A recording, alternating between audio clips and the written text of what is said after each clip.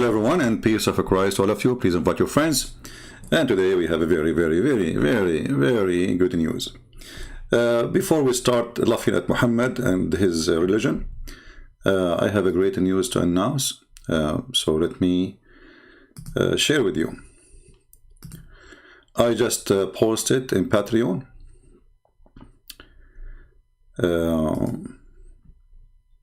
two links.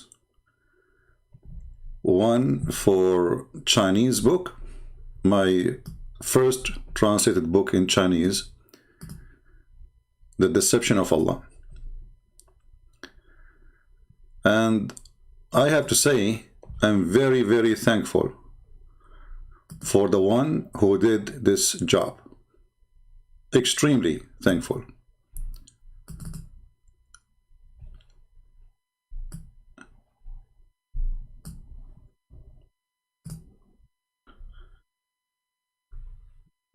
Now, we can share the truth with almost 2 billion Chinese about the filthy religion of Islam. Isn't it, this is amazing news? And as usual, we are posting it for free. Even though, I mean, such a book can make me a lot of money, huge number of people who never heard the truth about Islam. And imagine if every one of them, he just spent $1, how much money I can make. But for us, for you, for me, for people who believe, and for people who they are seeking the truth, not money, we are giving it for free. So I want to say special thanks for the one who did this book. It is a lot of work, for sure. It's not an easy job to do, but this person, he did it. And as you see in the front of you, for those who speak the language, everything is well done, well organized, and it is done in a very professional way. You know, sometimes people, they say, I'm going to translate your book. I heard many people saying. There is some of them, they were truthful, and those are the ones who did the job. And there is some, they are just, you know, trying to say hello and to talk to me, find an excuse to talk. But in fact, they don't care. Actually, there's a person, he said to me, he want to translate my book to Korean, but he said he want to sell it. I said no. So I want to say again, thank you. And really we appreciate what you did. The other accomplishment we have today, same story, all thanks to those who did Sex and Allah in Russian language. So now for the first time we have Sex and Allah in the Russian. This is variant number 1, and I hope variant number 2 will be ready soon. Both links are posted in my Patreon for those who like to download. So really we appreciate the job of those people. And just to tell you, to let you know, those people, they did not get paid. I did not pay them. It was done for free. So those people who did this, they are amazing people for sure. And all of us, we have to be thankful for their work. You know, I can share my knowledge, but I cannot make my knowledge in Chinese. I cannot make my knowledge in Russian or all languages which we have already. My book now already translated actually to languages can cover the whole globe, from Spanish to Portuguese to Dutch to Chinese to Albanian, Kosovo, you name it. Amazing people, and we are proud of them. But now, after we celebrate this great news, it is time to celebrate the nipples of Fifi.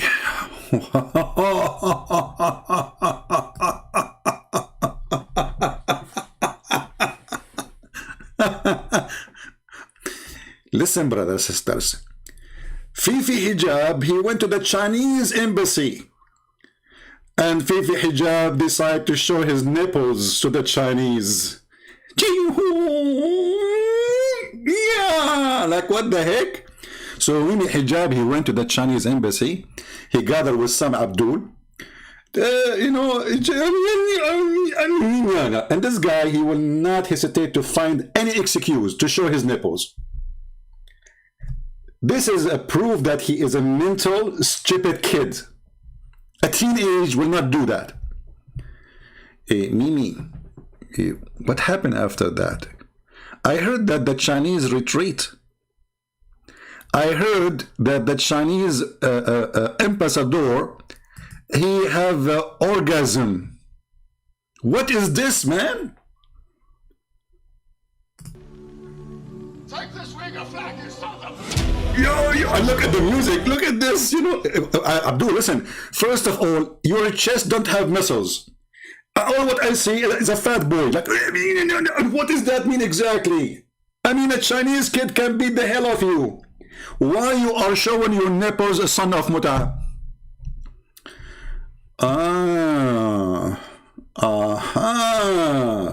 We have to connect the dots. Why you did not go to the Chinese embassy ambassador and tell him, hey, okay, can I suck your wife tit to make her haram? I mean, look at this hero, like this guy, unbelievably stupid. What is that, man? I mean, this guy, he want to show his chest. So the female Muslim women, first of all, you don't have even a chest, you donkey. Secondly, I bet you a kid can beat you. Number three, as long you are a hero, why you don't join, fight club and show us what you can do? I want to see what you can do. Honestly, I want you to go and, show us. Desperate. I don't know. I don't want to use the word ho-ho, What is this? Even look, people are looking at you like, what this guy is doing? So we are protesting against China, and the one who speak in our name, he take off his t-shirt to show us his nipple and says, if you want to have a fight, come here. Can't you make the fight wearing your t-shirt?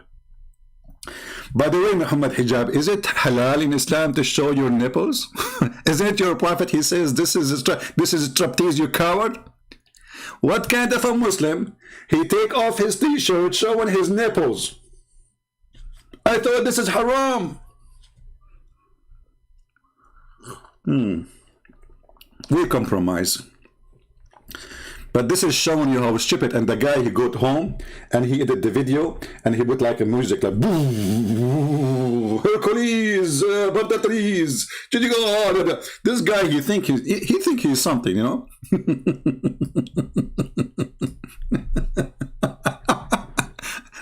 Forget about me, mate. Mimi, I was thinking to call a friend of mine in China. He is 6 years old. Trust me, he can beat the hell of you.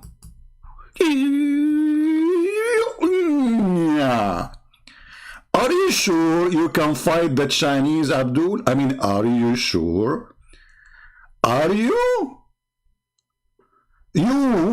Look at this kid. Look at this kid.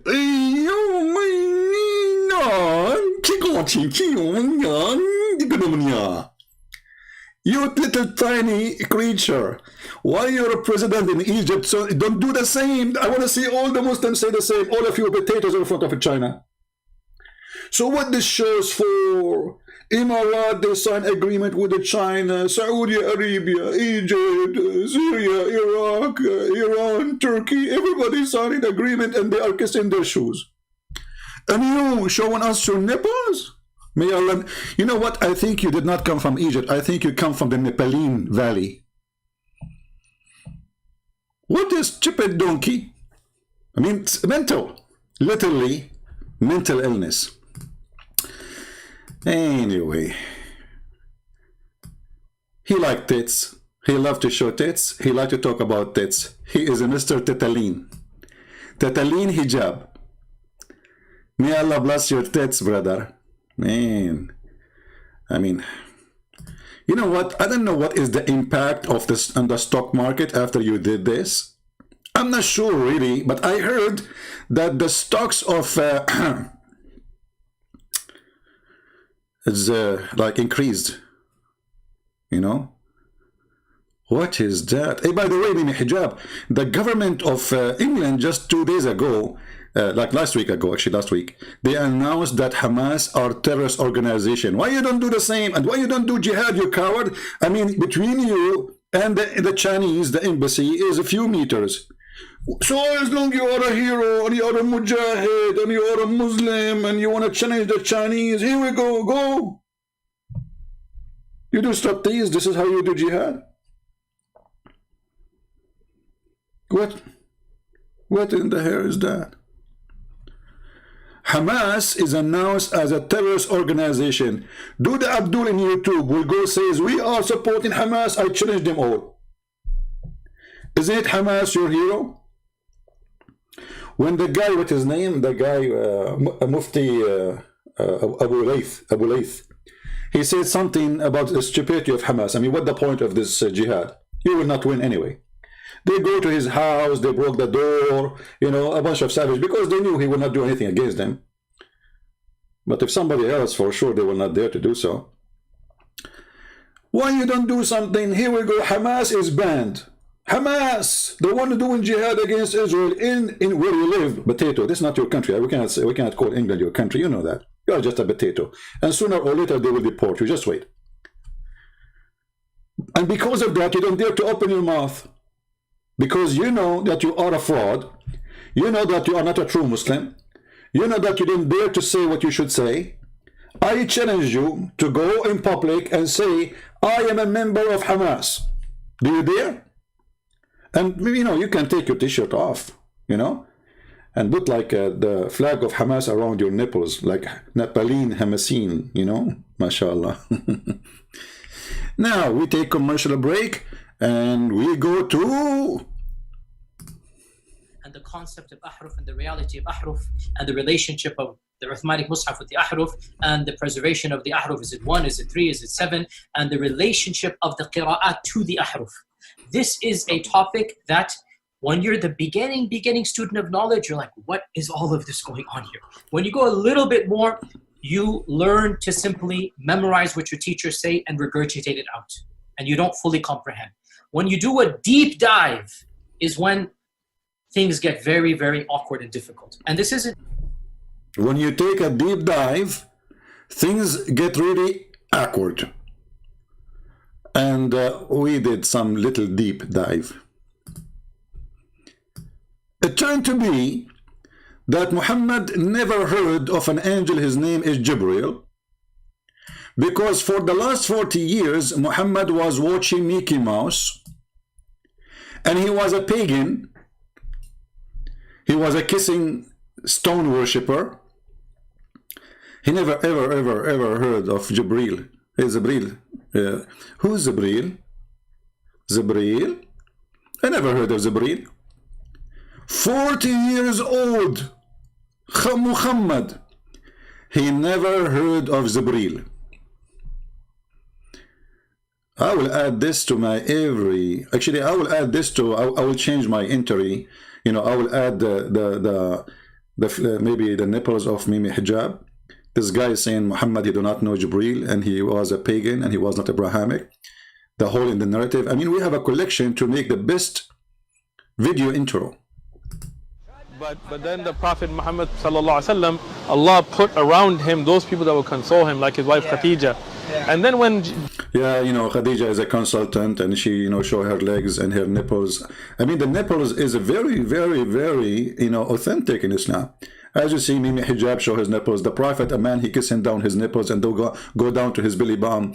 And then Allah, he put Khadija as a consultant for the Prophet. Look at this.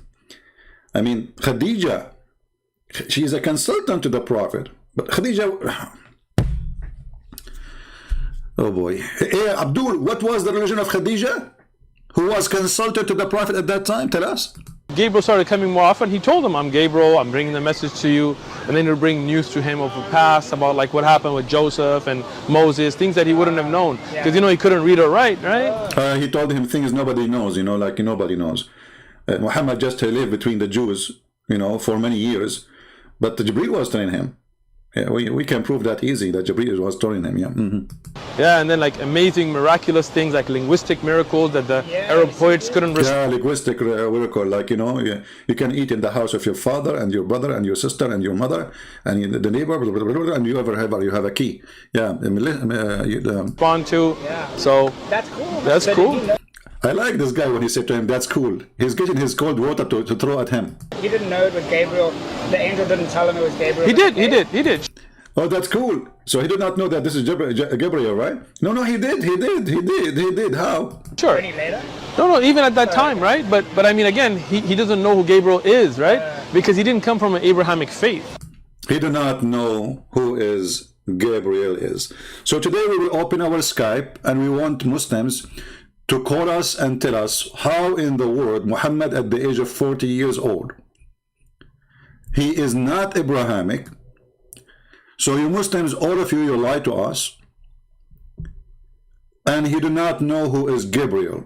40 years of age, not 4 years of age, 40 years of age. He do not know who is Gabriel. So what was the religion of Muhammad? We know now that he is pagan, and Ibn Uthman, may Allah bless his nipples, he made it clear, remember, the Arab were pagans. What was the religion of Khadija? If we say to the Muslims she was a Christian, they will say, no, she was not. But that's wonderful. There's tons of videos saying that. So she was then pagan. So Muhammad religion, according to what religion Muhammad he married from Khadija? When you do marriage, marriage is something you do according to belief. Okay, what was the belief? Yeah, and then like amazing, miraculous things like linguistic miracles that the Arab poets couldn't respond to. So That's cool. Yeah, the Arab, they could not respond to, except saying, this is Chipet Abdul. Like, as an example, amazing things nobody can answer to them. Allah, he says, if you try to leave the zone of the earth, Allah will shoot your ass with fire. Nobody can respond to this. Who can? Can you? Or Allah in the Quran says that you are coming from the backbone of the women and the backbone of the man. But the important for us that Muhammad, he do not know what faith is. He have zero faith in the true God. You see, when he said to him, you do not know what faith, he's talking about that you do not know the true faith. You do not know anything about true God. You don't have a true religion. So what Muhammad was carrying in his bag for 40 years? My Skype is open. We have a Muslim saying to me, call me coward, I'm here. That's good.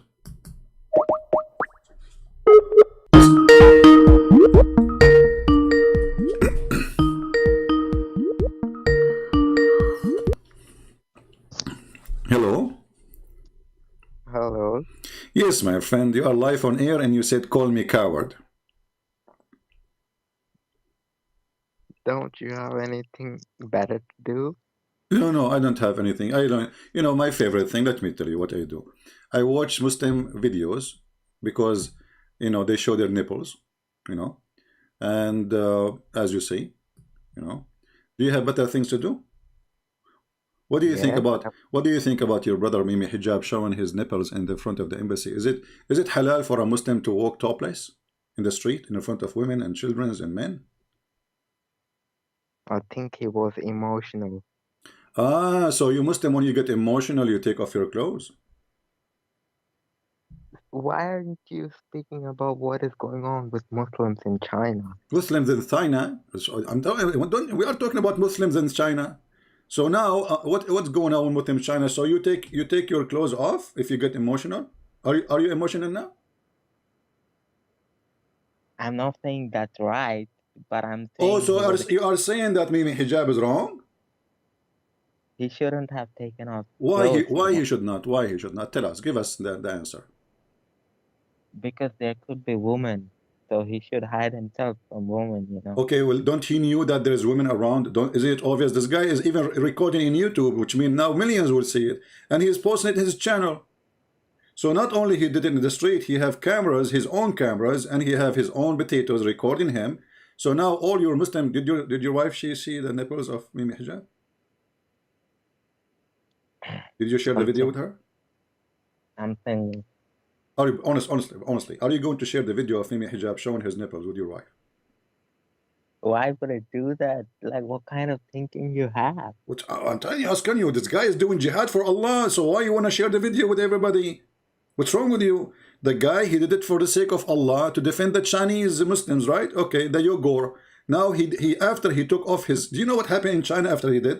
I heard that the president of China, he seek refuge in England, in the same street with the Mimi Hijab. He's running away. He don't know what to do. The Chinese, they are really in trouble. They are hiding. They are buying food. I heard even the supermarket is out of food because the guy, he took off his t-shirt. Why he took off his shirt? What do you think? Yeah, I think that's wrong. He shouldn't take off. What do you mean wrong? Are you saying this is stupid or wrong? I'm saying he got emotional talking about Muslims, so he took off t-shirt, but he shouldn't take off t-shirt. Why he shouldn't? That- Explain to me. You are saying to me things he should not, but you are not telling me why he should or he should not. I mean, he has to, cover his body. He need what? He should cover his body. Okay. But this is according to Islam, right? Yeah. So men, they have aura too. Men, they have aura. Aura mean the private part, right?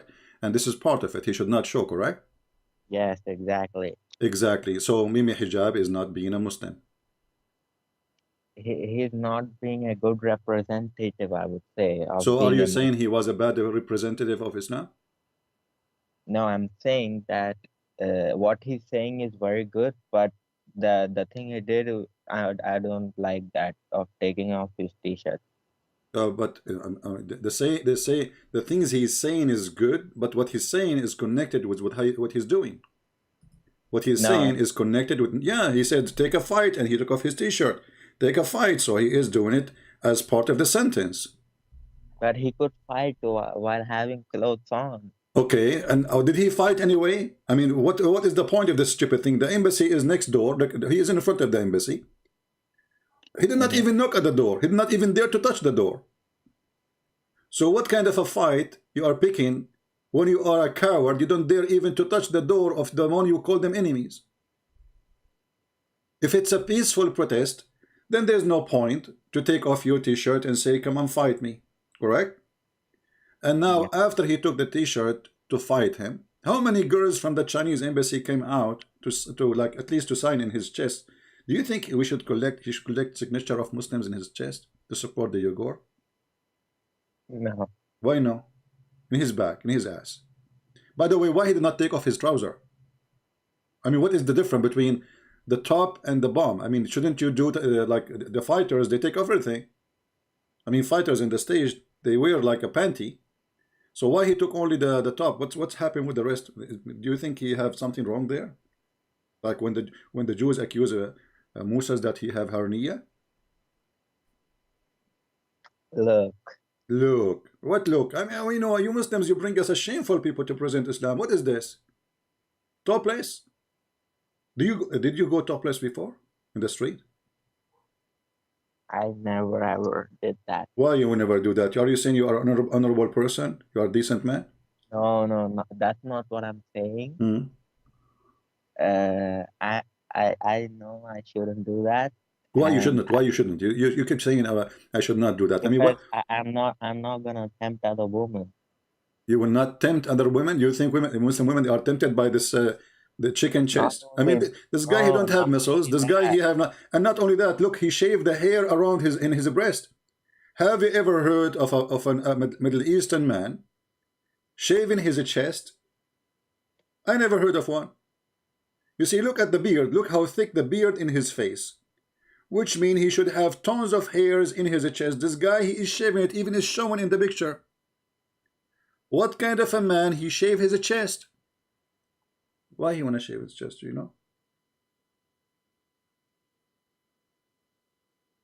Okay. What okay? Why you are so quiet? I want your voice to be heard, my friend. You are a Muslim. Oh, so you think if I say something, Muhammad Hijab will listen? Will what? Will listen? Are you saying he's a stupid donkey, he will not listen to you?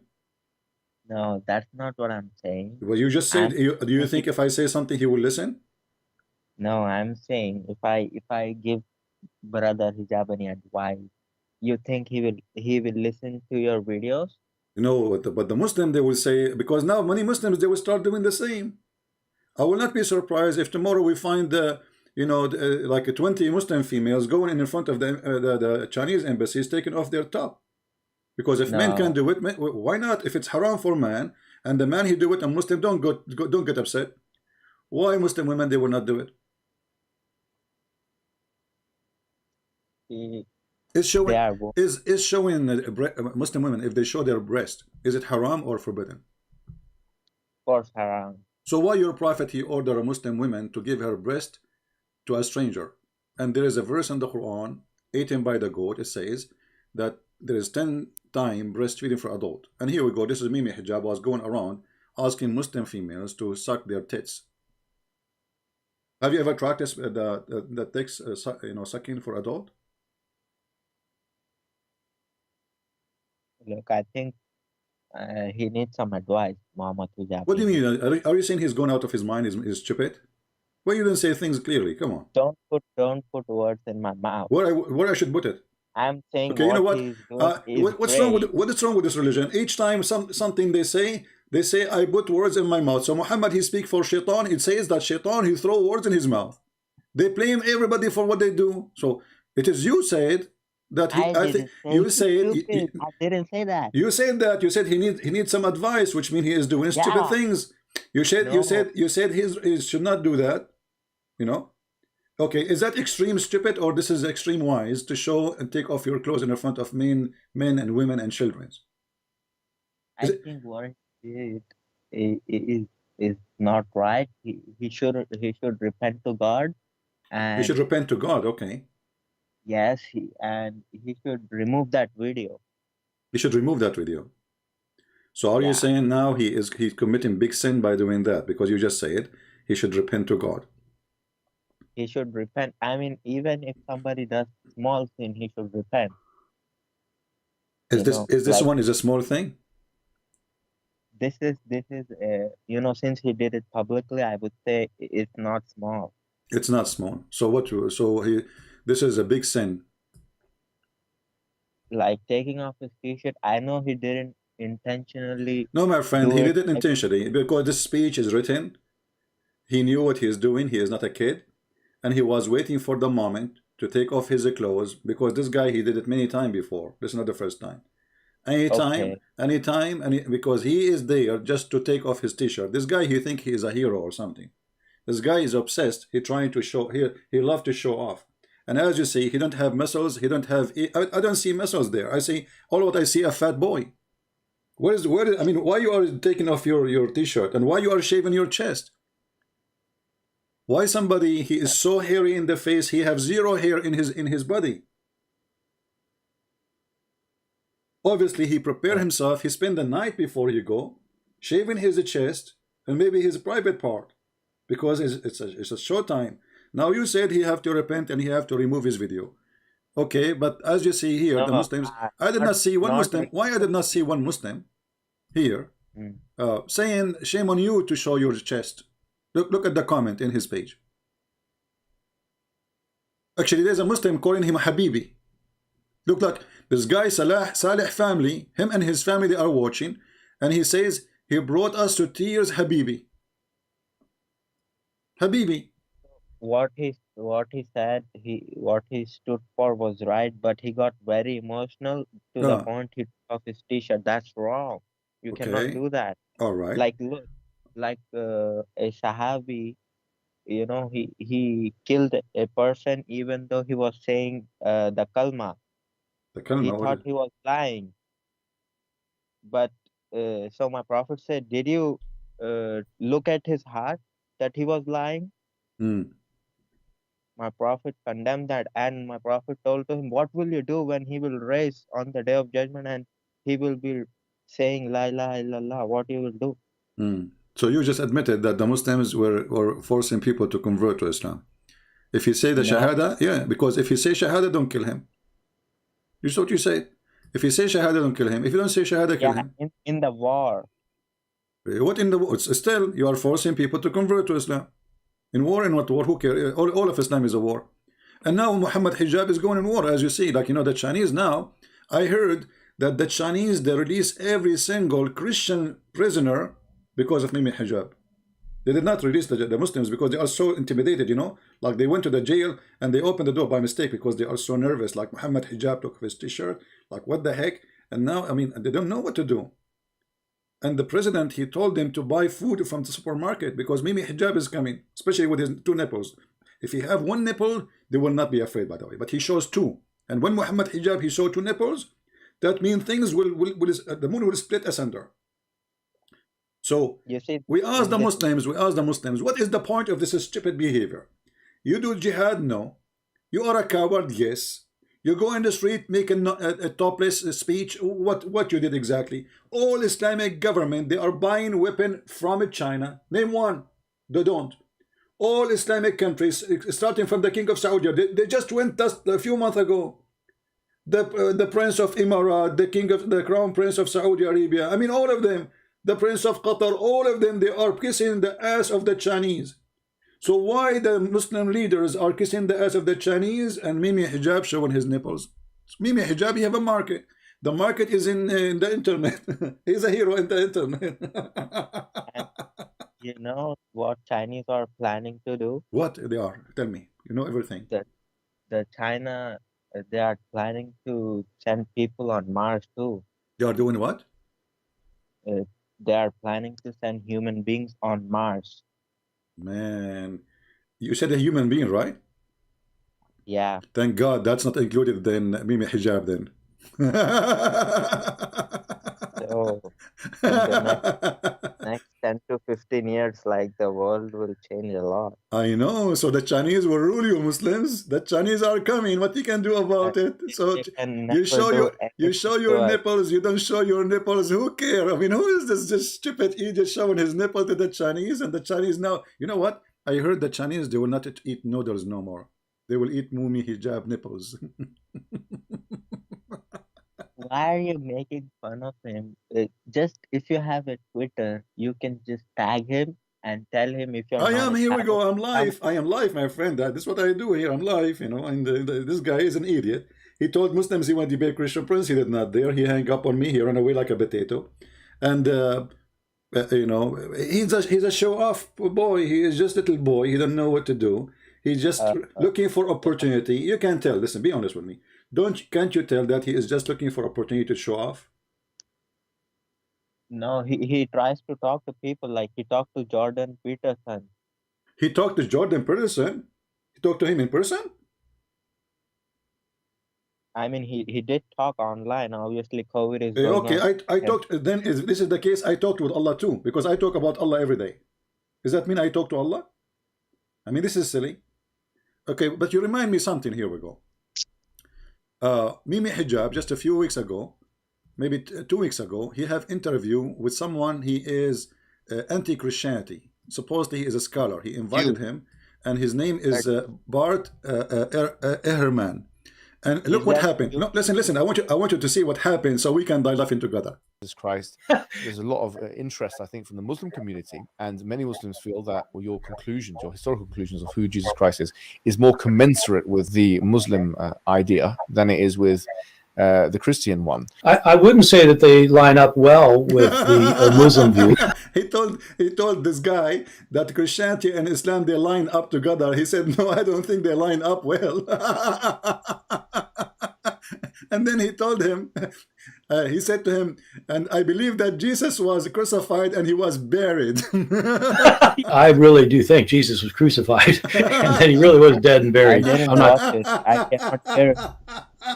I really believe that Jesus was crucified and was buried. So the whole interview to prove Christianity to be not to be the Bible is corrupt, but now he proved the Quran to be corrupt. What do you think about this interview? He just got a guy who he said to him in face, I believe that Jesus was crucified, which means the story in the Quran is a fabrication. I didn't listen to this interview, so if you can play it right now, I will listen to it. Okay, you can hear the video? No, I cannot. Okay, I want you to do this.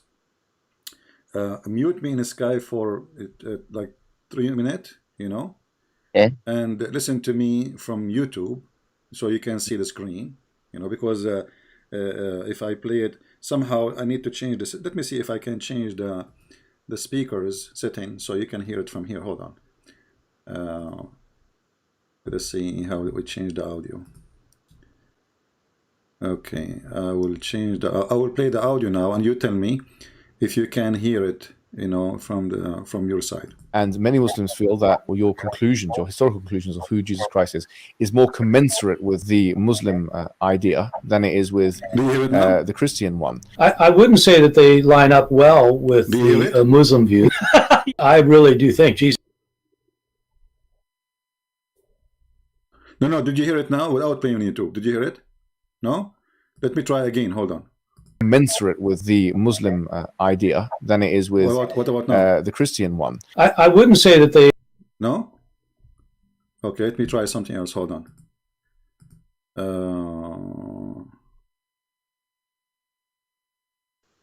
Okay, let's see now.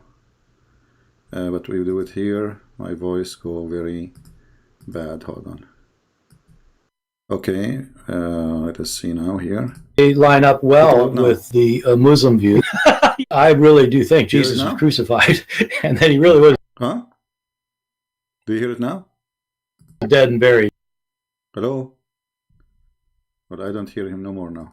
Okay, I have to go then. All right, my friend. Then go and why I hear this noise now?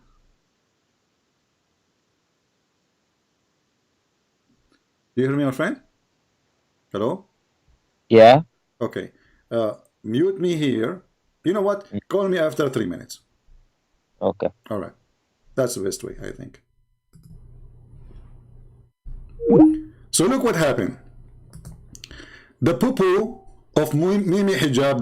By the way, Mimi, why you did not take off your t-shirt with the guy? You did not get emotion when this guy, he said to him, I believe that Jesus was buried and crucified? Historical conclusions of who Jesus Christ is more commensurate with the Muslim idea than it is with the Christian one. I wouldn't say that they line up well with the Muslim view. I really do think Jesus was crucified, and that he really was dead and buried. I'm not interested in whether Jesus was the Son of God, because I don't think there was a God. And so, my understanding is that your conclusion is that Jesus Christ was a messianic prophet. Messianic prophet. I think he. My understanding that, and you believe that Jesus Christ is a messianic prophet. So Mimi Hijab is saying to the guy that Jesus is not the Messiah. He is a messianic prophet. Which means the Quran is written by an idiot. He's asking him to say yes. Yes, he is not. He is not the Messiah. Hello. So why your stupid God keeps saying Al-Messiah? I mean, this guy, you know, why the Muslim don't accuse him that he is paid by me? Because obviously, I mean, I will not find better person to laugh at Allah and His Quran, to help us to expose the stupidity of Islam more than this guy.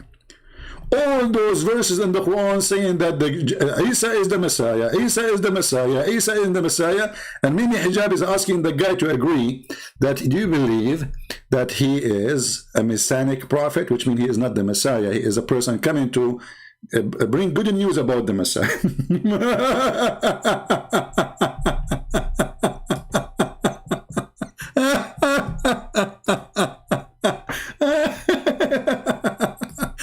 Unbelievable.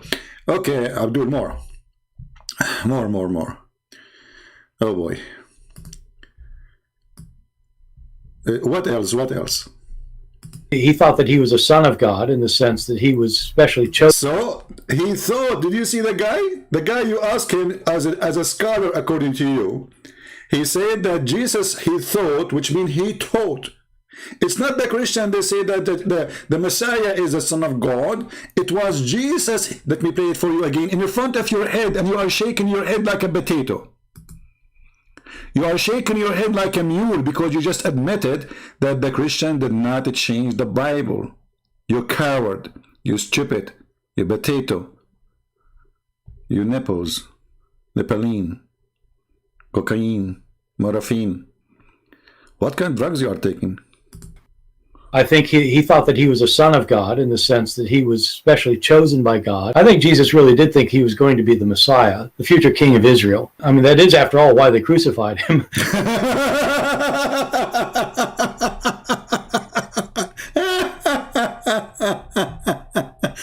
Let us call this Abdul and see what he will say.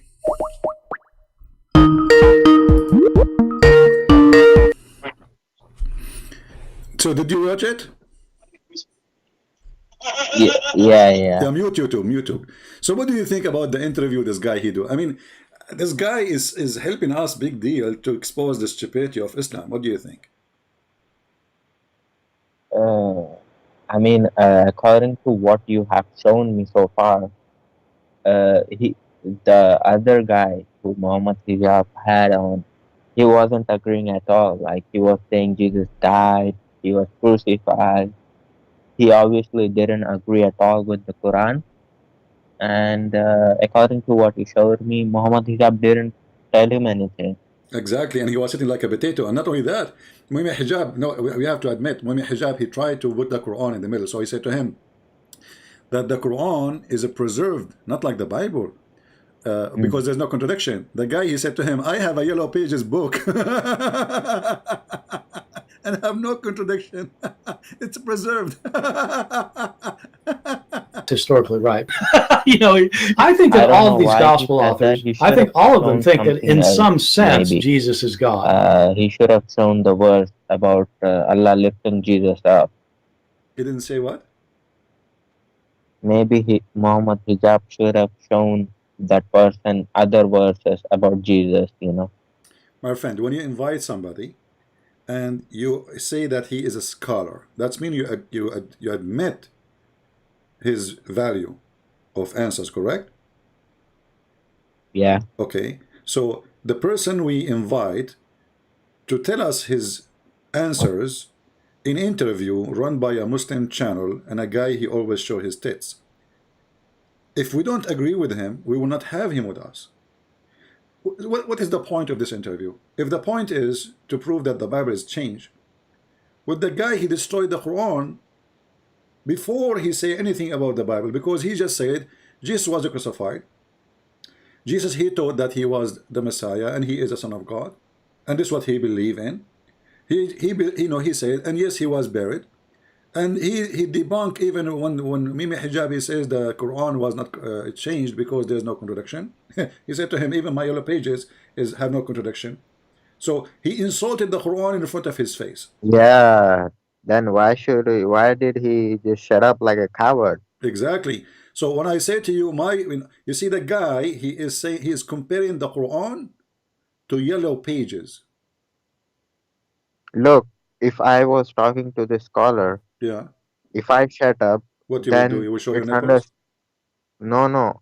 If I shut up, that means it's okay for me because I do not have that much knowledge, so I cannot reply to him. But Muhammad Hijab, he has a lot of knowledge. He has a Why lot of didn't knowledge? he? How come? You know, Muhammad Hijab have zero knowledge. He's stupid.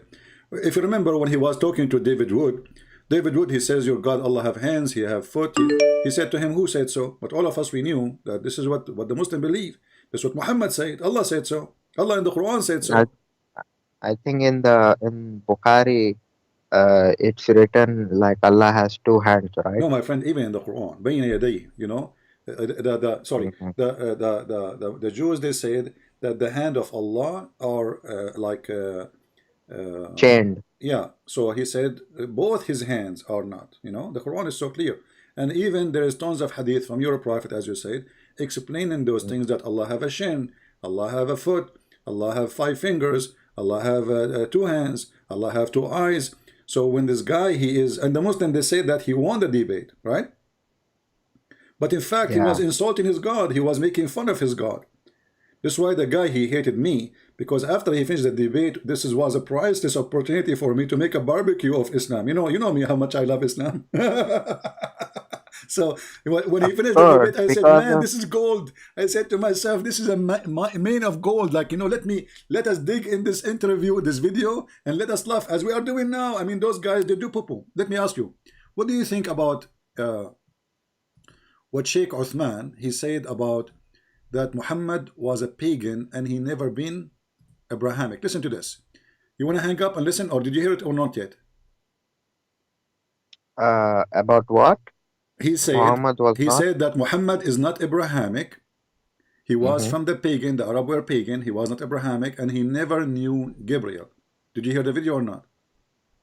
I didn't. Who said this, Uthman? Sheikh Uthman. Yeah, let me hang up on you. I will call you after a minute. Give me a minute. Listen to me in YouTube, please. He says, oh my God. Don't say, oh my God, say, oh my Allah. Even his name, I love my Allah. I mean, those Muslims are priceless. They are priceless because they destroy Islam left and right. Listen carefully.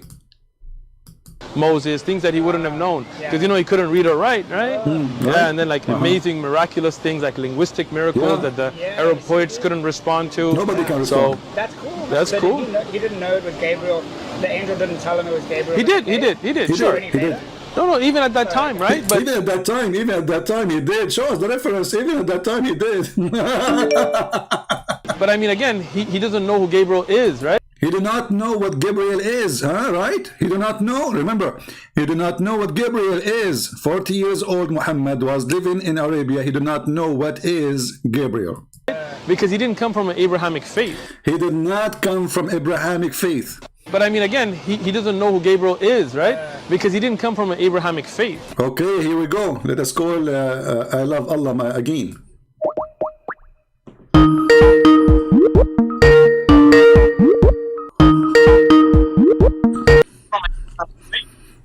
All right, my friend. Did you hear it? He said he did not know who Gabriel was, right? Yes, and he said he is not from the Abrahamic faith. He was not from the Abrahamic faith. I mean, I can understand why he said he do not know who Gabriel was before he became prophet. I can understand that. But saying he was not Abrahamic, I don't understand. Well, let us connect things together. If Muhammad, he never heard of Gabriel, that's mean you agree that's Muhammad never heard of Abraham, because simply this is the angel which always deliver the message of Allah to the prophet according to the Quran. So when you say I never heard of Gabriel, and you say you understand, which means it's okay to say that, right? You just admitted yourself that Muhammad never have any knowledge of any prophets before the 40 years of old or age, because all the angels according to Islam, all the prophets according to Islam, they've been carried the message to by Gabriel. And if you do not know the name of the person who delivered the message, that means you have zero knowledge of the message. What do you think? I mean, I don't know a lot about that. I have to do some research. So I cannot say. But don't you think now Muslims, new Muslims, you cannot say anymore to the Christians lying to us, saying that Muhammad was Abrahamic? This is your sheikh. You see, why I don't see Muslims striking, says, shame on you, how you say that, blah, blah, blah. Muslims, you know, they agree. You see, this is what Muslims, they do. If a Christian, he say that, Muslim, they would say, lie number 111. Lie, Christian Prince, lie number 170. So those, whatever I say, it's a lie. When a Muslim, he say it, it's okay. There's a video in Suku, I don't know, Suku, Kuku, whatever it is, channel. It says look like Allah, He gave us the permission to be a pimp. Go watch the video. 3 Muslims, they are discussing that Allah, He gave them, He allowed them to be pimp. I say, Allah, He allow you to be pimp to Muslim. They say, liar. It doesn't say that. It doesn't say that, CP. It doesn't mean that, CP. But when they are alone, they agree. What does pimp mean? Pimp mean you hire your daughters or your whatever females, you know, you have a control of to do work for you, prostitution. You get paid. Oh. You know, like you wear like maybe hijab, you know, you show off your t-shirt, you know, mashallah, and then you put like some gold in your chest and you shave your hair chest like your maybe hijab, and then you ask the females to go and open their legs and make money and bring you money. This is the Quran. And the video is there. Anyone can go watch it. Maybe the admin, they can pause the videos. It's licensed to be, in the video they were saying, brother, it sounds like the Quran saying it's okay, we have a license to be a pimp. The other two, Abdul, they said, yeah, they agree, and they discuss it. And so you guys believe in one God, right? Yeah, we believe in one God. Congratulations, my friend. Do you believe in one God yourself? Congratulations, my friend. Do you believe in one God yourself? That you decided to leave Christianity and accept Allah as your Lord. What? I'm very happy for you. Hold on. We are the one who believe in one God before Islam exists. So what the point? Now you are happy? Don't you think the news is late? It's you who came after us. It's not us who came before. I mean, after you. But let me ask you: is your God Allah is one? Don't change the topic. I'm not. Okay. We are in the topic of one God. Is your God Allah is one? And I'm talking to you. You cannot ask me anything. I cannot ask you what happened to your teeth. Okay. What happened Yes, to your of teeth? course. Allah is one. What? Allah is one. Allah is one. One what? Oh, one. So you are that stupid that I need to explain to you what Yeah, one. explain to me. You are the smart. As you said, I'm stupid, so I need explanation, please. You said Allah is one. One what? One means one. That's it. One what? What do you mean one meant one? What does that mean? One what? One means he's alone. Nobody with him. He is alone. Okay, so let us go to the Quran. I want you then, because you know, a genius like you is an opportunity for me. Just remember that. Take my quote. This is a quotation. A genius like you is an opportunity to me. So now, if we go in the Quran, it says that if Allah, He like to take a partner, which is a female or a wife, so He can have babies, so you have sex. He says we take it from us. Who is us if Allah is alone? Himself. Us is Himself. He will have sex with Himself. It doesn't have to be sex, okay? So what He will do? Tell us. God, I don't know. What do you mean you don't know? You are the genius. You know. Remember, you are the smart, and we are the stupid, and we are. This is why you are here. We are doing interview. Like right now, you are Bart Rahman. So now I'm asking you. It says here, if you had to find a pastime which is about a female, a wife, or etc., we will take it from ourselves. Ourselves who? Allah is going to marry Himself, have sex with Himself, do boom boom to Himself, or Allah, He have other Allahs and they are females. No. Okay, read the verse for me. Chapter 21, verse number 17. Go ahead, it's on the screen. No, He said within Himself, with His heart. Okay, so Allah will take a partner within Himself. Guys, Allah will take a partner within Himself. Solve this problem for me. How He will take a partner? How will take a partner from within Himself? I'm His slave. I don't know about all of that, okay? I will ask Him after I die. You will ask who?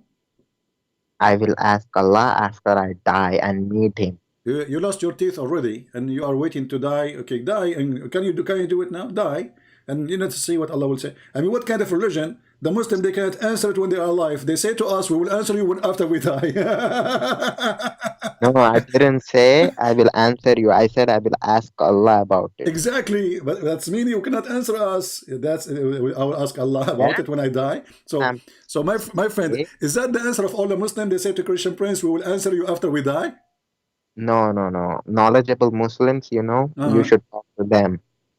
Are you not? You are not knowledgeable. Like who? Like Mimi Hijab, the nipple boy. Yeah, talk to Mimi Hijab, Okay, okay? call him right now. Call him. Yeah. You think he's my brother? Like I will call him. Well, he he is will your take- brother in Islam, and he show his nipples, so you know you have connection. Get the I- cable, got the cable, the battery cable, hook it up to his nipples, and let us hear his voice. I want to see the coward what he can say. Okay, forget about Mimi. Do you know any sheikh you can call him right now?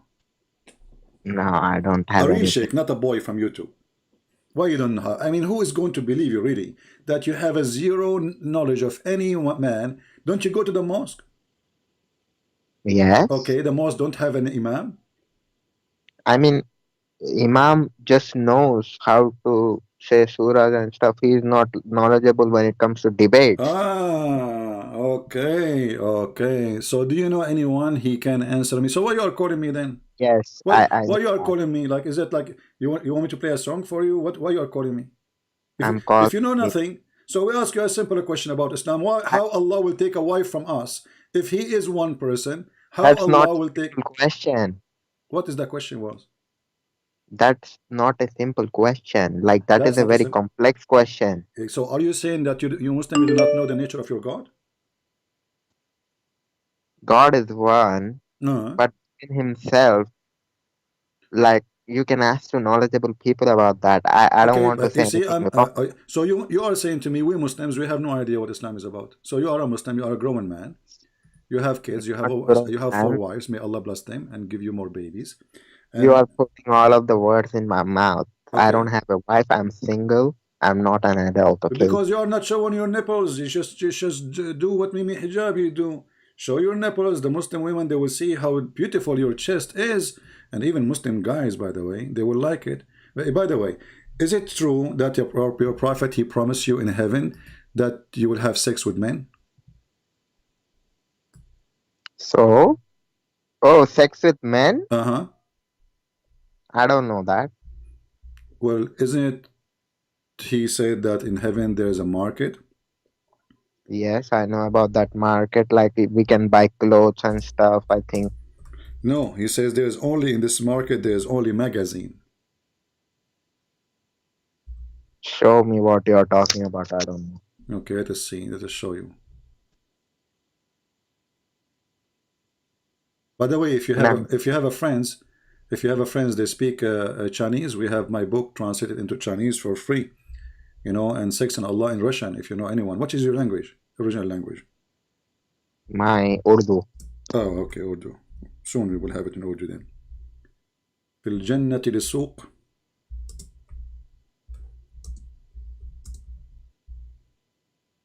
All right, let's see the hadith. Put it for you on the screen. All right. Is the screen shown to you? You can see the screen, right? I can see the screen, but you know how YouTube is, right? Oh, okay. It's there. Yeah, it says here that in the heaven there's a market. The Messenger of Allah said in paradise there is a market which nothing is brought to or sold except images of men and women. Mhm. And if a man he like an image, he will enter it, i.e. become his. What do you think? If a man likes an image, he will enter into it. So what? To have sex? Okay, he will like only women. No, it says image. The customer is a man. The customers are men. It says if a man, he doesn't say if a man or a woman, he says if a man like an image. So who is the one, the customer is men. Yes. Who is the one in the image? Men and women. If the No, man, you see, that's where I think you misunderstood. Okay. How? Let's explain. Uh-huh. You see, you're here to talk honestly. I want you to be saved. So I will explain to you. Explain. Go ahead. In paradise, there is a market in which nothing is bought or sold except images of men and women. Images, not one image. Exactly. That's what I'm saying, my friend. You agree? That's why Men there images. are Okay. So different okay. images Hold of on. a woman, of a man. Okay. So So the man will go images. in Okay. The woman, images. Hold on. woman will go in man. Focus on me. The images are images of men and women. Correct? Hmm. Okay. Who is the customers? Who will watch the images? Man and woman. No, what is the man and woman? You are adding things. Show me what it says, man. It says, if a man like an image, he will enter it. Do you see the word women? Okay, so in Arabic, is it insan? Is it what? The No, man. no. It says not. Insan? It's not insan. It says rajul. Rajul mean a female. I'm sorry, a male with penis. Oh, You know what penis, right? yes. Yeah, you can watch the video of Mimi Hijab when he is naked, and you will you will not understand it there because obviously he don't have one. So look at this. It says, indeed, in paradise, there's a market which there is no buying nor selling except for images of men and women. So whenever a man desire an image, which means to have sex with it, he enter it. Show me the Arabic word man over there. I want to see if it's insan. Here we go. إذا اشتهى الرجل. You speak Urdu, you don't speak Arabic, but I know that Urdu they use Arabic letters. فإذا اشتهى الرجل صورة دخل فيها. So the man, he desire an image for sex, you know, he get in it. To boom boom.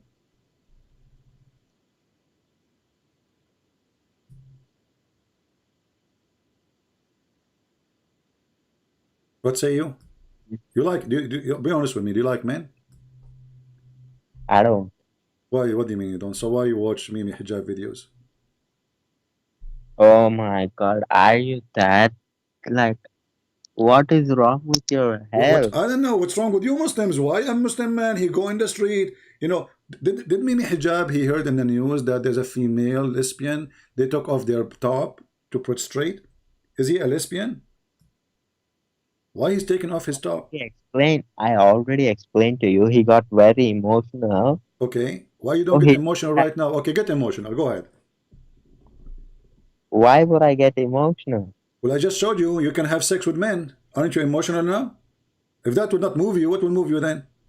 Then heaven, your God Allah is a Playboy magazine. He's a vendor of a Playboy magazine. You have images of boys and women and men. So what do you have in Jannah? What do you have? We have God. That's it. Because we have Allah too. No, you don't. You have asses. You have penises. No, you don't have Allah. Show me where in the Quran it says Allah will give you Allah. The Quran says I will give you women with big boobs. Did the Quran promise you? Did the Quran promise you women with big boobs? So what? That's a part of gift. This is part of the gift. Okay, so you open your door, you find two boobs in the front of you. Where is the women? In the verse, you said you speak Urdu, and you know, which means you can read the letters. He did not even say the word women. He says kawaibun atraba. So what is the women? The Muslim translation they add the word women, but in reality there's no women. So what kind of God and why God is promising you women with big boobs? If they are women, we don't know if they are women. They might be cows. As you see, your God Allah is weird. So you promised big boobs. Boobs of what? We do not know. The Muslim they add women. They say okay, it's a woman, but there's no proof of that. Secondly, what is the point of promising me women with big boobs? What if I like them small? Okay, you will have it small. No, he says big boobs. I was going to convert. My friend, I was going to convert to Islam, but when I saw this, I got scared. I mean, imagine you go to the bedroom, your wife she open her blouse and boom, you know, you have a flood of boobs, boom, you know, she hit you with them, and you're like, this is dangerous. First of all, do we have insurance against boobs? What if your wife she decide to hit you with one of her boobs? I saw a movie, you know, like it was a comedy movie. The woman she take her boob and she broke the beans 6x6 beans, you know, with the boobs, you know. Okay, so what if this woman she hit you with her big boobs? Do we have insurance against boob? What do we have first aid against those boobs? You don't need any first aid. because already death will be killed. What we killed? So You want to kill the boobs? But I don't understand. What? I am saying on the day of judgment, Hmm. death will be brought in the shape of goat or sheep something, and it will be killed. So Oh, you angel mean will, death will be killed? yeah. So angel will You know, say, whoever is in this is one of the agony, funny things in Islam, guys. Allah will bring the death as a ram, and He will kill him. But is death is a person? is Malakul Maut. So Allah will kill an angel? Allah will kill death itself. Death also is His creation. Okay, but why He will kill him? I mean, the guy he was doing his job. I don't think He will kill angel of death. I think He will kill death. Okay, how you can kill death? Is death as a person? We go back to zero. Death is a creation, and Allah will end death. So death is a creation. So now, right now, in the corner of my room, there is a creation. His name is Death. No, the death is something that every person and living being will experience. This is not the question. You are said he will kill death, and you said he is a creation. So, Yeah. in order to kill a death, you know, you have, and not only to kill, actually, it says he will slaughter death, correct? He will Yeah. slaughter, which means he will cut his neck. So death have neck. Whatever it has, it will end, and no one will ever suffer in Jannah, okay? Do he have nipples? When I will go to Jannah, Hmm. I will be able to see Allah. That is the biggest reward of Jannah. Biggest. You will see Allah. Okay, how you will see Allah? That is the biggest reward. No, You know, no. in Quran, How you will see Allah? Is it true that you will see the leg of Allah? Allah will remove veil No, from no, His face. no, no, no, We no, will, no, no, no, no, no. Hold on. I'm making the question clear. Is it true Hmm. that you will see the leg of Allah, the shin of Allah, not all His leg? I do not have that much knowledge, Okay. So what we will do now? You don't but have I do knowledge. know that I will see Allah's face. You will see Allah face. So okay. As long as Allah He said He will show you His shin, and you said you will see His face, that means His face is located in His shin. You see, you are making things up now. No, I'm not. You are the one who said you will see His face, and Allah He says He will show His shin, and If only I shin. So that's mean wait, Allah, His face is in His shin. wait, let me explain. Uh, If I desire that I want to see Allah's face, Allah will show me His face. That's it. okay, but His face is where? In the top, in the bottom, in His shin. Where? Allah He said you will see His shin. Here, man. Okay, read with me carefully. Read with me carefully. Here we go. This is your prophet. May Allah, bless his penis. He's saying the following. I want you to read with me on the screen. Do you know the sign which you will recognize him? Do you see the YouTube? Look in the screen with me. Do you know the sign? Who is saying that? Muhammad. The Muslim speaking to Muhammad. And Muhammad is explaining to them. So he said, do you know any sign by which you can recognize him? They will say, the shin. And so Allah will uncover his shin. Do you see it? Yes, yes. Okay. So where is the face of Allah? Is in his shin. There is also another hadith. See, you pick and choose when it comes to hadith. No problem. Still, this is your prophet. My friend. Are you saying to me your prophet is stupid? I'm showing you what your prophet said. It doesn't matter what hadith. As long as your prophet saying this is how Matter. Oh. Isn't it your prophet saying that, or I'm making things up? This is Sahih Bukhari. Yes, so we will see his shin. We will also see no, you will not only see his shin, you will recognize him from his shin. Yes, so okay, so you will not recognize him by his face, you will not recognize him by his toes, you will not recognize him by his nose, you will not recognize him by his eyes, and you will not even recognize him by his nipples like Mimi Hijab. You will recognize him only by his shin. Okay, so your God Allah is a shin. You see, that's the problem with you. Why? He just does not have only shin.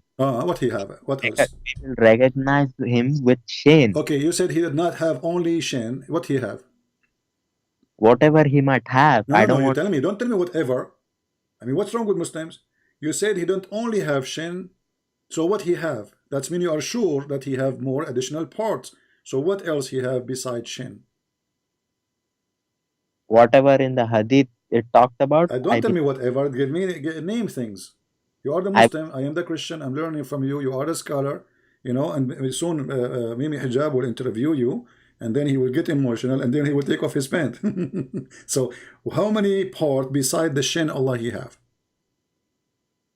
I don't know all of that. I do know that he has a face. He have a face. He have hands, right? We will be able to see his face. Do you have hands? Yes. Okay. So at least now we confirm that Allah have a shin, Allah have a face, Allah have a hand. So how this potato Mimi Hijab he said to David Wood that who said so when he said to him Allah have parts? Why this guy he lie? Yes, but that does not mean, you know, when people say hands, face, it doesn't mean hands like us. Who cares? It's hands. I Yes. asked you a second ago, do he have hands? You said yes. So they look like us, they look like a spider hand. Who care, my friend? Listen, hands is hands. When Allah he described them as hand, it's mean they are hand. So are you against Allah describing himself, his body part no, by words we use? against that. Okay, but when Allah he say shin, what is that shin mean part of the leg, or does it mean something else in Islam? Look, I think it's shin, but I don't know a lot about it.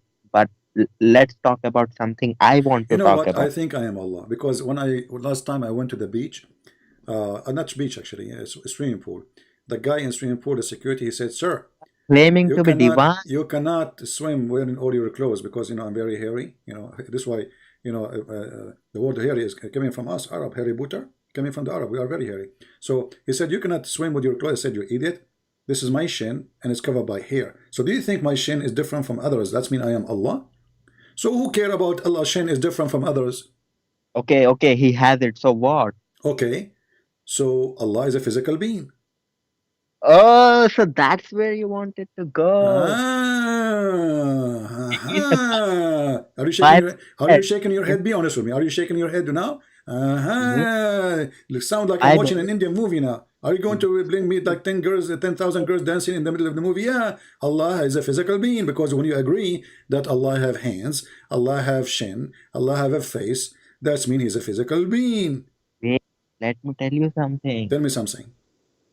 In the Bible, isn't it written that Allah created man in his image? Okay, but that is Jesus. So you are saying to me that God, Jesus, he created Adam in his image. Thank you. I created you. Yeah, he created. Okay, well, hold on. Did your prophet say the same? What did he say? That God created Adam in his image? Oh, did he say that? Oh yeah. He was copying the Bible. Okay. Okay. So as Allah he created Adam in his image, that's mean he have the image of a man. Whatever image he might have, he's our God. No. You see, you are the one who said, you are trying to prove me, supposedly, in a point, that you are saying to me that God is a man. Well, we have no problem with that. Jesus came to us as a man. The Bible says everything created by him and for him. So he created Adam in his image, because simply Jesus will come to us as a man. So here we go. It says in the hadith, and this is Sahih Bukhari and Muslim. He reported, but messenger said, as saying, when any of you fight, he must avoid the face, for God created Adam in his image. So your God Allah is a man. Look, I'm looking. Yes, I listen to me. I'm listening. Okay? Just don't keep on interrupting. Hold on, just wait. I got Zakir Naik. I'm calling. Hold on. Yes, Dr. Zakir Naik. We have a person, he speak Urdu with us. What do you want to say to him? Brother, I advise you to hang up right away. First of all, you are not qualified to debate Christian Prince. Secondly, when you say to him, listen, Christian Prince is not listening. because he has a very big agenda, and he's going to get you busted. So whatever you say to him, he will get you busted. So my brother, hang up right away. And by the way, I have my son. He's 18 years old, and he's looking for a wife. So if you know a girl, see what's going to marry my son, his video is there, and you can contact him, because my son is really a good person, and he is looking for a wife. Thank you very much. He called us to make commercial about his son, looking for a wife. So what are you talking about, my friend? It says Allah, He created Adam in His image. This is copy from the Old Testament, copy paste. I don't have any problem if Allah, whatever Allah is. I don't have any Allah problem. is a man. What? Allah is a man. You said to me, the Muslims, they keep lying to us, saying Allah don't look like anyone. Here we go. He looked like Adam. Oh, really? Yeah, Allah, and by the way, Adam was very hairy. He's a Middle Eastern. okay. By the way, Okay, so, hold on. You are from India, right? yeah. Okay. Is it true that Adam was Indian?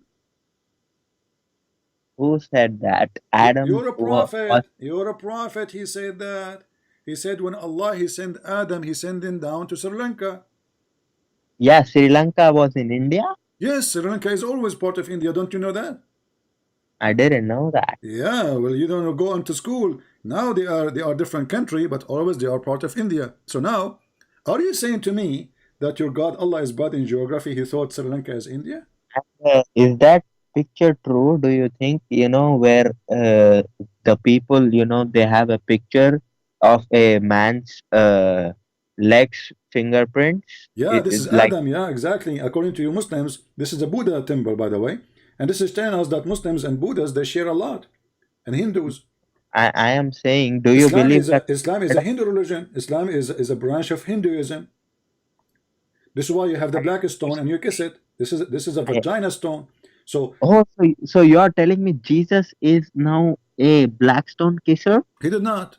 It's your prophet who did. I will tell you that. You tell me what?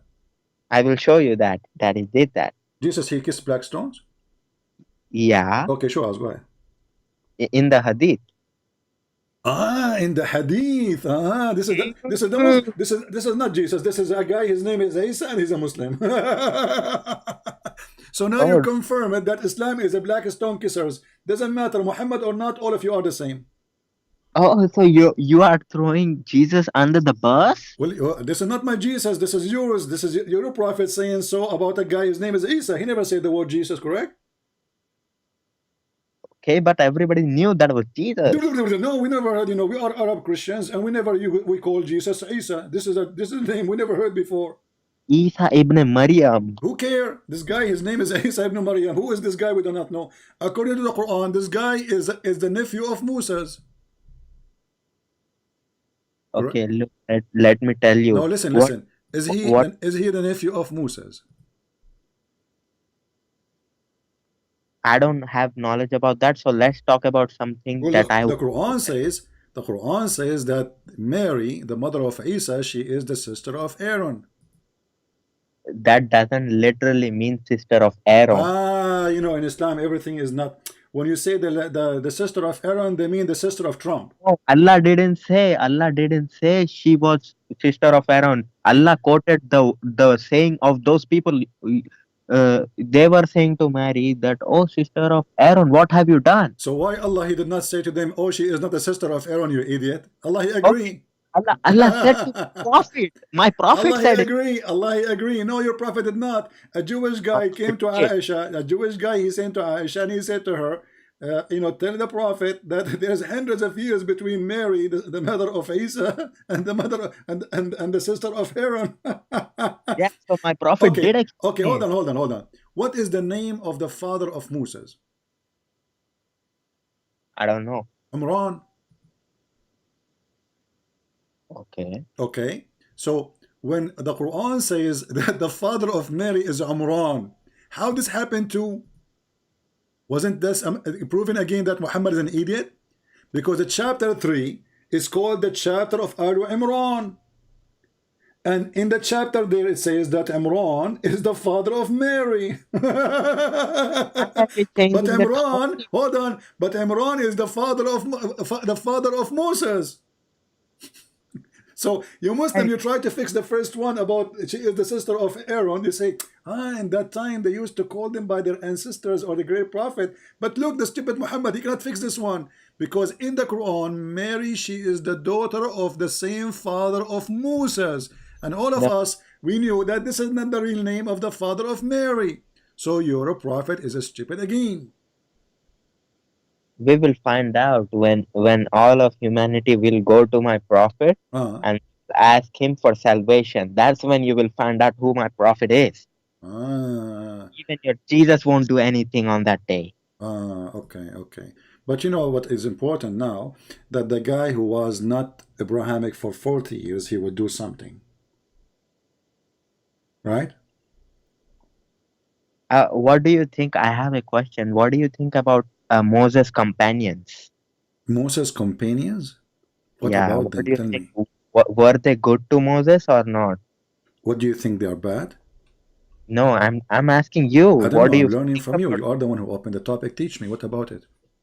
I'm not teaching. I'm here to ask you. I don't know. I wasn't there. You tell me. What do you think about Moses' What companion? do you think according to Bible? What do you To mean by Bible, Moses' companion?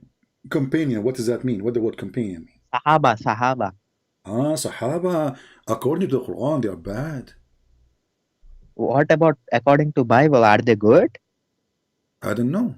I think they are. You don't want to answer. You're scared. No. I'm saying to you. You are saying according to the Bible. Do you believe in the Bible? No, I don't. Okay. But Well, according to the Bible, every person in the world is not good save Jesus. Even the prophet, even Moses himself. No one is good but God. This is what the Bible says. So I answer you. Secondly, now I'm asking you.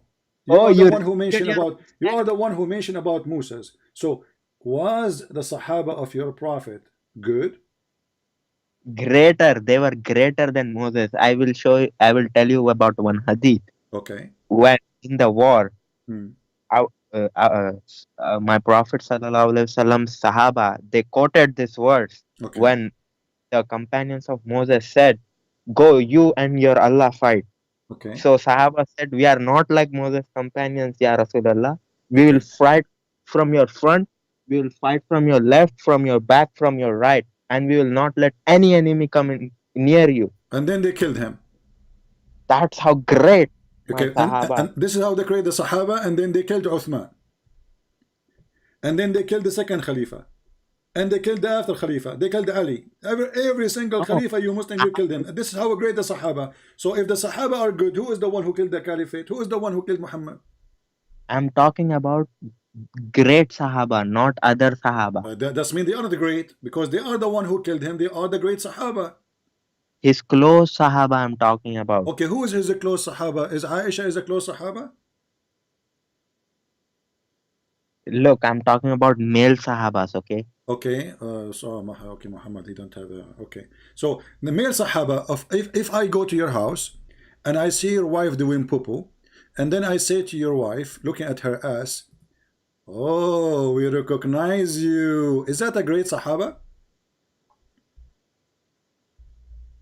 Look, don't tell me about all of that Sahaba, okay? I'm talking about I'm talking about the greatest Sahaba. Is Umar ibn Khattab is one of the greatest Sahaba? Yeah.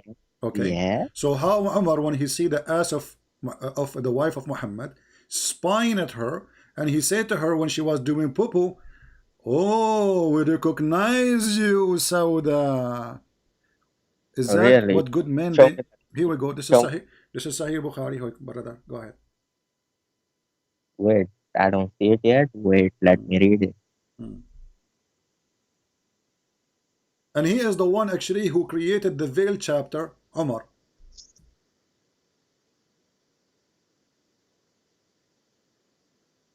The wife of Prophet. Which hadith is it? You keep on scrolling. I can't read. You know what? The other day, I got a ticket from the police for scrolling.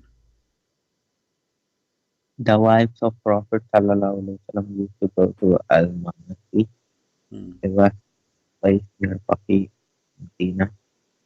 Even this place, Baqi, what a great place that is. What is that?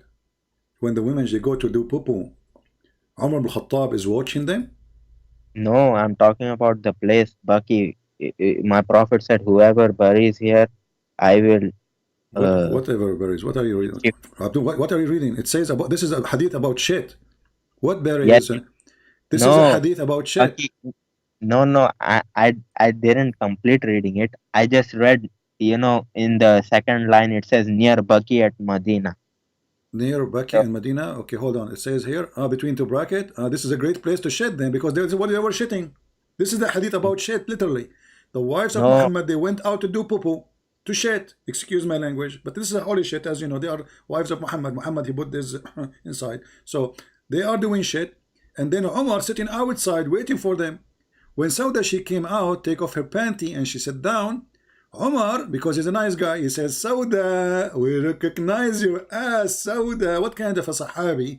Great Sahabi, he do such a thing to the wife of his prophet.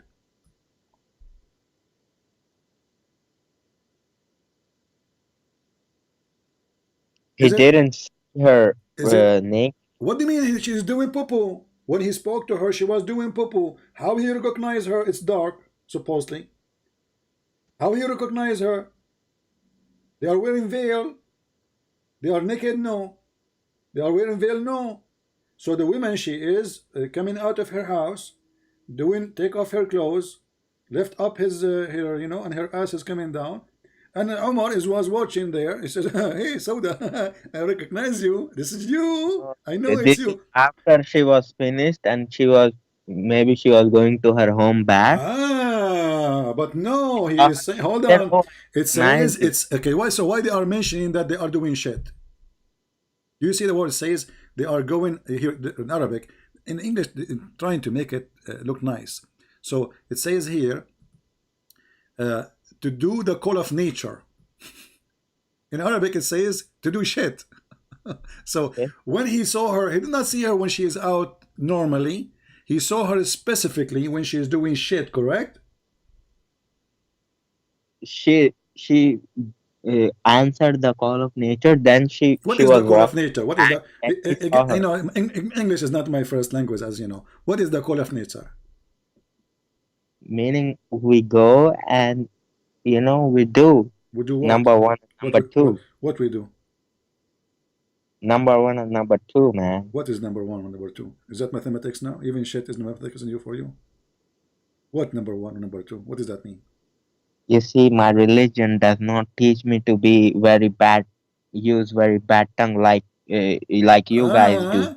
Okay. So how the Quran then use says if a man he came from doing shit, he have to wash. The Quran use it. Why I can't use it? غائط. I'm saying like other words too. Okay, what is the connection with why Allah he revealed verses about shit?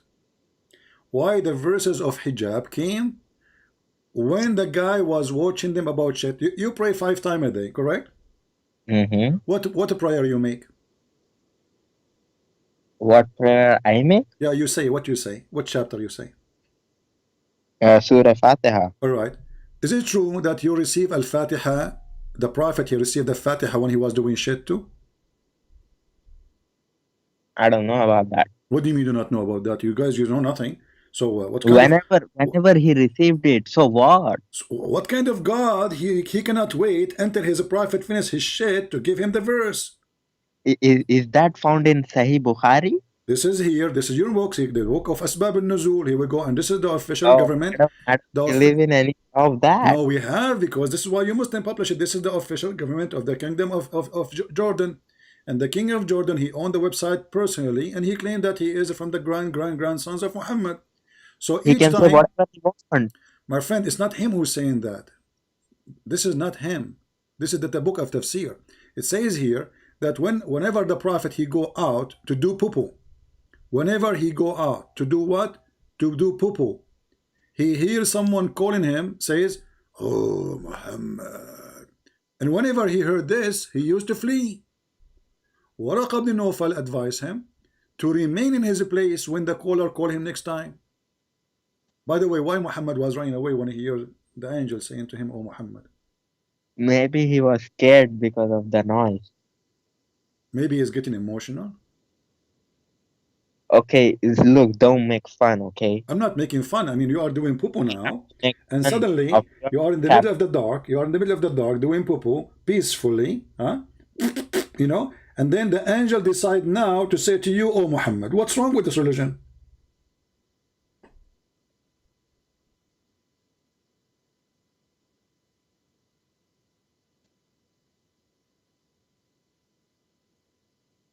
Muhammad is staying home all day long. Can the angel speak to him when he's inside the house? The guy go outside to do poo-poo, and now it is time to tell him. And not only first time, second time, always. And the guy, he run away. Why Muhammad he run away? If we go back to the video of Ibn Farouk, Potato, he said that each time Jibreel he come to him, he said to him, I am Jibreel. But look, according to hadith and according to Muslim stories, Jibreel never said I'm Jibreel. Why Muhammad he run away? Muhammad he hear a voice with his fart. He's farting doing poo-poo. He hear a voice saying, oh Muhammad. You don't hear a guy saying I'm Jibreel. So this guy is a liar. Let me play the video again. Hold on. Things like linguistic miracles that the Arab poets couldn't respond to. So That's cool. That's So cool. He didn't know it was Gabriel. The angel didn't tell him it was Gabriel. He did, sure. Any later? No, even at that time, right? But I mean, again, he doesn't know who Gabriel is, right? Because he didn't come from an Abrahamic faith. But I mean, again, he doesn't know who Gabriel is. So he said that Muhammad, he do not know who is Gabriel. And then he claimed that Gabriel, he told him who he is. But as you see, when Muhammad always hear voices, see something, he go to Waraq ibn Nawfal. And Waraq ibn Nawfal is the one who tell him this is Gabriel. And the question is, what kind of God he sent his angel to deliver Quran in the wrong time? This is the time of poo-poo. And then Look, why Muhammad is running away from an angel? This is Al-Fatiha. Is Al-Fatiha the first chapter Muhammad received? No. Okay, so he heard the angel before many times, correct? Yes. Okay, why he's running away? That's why I cannot believe in that. What do you mean you cannot believe in? This is your books. That's not my book, okay? Whoever published it, that's their own problem. This is their own problem. Okay, well, you know, let us take some other Muslim who can explain to us better than you. Is that okay with you? Because some Muslim, they try to call me. I will try to take one more call. And I want to say thank you. Thank you, love Allah. You love Allah? Yes, before I go, I want to say something. Say something. Please, I don't want you to go to hell, you see. Okay. I watch your videos. I don't want you to go to hell. I want you to be safe. Well, I am saying that's why the Quran says that all the Christians, all the Jews, even those who they are Sabian who worship the stars will go to heaven. That's been abrogated. Oh, so guys, Allah, he abrogated that. He changed his mind. So where it says as abrogated, what kind of religion is religion? So Allah, he promised the Christian, the Jews, even the Sabian who worship the stars, they will go to heaven. And then Allah, he changed his mind later. Why? No, I'm saying that's not for you guys. That's for those. Okay, just take a hike. Let us take second Abdul.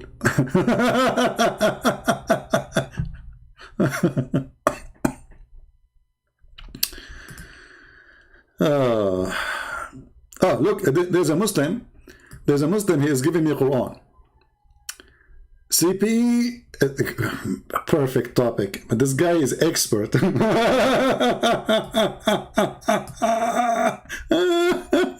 Unbelievable. Look what thing. Look. The nice thing is they say our shit, and underneath my shit they say La ilaha illallah. I mean, can you find me more amazing people than that dude? You are shit. The line after it, La ilaha illallah. Perfect. So this is my shit, and this is Allah. Wrong time, right place. Let us call this guy.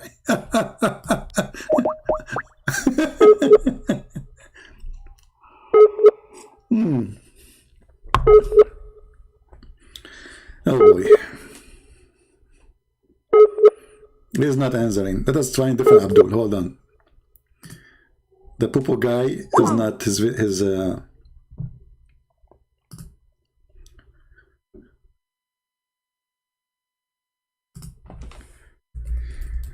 Lord have mercy. Now those who will download the video, cut it pieces. The video is long. Make a video to laugh at maybe hijab and the, striptease and whatever, like just don't make it one video, long video.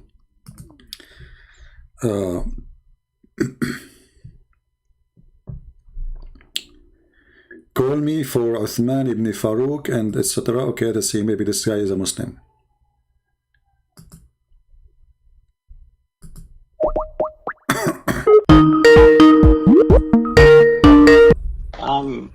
Hello? Can you hear me?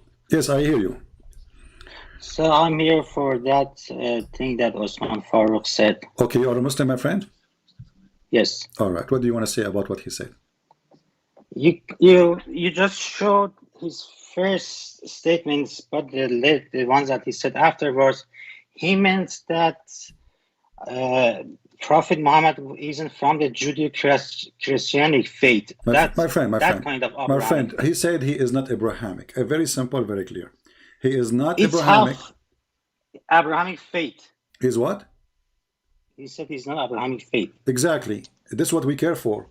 He is not Abrahamic faith. So what was the faith of Muhammad until the age of 40?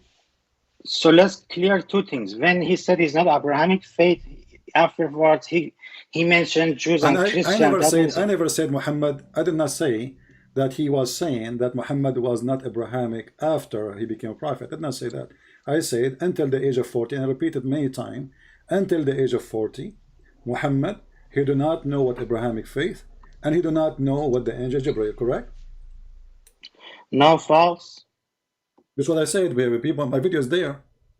I just said that. Your video, I'm saying that. You are not showing the rest of the video. The rest of the video, he's saying that he's not from Judeo-Christian master. My friend, you are the one who just said, admit it. You said he is not from Abrahamic faith, correct?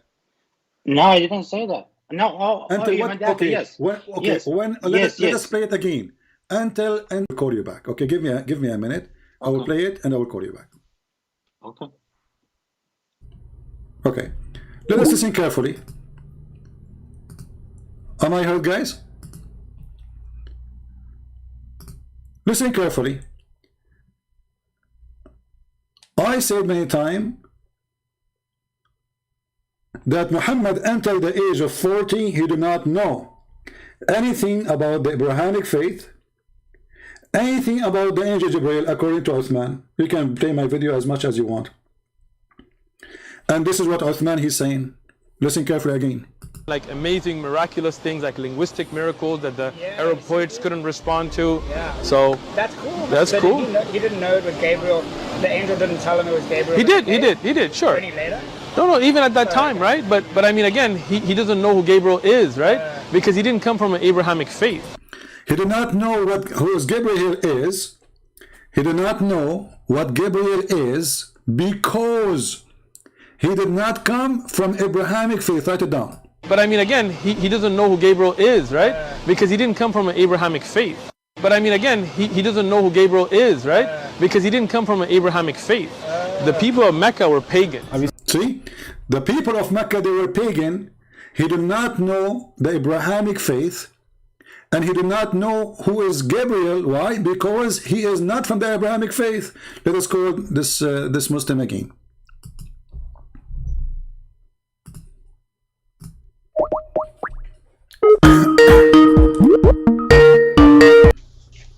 So did you hear him? So you should play the rest of it. People of Mecca were pagan, and mostly they were pagans, but some were Muslims. No, my friend, he did not say some of them they were Muslims. He said the people of Quraysh, they are the people of Mecca, they are pagans. He did not say some. He did not say some. Yeah, he did not say he said some. mostly pagan. If you play the rest of it, he said mostly. No, here we go. I mean, yes. Okay, hold on. Let us make it simple. Do Muhammad know his Jibreel? Yes or no? We don't know. He said he don't. That's his personal opinion. So why you are calling me to tell me what his personal opinion if you do not know what he is saying? So did he say that Muhammad, he do not know who is Gabriel? That's what he's saying. I'm not saying that. Did he say because? Did he say after he said that because? Did he say because? Okay. Okay, because what? Tell me the rest. What he said? Because he didn't come from Abrahamic faith. Because he did not come from Abrahamic. So why Muhammad do not know who is Gabriel? Because he did not come from Abrahamic faith. Wonderful. So why he do not know? Because he is not from the Abrahamic faith. Otherwise, he Abrahamic faith means Judeo-Christianic faith. He's not from Judeo-Christianic faith. no problem. That's true. No That's problem. correct. No problem. So Abrahamic faith, you just said it is Judaism and Christianity. So Islam is a fraud because you just said No. he did not No. come. He did not come from Abrahamic faith, and you are the one who describe Abrahamic faith is those who they are Christian and Jews. Otherwise, anyone else is not. You are the one who said that. Abrahamic faith divides between Isaac, son of Abraham, and Ishmael, and he's from Ishmael, but the Christian and Jews are from Isaac. My friend, you are the one who said to me, we said what Abrahamic faith you said, it means the Christian and the Jews. Okay, he's not from Christian and Jews, but he's from Ishmael. Okay, if he is not from the Christian and the Jews, what that have to do with not being from Abrahamic faith? He's not Christian and Jews. I'm not getting what you're talking about. He just said he is not from the Abrahamic faith. Okay, that means Christian and Jews. So Abrahamic faith now is only Christian and Jews. The part of Isaac is. Don't tell me part. Don't tell me part. I'm talking to a man, not a kid. So is he from the Abrahamic faith or not? Which part, Isaac or Ishmael? I don't care. Is he from the Abrahamic faith or not? He said no. Said he meant from Judeo-Christianity, not from Ishmael. Don't make things up. He said he is not from Abrahamic faith. If he want to say from a Christian, he will say Christians. If he want to say from the Jews, he will say from the Jews. And if he want to say from Abrahamic, he will say from Abrahamic. Secondly, this is against the Quran, because the Quran says that Abraham was not a Christian, neither was a Jew. He was Hanif. So you are teaching false information about your religion. You do not know what are you talking about, obviously. No, he was teaching the guy according to his own belief, not according to Quran belief. Oh, so are you saying now that Sheikh Uthman, he have a new religion, it's not Islamic? He was teaching the Christian guy his own Bible. No, he was teaching about Muhammad. So what my own Bible? It is his religion. Your Bible has he is speaking Christian. about Muhammad. Don't be a kid. Please speak like a man. He was speaking only about Muhammad. He did not mention the Bible here. He says Muhammad, when Jibril he come to him, he do not know who is Jibril. Why? He said because he was not from the Abrahamic faith. He meant Judeo and Christian, not Ishmael. Look, what does it have to do with Ishmael? Abrahamic faith is Abrahamic faith. No, Abrahamic faith divides between Isaac and Ishmael. No, Abrahamic faith is Abrahamic faith. It doesn't matter who is behind him, who believe in it. Now you are from India and you are claiming that you follow Abrahamic faith. Are you from Isaac? No. Are you from Ishmael? No. I follow the God of Abraham. That makes my religion Abrahamic. The God of Abraham when your prophet never know the God of Abraham. Here we go. Your Sheikh Uthman, may Allah bless him. And give him. He's not my sheikh. He's Wahhabi. No, he's your top scholar. He's Salafi. He's Wahhabi. No, this guy is better than Ibn Kathir, and from now on, I'm going to support him. I will defend him. Any Muslim will insult him, I will spank him. Don't insult my.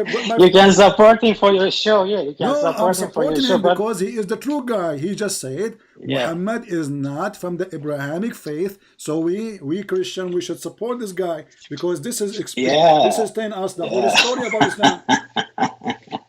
Don't make fun of my sheikh, my friend. This is my sheikh. This is my favorite sheikh. I know he's a Wahhabi Salafi sheikh. You should accept those extremists. So he's extremist believer, correct? Yeah, he's either Wahhabi or Salafi. Okay, he's extremist believer, and he is the extremist of Muslim. They say Muhammad wasn't Abrahamic. How we can make it better than this? So let me ask you. So Muhammad, he never know who is Jibril. Explain that part to us. That I'm not here to explain what he is talking about. Ask him. So why you are calling? But the part that he said he's not from Abrahamic faith, he meant Judeo-Christian, not from Ishmael. No. Don't tell me he meant. We got him busted. Now, I'm asking you. He said that Muhammad, he did not know who is Jibril. Why? Because he is not from the Abrahamic faith. Remember, Mecca was pagans.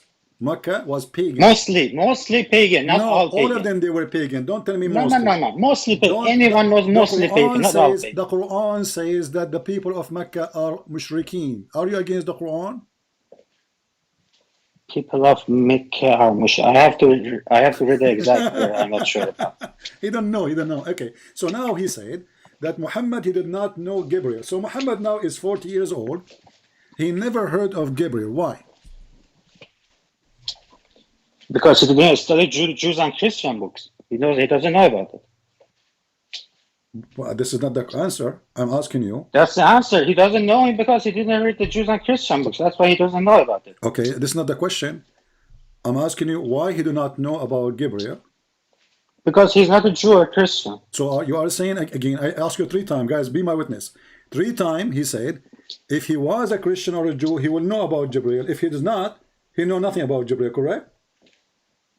No. Oh, you want to put more words in my mouth. So you just said that. I asked you the question 3 No, times. I asked you the question 3 times. Okay, this is the third time I'm answering.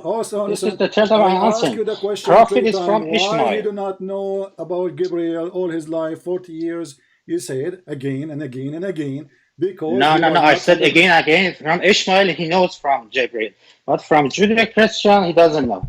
No, he said he do not know who is Gabriel. Remember, he did not say because of Ishmael. That part is not true. This guy accusing Sheikh Uthman to be a liar. He is not saying the truth, so I have to hang up on him. Anyone will insult Sheikh Uthman, I'm warning you.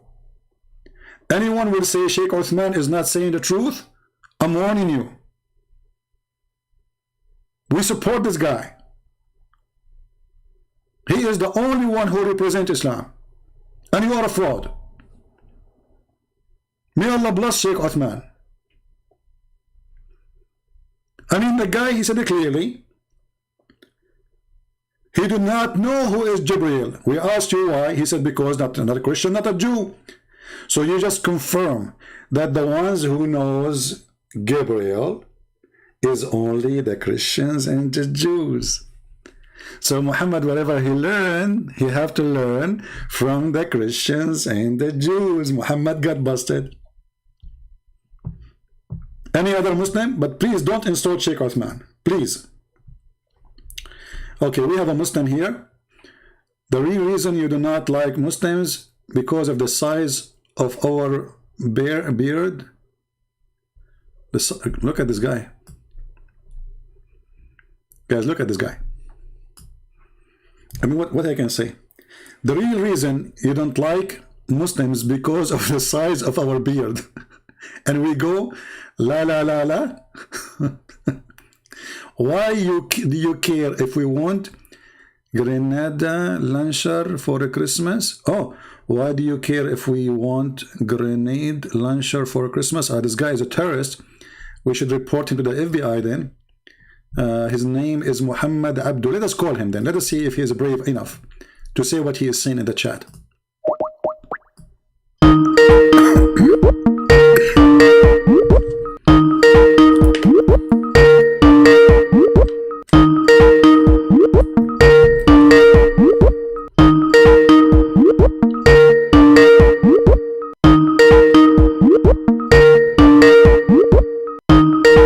Potato cancer card.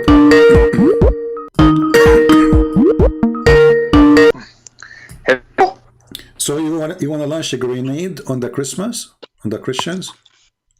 I want a grenade launcher. What? I want a grenade launcher. You want a grenade what? I want a grenade launcher. You want a grenade launcher? What does that mean? You will kill the Christians? No, I want a AK-47 and I want a grenade launcher.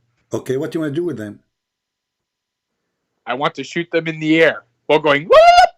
You want to shoot them in the, you want to shoot them in the air? Yes. But you said in the Christmas. Yeah. So now you're afraid to say they want to shoot the Christians? No, I just want to shoot them in the air. You want to shoot that way when I shoot the target practice, I can hit target perfect. Ah, so now you changed your rules. Suddenly you became a person want to shoot in the air only. Christian Prince, Christian Prince, I tell you, the real reason you don't like us Muslims is because of the size of our beard. You don't have a beard? I have a very long beard. Okay, my beard is magnificent. Okay, show us your beard. My beard is magnificent. Open your camera. Show us your beard. What I need to do is I need to get comb, and I need to comb my beard, sir. You need to comb your beard. Is it full of lice? I need to comb my beard, and then I need to go to store, and I need to get to what is it, the beard stuff, so I can comb my beard. Okay, let me ask you, did your prophet, his beard was full of lice? It was probably full, but I do not know. So probably your prophet, his beard is full of lice. Do you have lice yourself, or you're not following the prophet? I do not know answer to I do not know answer to this question, sir. You are laughing at Muhammad? Yes, I laugh at Muhammad. So you are not are you a Muslim or you're not a Muslim? I'm not a Muslim Christian prince, but I love your channel, sir. I wanted to call you and give you a good laugh. Okay, so my friend, don't do that. Come on, guys, don't do that. Don't do that. Oh boy, don't do that.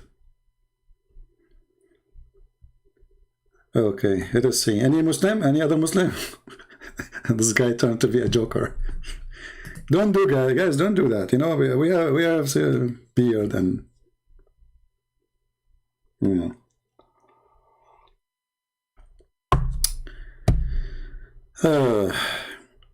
And your camera was open. You are in the video now. Yeah. Anyway, but as you see, guys, those videos are priceless. I think it's time to take a commercial break. Shall we? Commercial break. Your kindly support. Okay. Commercial break. Hello, Habibis. If you would like to support Christian Prince, please go to Patreon and show your support.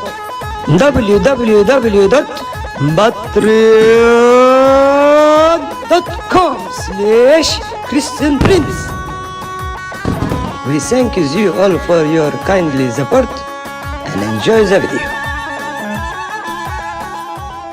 All right, guys, today we have a great news, in case you do not know. Abu Din, okay, we will call Abu Din. Okay, go on. We have my book, Deception of Allah, translated in Chinese. All right, it's for free. You will find the link in my Patreon. You can go and download. And we have 6 in Allah in Russian for free too. So today we have 2 books published for free. And again, we appreciate those who are doing translation. I'm so happy to have my books translated to Chinese finally. And soon we will have, I hope, a 6 in Allah in Chinese too, and we will publish it. So thank you, Lord. Thank you for those who do help us in the translation. Let us see Mr. Abu Din. Abu Din. Well, my friend, he have to text me so I can call him. I don't see any text in Skype from Abu Din. How I'm going to find him? I don't see anyone. His name is Abu Din. Text me in Skype. None. Abu Din, what is your Skype, my friend, so I can find you? Yeah, don't forget, if you are a person speak Chinese, please do your job. It is in you who can help us now to spread the translation of the Deception of Allah in Chinese language. And as you see, it's for free.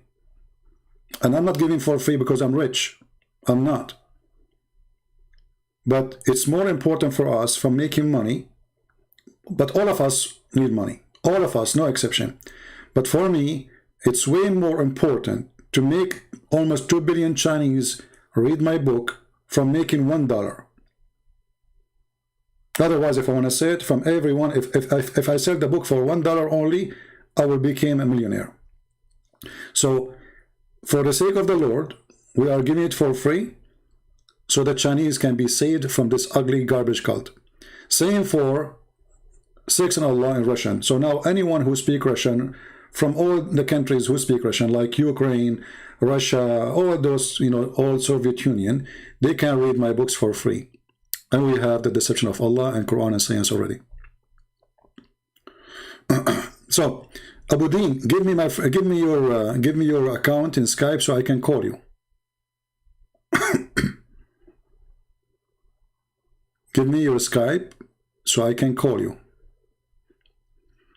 Yeah, the link is already, I have it in Patreon. You can go and download it, and please share it with your friends. Remember, from now on, we have Deception of Allah in Chinese. Great work from the one who did it. Actually, you know, I tried many times before to have it translated into Chinese, but people, they ask a lot for a lot of money. There's a person I remember, he said he wanted $10 for every page. $10 for every page, you know. So the person who did it, he did it volunteer. I did not pay him, and I'm giving it for free anyway, you know.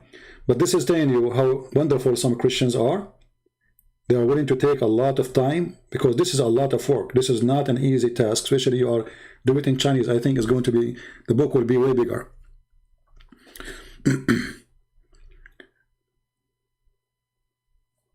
Call my Skype number is here. What my Skype number? Give me your Skype ID, Abu Din. What number?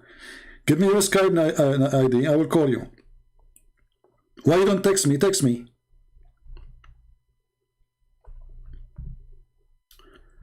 Yeah, I think maybe he's a kid. He's just making things up.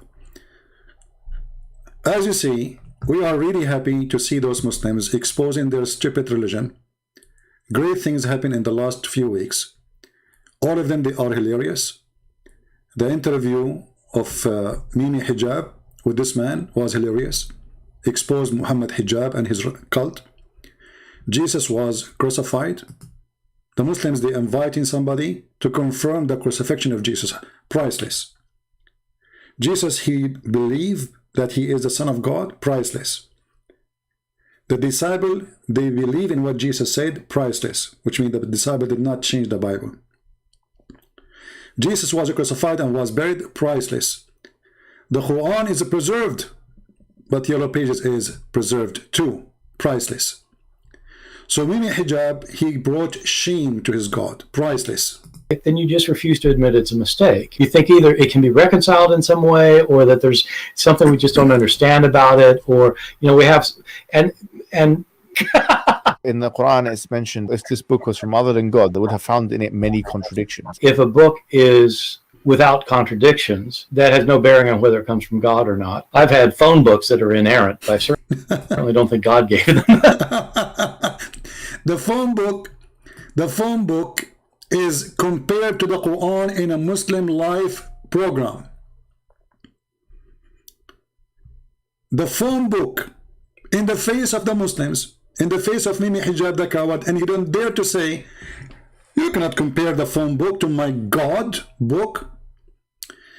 Somebody saying Abu Din, my name is Abu Din.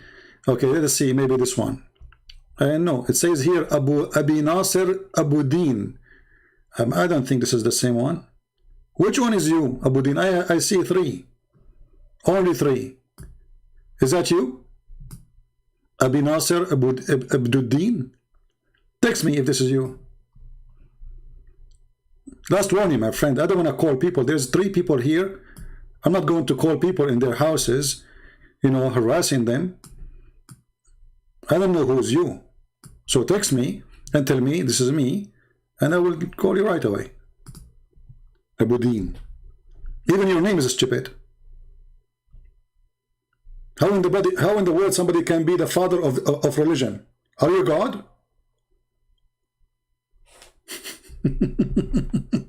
Stupid. Abu Din. Okay. So all those videos, actually, they are priceless. In the last 2 weeks, we have amazing videos made by Muslims supporting what we teach. This year was really good. Like this one. There's holes in the narrative. Priceless. New. This is from the time of the Sahaba. This is not a joke, brothers and sisters. The issue of ahruf and qira'at caused confusion to somebody whom the Prophet ﷺ said, if you want to listen to the Quran directly, listen to Ubay. Ubay is not some even average Sahabi. He is the Qari of the Quran. He is the master. He is who he is. And he goes, فَدَخَلْ فِي نَفْسِي شَكْ. What is all of this stuff? Again, this is you were asking us a very honest question. This is the first time I'm saying these things. many people are aware who listen to my lectures that I've mentioned the crises that happened to me at Yale. This was the issue, that the issue of ahruf and preservation and qira'at and relationships between them, these are very, very difficult issues. And the most advanced of our scholars, they're not quite fully certain how to solve all of the unanswered questions in there. Here's the point. These issues should only be discussed amongst people who know what the qira'at are and who understand some of these questions that are being raised. So is what you're saying the shak that came, or not the shak, but the crisis that you had was in relation to this question of the relationship between the ahruf and the qira'at, basically? No, the crisis I had wasn't that. The crisis I had was, well, yeah, wait, that was what generated. But what was the crisis? The crisis was very simple. Traditional understandings of ahruf and qira'at cannot answer some of these pressing questions that are now being poked by our people outside of, by our academics, by their academics outside of the faith tradition. You see, Muslims cannot answer any academic questioning. They cannot. This is the truth. Because Islam is a stupid cult. There's big holes in the narrative. And the Muslims, they try to buy some glue and cement to close those rocks. But they go in YouTube and then they make interview and then those holes exposed and they are leaking again. So those interviews are priceless. This religion is proven to be stupid by the followers before the non-followers. If you ask yourself what this guy is talking about, he's talking about that Allah, he sent Muhammad 7 Quran. Have you ever heard of a prophet? He cannot. He's saying that my people cannot handle it if it is one Quran. Isn't the Muslim, they say that the Quran is a perfect language of Allah? It's a perfect language of Allah. To the point, the Quran cannot explain itself. You know what I mean? Imagine I have to write the book, The Deception of Allah, 7 times. Because first time I wrote it, people did not understand. So it looks stupid. So then I decide, okay, I'm going to write it second time. Still it was stupid. Then I decide to make it third time. So I had to write 7 books about my book.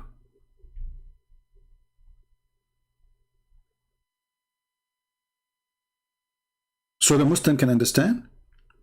And after having 7 books, we hear this. Still the Muslim can't understand.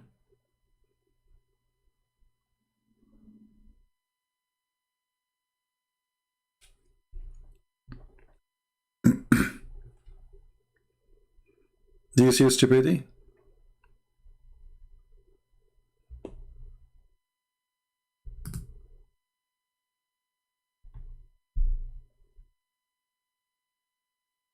Do you see it? Who can be more stupid than this God?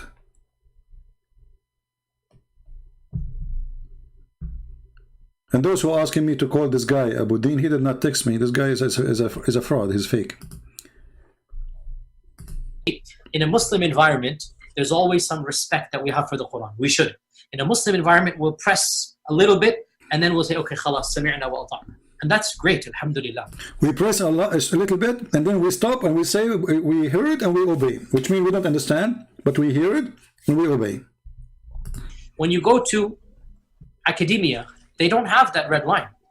And they're going to just, you know, the famous story of the emperor with no clothes. They're going to just point out, no, that doesn't make any sense. Well, that's not true, and this and that. And they'll bring issues, which I'm not going to mention explicitly, that you know are true because they're in your own books. They're not inventing anything new. They'll bring you riwayat and they'll bring you athar, and then you add to that very well-known issues of, I don't even want to be explicit. And then you bring on top of that makhtutat, and then. And it's very clear to you and to every single very advanced student and specialist that the standard narrative has holes in it. That's what I'm going to say. The standard narrative does not answer some very pressing questions. These are now well known within the Western Academy, that they're bringing forth issues. Their level of now knowledge is leaps and bounds above what it used to be, 100 years ago. What is happening in the last few years is not me anymore. It's the Western academics. These problems are now becoming mainstream. And by and large, our ulama in the Eastern world are not aware, by and large, of what's going on in the Western side of things. And they're not answering those questions in a manner that it needs to be answered. Then Muhammad Hijab has him on again. Look at this guy. This guy is like a goat who jumped in the, by the way, I never thought that he is in the video. I don't know. I'm playing just a video. I searched for all the narrative. I saw this goat in front of me. And then Muhammad Hijab, he bring them again. They don't want to hear the truth. This is a Muslim convert. He's a stupid. You do not know what they are talking about. Like, what the heck? You made me believe in a stupid religion? So he's upset. You brought him, Muhammad Hijab. He brought him again and again and again and again. What the heck? And this has to be probably the most damaging podcast, I think. What the heck? This is the most damaging podcast. What do you think about this one? The nipples of Mimi Hijab. What do you think? This one is not damaging. Look, Mimi Hijab, he shaved his chest a night before he go to the embassy. He took off his shirt so all the Muslim girls will praise Allah for the shaved chest. Is that damaging too? You know what? Imagine if Zakir Naik, he go in the front of the Chinese embassy and he take his t-shirt too. I want all the Muslims in YouTube, all of you tomorrow, go in the front of the American, not only Chinese, I mean all embassies, man. The Israeli embassies. Support Hamas. The government of England, Her Majesty the Queen, the Prime Minister, he ordered to ban, and anyone who support Hamas will face at least 10 years of jail. So where is the brave warrior? The t-shirt topless take off jihad. Is that a form of jihad? You want to go to fight? Come and fight Mimi Hijab. He just show his nipples. What a potato coward. The embassy in front of you, son of Muta. If you are a man, touch the door. You don't even dare to touch the door. You are making a hero show in YouTube, exposing yourself topless, and you claim to be a Muslim. So if this is what Islam is about, why the rest of Muslims there, they are not taking off their top? You don't have a, you did not shave your chest like Mimi Hijab? So Muslims are so upset. As you see, we show them what this guy, he said, suddenly the Muslim, he will tell us what he meant. He meant later, what meant later? He said Muhammad is not from the Abrahamic faith, as simple as that. He said Muhammad, he did not know who is Jibreel. And then the one who called me, in order to fix it, he make it more blind. He said, because he is not from the Judaism and Christianity. That's wonderful. That's mean Abrahamic faith is only the Christian and the Jews. And I asked him the question 3 times. 3 times. And he repeat again and again. Because Muhammad was not from the Christian and Judaism faith. So Abrahamic belief is only Christians and Jews. Anyone else attach himself to Abraham is a fraud. Muhammad, he never heard about Abrahamic faith. And that is a priceless thing, because look what happened now. The Arab, the Mushrikeen, they worship Allah. They worship who? Allah. Okay. So, if Muhammad, he did not know, and he was not from the Abrahamic faith, and he was worshipping a God, his name is Allah, because all the Arab of Quraysh worship Allah. Look what happened. Obviously, Allah is not the God of Abraham. Do you understand what I'm saying?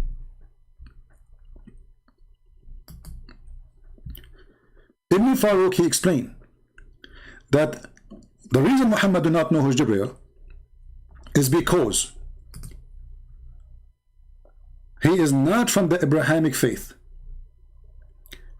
But what was the God, and he was from the Quraysh, and Quraysh are pagan. Did he say in the video that Quraysh were pagan? He said. But okay, those pagan Quraysh, they worship who? They worship Allah.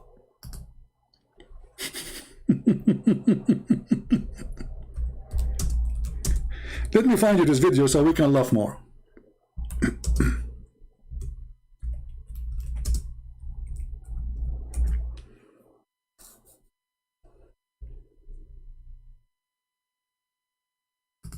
Let us see. Give me a second.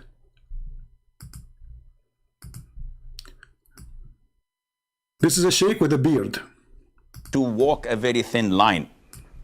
And they say we cannot label people as mushrik because there's so many of them. Well, Allah Azza wa Jalla labeled them in the Quran when He said, وَمَا يُؤْمِنُ أَكْثَرُهُمْ بِاللَّهِ إِلَّا وَهُمْ مُشْرِكُونَ. The vast majority of them, of the people, the inhabitants of earth, would not believe in Allah except while committing shirk. What is their belief in Allah Azza wa Jal? It's the same belief of the pagans and the idol worshippers. Did you hear it? People, did you hear it? The pagan and the Muslims, they have the same belief. And he is talking about the pagan and the Muslims, and those are supposedly the bad Muslims. But they are Muslims, they worship the same God. They worship Allah. The pagan, when the Muslim they say pagan, they are speaking about people who worship Allah. Was Abraham a pagan? Worship Allah? He's not. Because if you worship Allah, that will make him a pagan. Listen carefully what he was saying. They try to walk a very thin line. And they say we cannot label people as mushrik because there's so many of them. Well, Allah Azza wa Jalla labeled them in the Quran when He said, وَمَا يُؤْمِنُ أَكْثَرُهُمْ بِاللَّهِ إِلَّا وَهُمْ مُشْرِكُونَ. The vast majority of them, of the people, the inhabitants of earth, would not believe in Allah except while committing shirk. What is their belief in Allah Azza wa Jal? Tell me. It's the same belief of the pagans and the idol worshippers. See? Are you serious? Yes. Yeah. The pagans and the idol worshippers used to believe that Allah. Hello? Hello? Hello. Yes, my friend, you're live on air. Hi, yes, my friend. How are you? I'm fine. What do you want to say to us? What should I say? Are you a Muslim? I just want to say you, why do you believe in the faith of Christianity? What? Why do you believe in Christianity faith? Why I believe in Christianity faith? Because Christianity faith is the only one who will save me.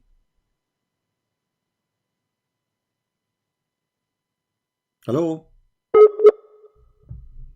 Yeah, this guy doesn't have good connection.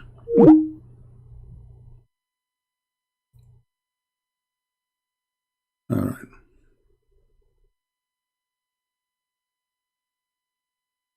Do we have any Muslim? So listen carefully. What the pagan Arab believe, they believe exactly as the Muslim believe. Both are pagan. Shirk. What is their belief in Allah Azza wa Jal? It's the same belief of the pagans and the idol worshippers. Are you serious? Yeah. The pagans and the idol worshippers used to believe. Used to believe that Allah is the provider, that Allah is the giver of life and death, that Allah is the creator, that Allah is the facilitator of their affairs. Did you hear people? Sorry, disconnected due to internet problem. No problem. So I told you, you asked me why you believe in Christianity. I said because it's going to Yes. save me. Why you believe in Islam?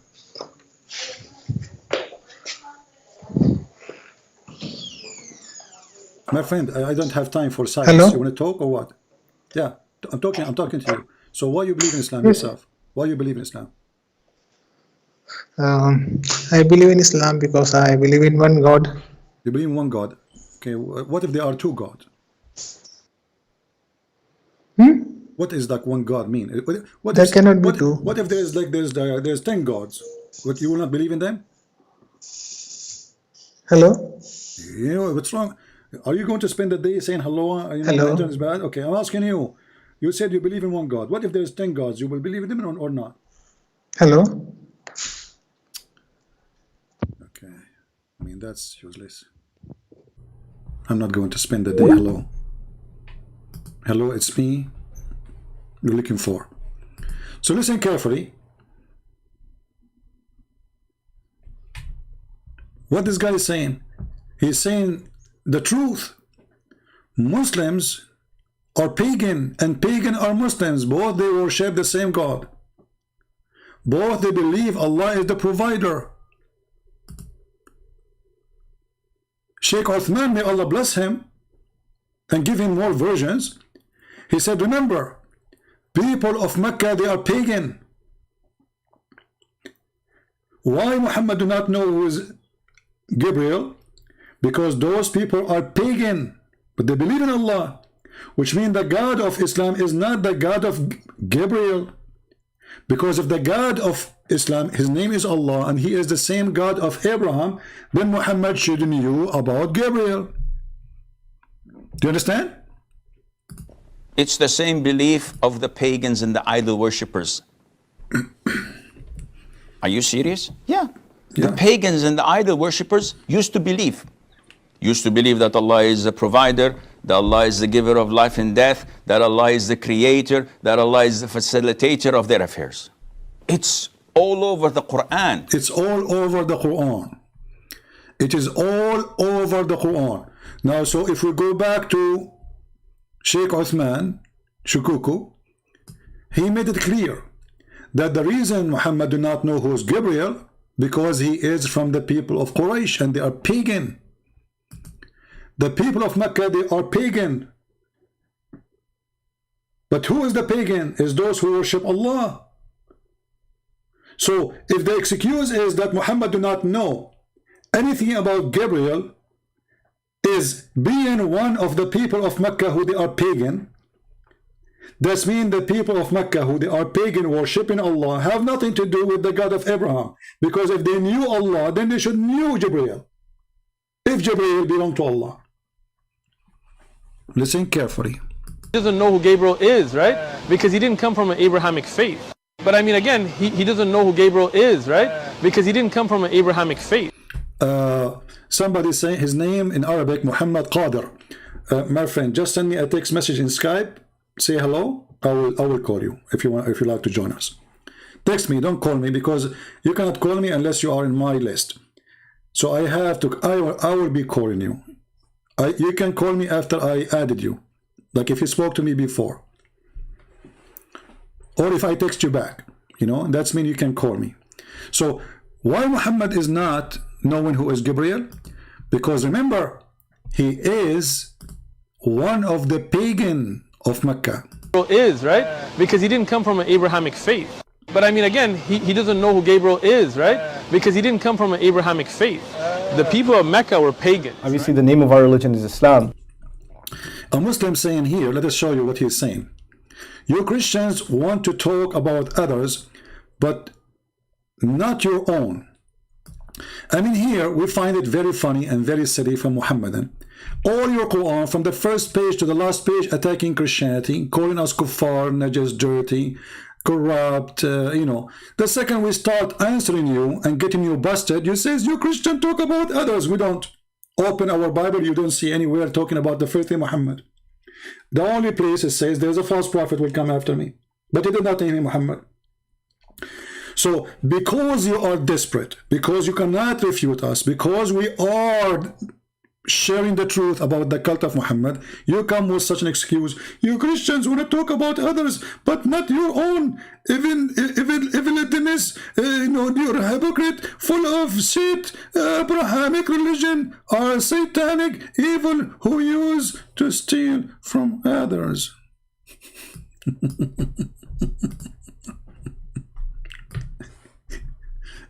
I think somebody, he opened the zoo door. All right. Go back to the zoo.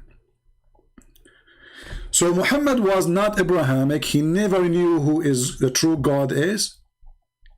Therefore, he do not know Gabriel because he was one of Quraysh. And Quraysh are pagan. And they have the exact same belief as the Muslims today. There's nothing new. The Arab pagans are the Muslims. They believe Allah is God. They believe He's the provider. They believe that He is everything for them. Tolerant person, advocating of tolerance, being okay with all strands of the society. There's so many of them. Well, Allah Azza wa Jalla labeled them in the Quran when He said, وَمَا يُؤْمِنُ أَكْثَرُهُمْ بِاللَّهِ إِلَّا وَهُمْ مُشْرِكُونَ. The vast majority of them, of the people, the inhabitants of earth, would not believe in Allah except while committing shirk. What is their belief in Allah Azza wa Jal? It's the same belief of the pagans and the idol worshippers. Are you serious? Yeah. The pagans and the idol worshippers used to believe. Do you hear it? Used to believe that Allah is the provider, that Allah is the giver of life and death, that Allah is the creator, that Allah is the facilitator of their affairs. It's all over the Quran. If you read, this is Islam. The pagan and the Muslims, they have one God. Did you hear the truth?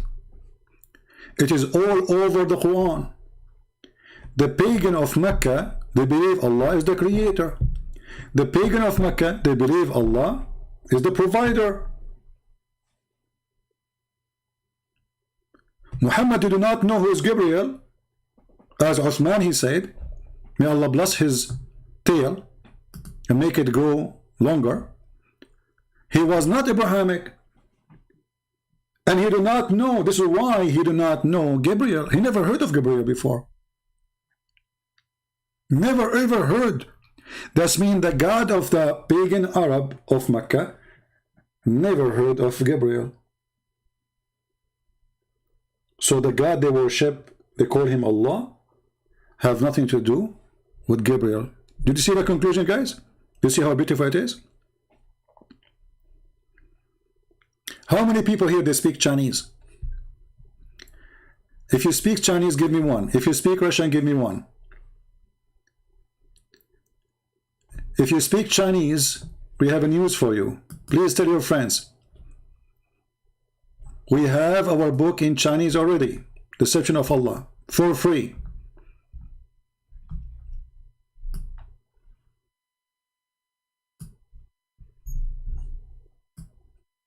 For free. So if you are a person, and please, even if you're on Chinese, share the link with everybody in Twitter, in Facebook, because even if you are not a Chinese, when you share it, somebody will stop by. And this is what you should do, actually. You should copy some of the text of the book or the name of the book, or use Google Translation, The Deception of Allah, and post the title next to the link. Like go to Google Translation, type download The Deception of Allah by Christian Prince in Chinese language for free. And for free, this is not illegal. This is I'm me, the author, giving the book for free. So don't worry about downloading. So share with everybody in Facebook, in Twitter. It is for free. And we have the same. Sex and Allah 2 in Russian now is available for free in the Russian language. Great news. Again, it's for free. So now we have in the Russian language, we have Deception of Allah, we have Quran and Science, and now we have Sex and Allah, but this is volume number 1, and I hope soon volume number 2 will be published too. So please share the links, tell your friends. It is your duty to do the rest. And it's not costly, it costs you nothing. It costs you absolutely nothing. Like people don't help us in donation, I understand. No problem. Many people are fake, you know, they say they support, but they don't. At least post a link, at least. If you care for a human being, so, like safety, because Islam is a threat for the security and the safety and the economy of all the world. This religion is made by a madman, and war can erupt because of this filthy cult, and this war can destroy the whole earth. So even if you aren't a Christian, even if you don't care about religion, my friend, Islam is a threat. Those who want to kill themselves for the sake of Allah, they kill themselves because they believe in Allah. So if we can destroy that faith, then nobody will explode himself in a bus or a train or an airplane. We defeat Islam, we bring peace. Doesn't matter what your religion is. Islam is not a peaceful religion. If we can call it a religion, it's a satanic, demonic, violent cult. So share the links, and my books is given to you for free. What I can do more? If there's anything more I can do,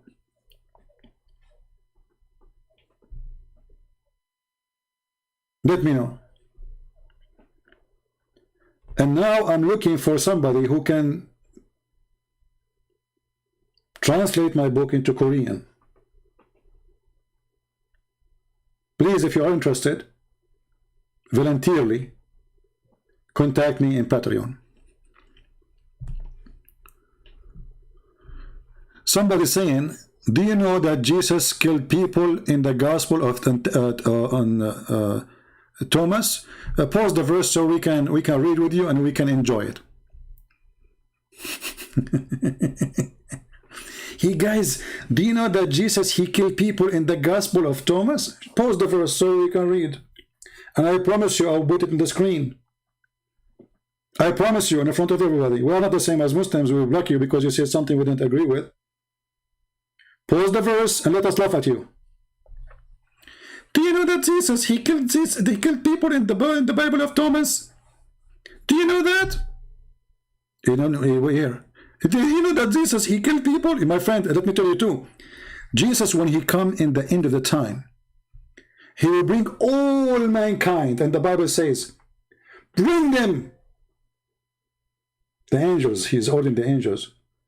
And those who don't believe in him, he will say to them, slaughter them. Are you happy? That is my Jesus. But this is in the judgment day.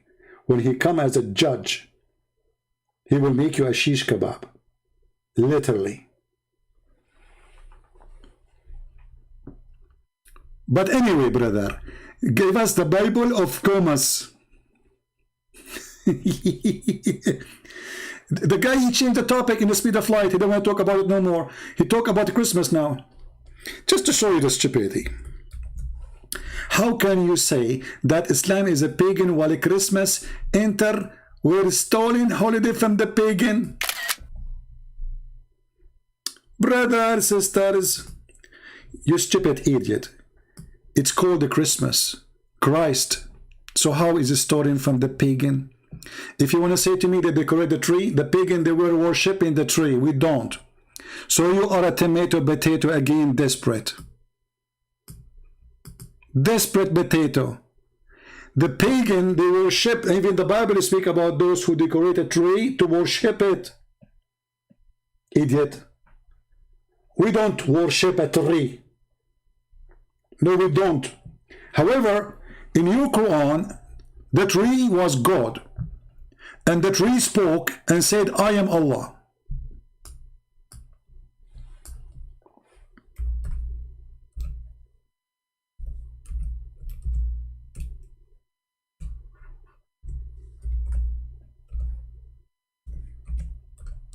Is that true?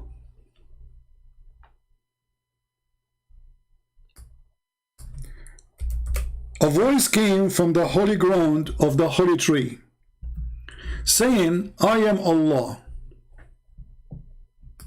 So in your Quran, the tree is God. Muhammad here, he stole a chapter, or let us say some verses from the Old Testament, but as usual, he add his own spice, and that make the story against Islam, not for it. But when he came to the fire, which is in the tree, a voice was heard from the right bank of the valley from a tree, saying, O Moses, verily I am Allah, the Lord of the world. Are you there?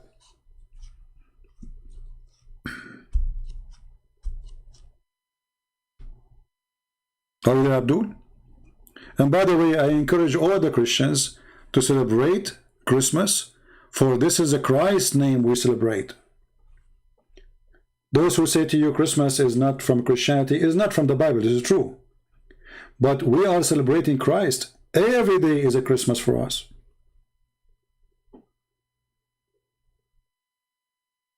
And because they hate Jesus, and they hate to see that the whole world is celebrating his name in Christmas time, they are against it.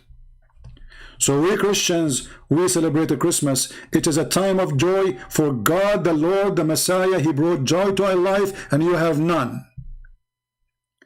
Even your famous actors, even your famous football player, they have a Christmas tree. I am not into football. Actually, I don't like to see their news. I believe it's stupid. But when the Muslims, they go mad, because Muhammad Salah,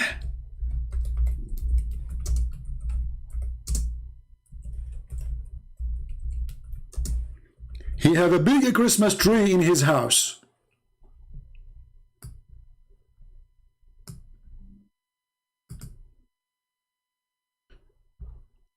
He have what? Not only he have a big Christmas tree, he dressed with his wife and his children as Santa Claus.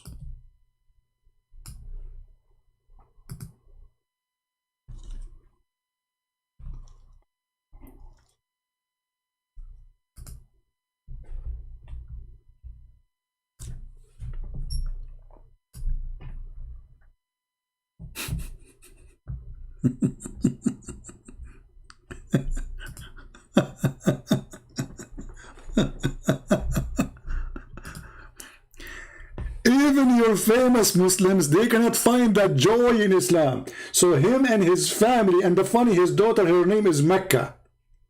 This guy is supposed to be a religious Muslim. His name is Muhammad. His daughter's name is Mecca. And behind them, there's a tree celebrating Christ.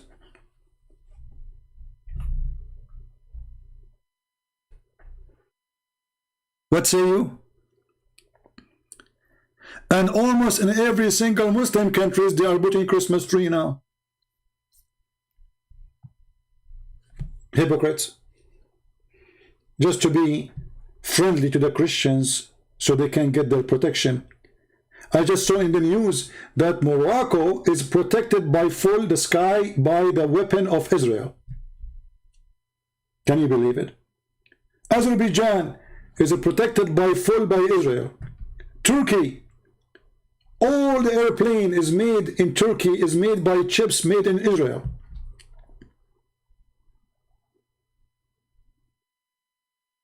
Emirat, they are buying weapons from Israel and they are signing defense agreement.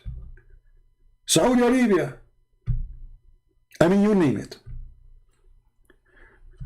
So they go in the street, say death to Israel, but their leaders, they kiss the shoes of the Jews. Not our topic, but just to answer the Abdul, the idiot. My friends, Christ, he brings joy to all mankind around the world. Even in China, those who aren't Christians, they celebrate Christmas. You see what Jesus do? Is it amazing? He brings joy to every heart of every child, even Muslim children. And the reason the Muslims, they are so upset from the from Christmas, because they see how the Christmas exposed something extremely ugly in Islam. There's no joy in this religion. Islam is a religion of penis, vagina, breastfeeding, sex. with the Christ for the first time a human being is enjoying being a human being with a clear heart.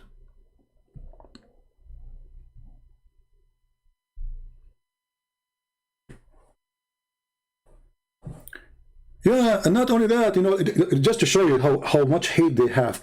Jordan is dying without water. The Israeli, they said, okay, we will give you water. Today they are striking the street, they don't want the water of Israel. Can you believe it, how much hate they have? If I am the leader of Israel, okay, I will say, I will not give you water, go die. Hypocrites.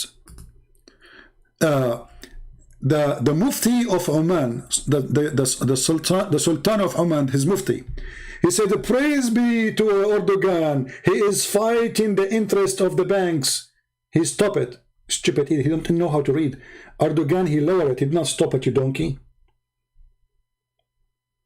Do you see the difference between he lowered the bank interest from stopping the interest?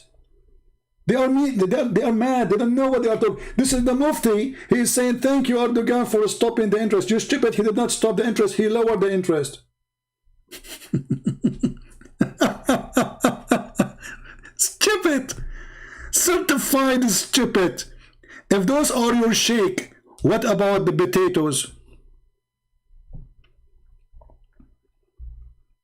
If those are the sheikh,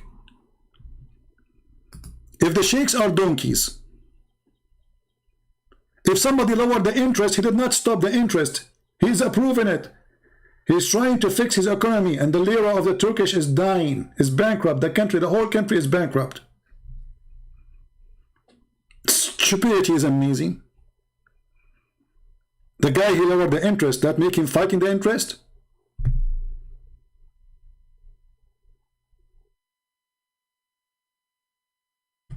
So Christmas is coming, and Christmas always brings a great joy to our life. And as you see, with good Christians, the joys is even getting better.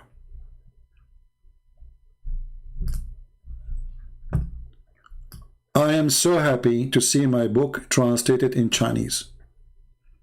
I remember once I met some Chinese people and we spoke about Islam. I wish that book or my book was exist. Their English is very bad. Hardly we can communicate. I wish at that time I have my book translated.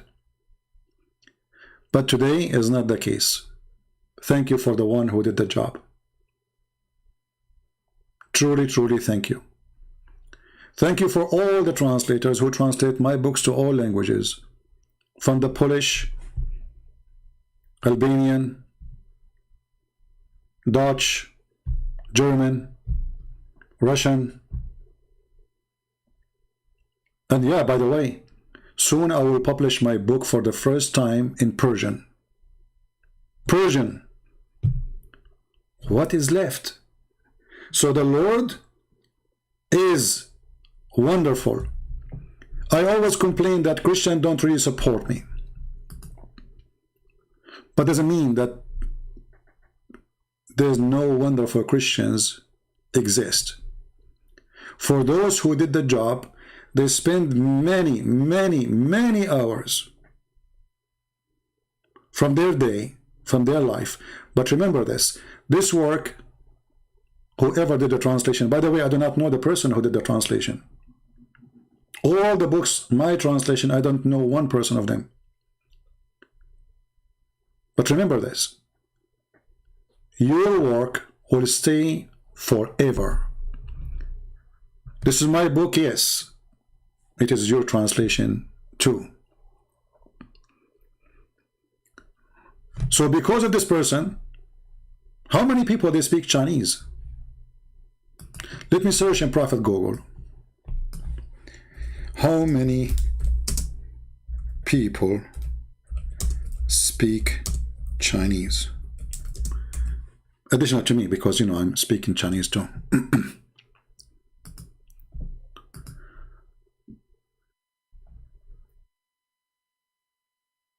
It says here, I don't know if this number is correct, but I think it's more. I think they are talking about only about people who live in China. But here it says 1.3 billion people, they speak Chinese. I believe more.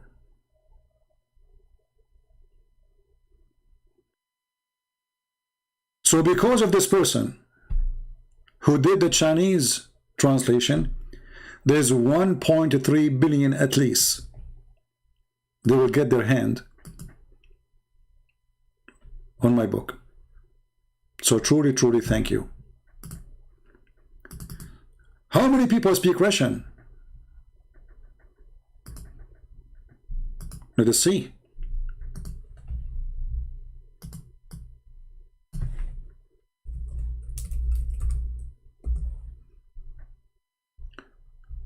$258 million.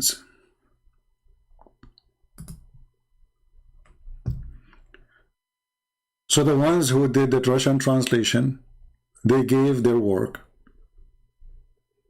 to 258 million.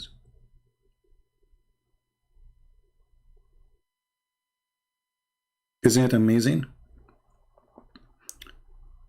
There's other languages, they are small, but they are important too. Like Albanian, or maybe Polish, Croatian. But having their translation is a blessing, because they are nations too. I hope we will have soon somebody will help us to translate to Greek language, Greece, so people of Greece can read it. I hope soon we will have translation to all languages of the world, even though we are covering a huge part of it. And we will give our books for free.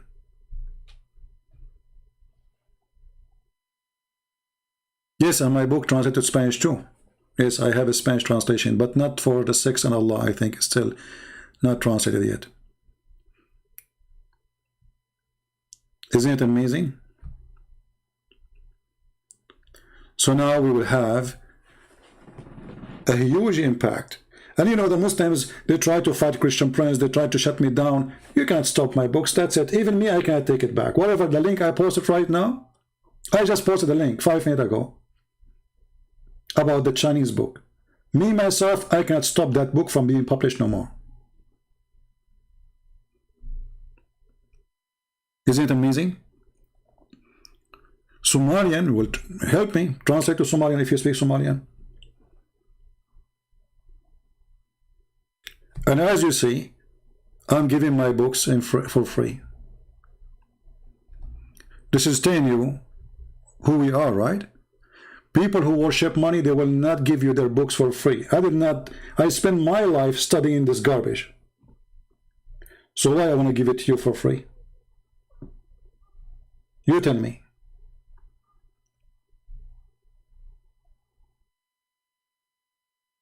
Maybe I don't need money. Maybe I'm rich. Maybe I'm a billionaire. I'm not. But saving mankind, saving souls, is way more important. And at the end of the day, the Lord is our provider. At the end of the day, it's God who will give me.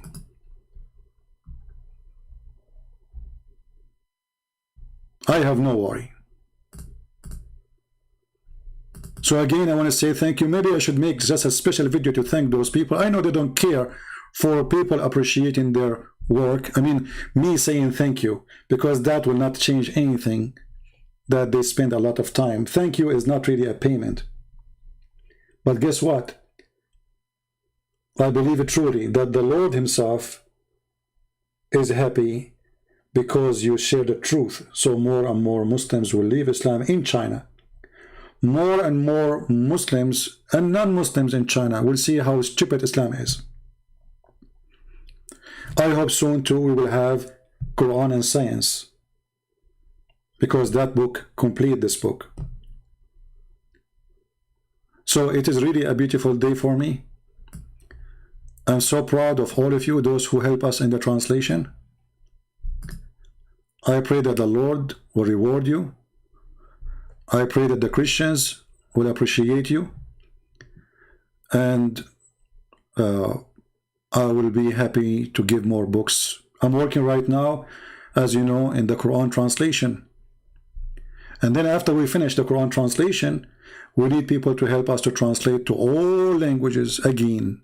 And we will give the translation for free, same as the others. So we will translate the Quran into English. Then the heroes of us, they will translate that translation into all languages: Russian, Chinese, French. So nobody can lie to you, giving you false, inaccurate translation.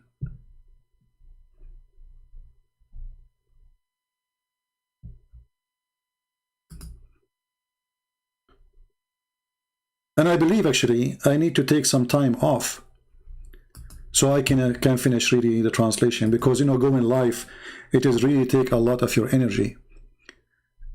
Maybe some of you might say, okay, he stayed alive with us for a few hours, but this religion make me feel disgusted. I need some time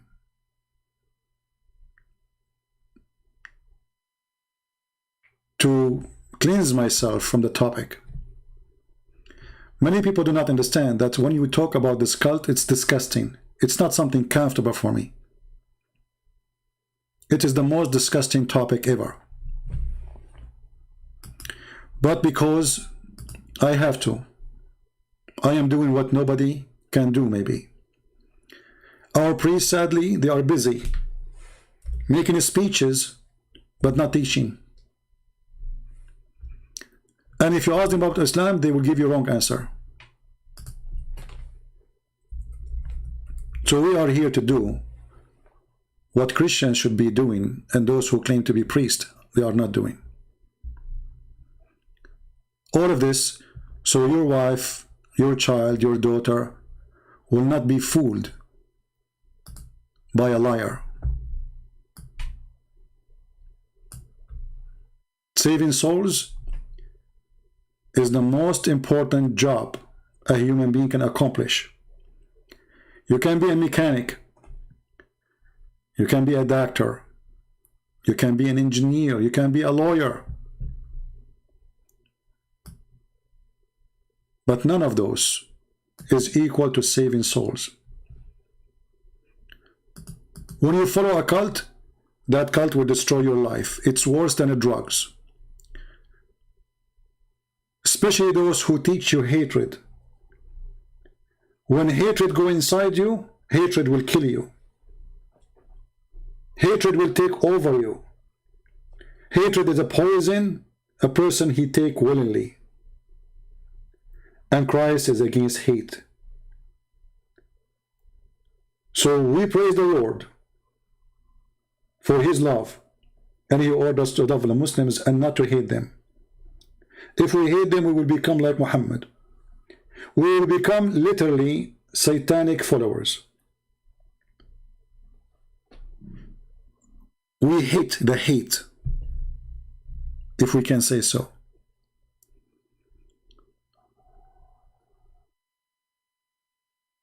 One of you asked me, he sent me a message, says, so we keep saying love the Muslims, does that mean we cannot fight terrorists? I did not say that. A terrorist, he will make him shish kebab. We will not give him a hug. We will make him hummus. We will send him a free shipping and hand it into Allah. You have the right to defend your life, your family, your town, your country. When Jesus says love your enemy, loving enemy is about showing them that they are stupid following the wrong God. It's not about hugs. It's not about kisses. Loving the enemy is love to save them from the devil Muhammad.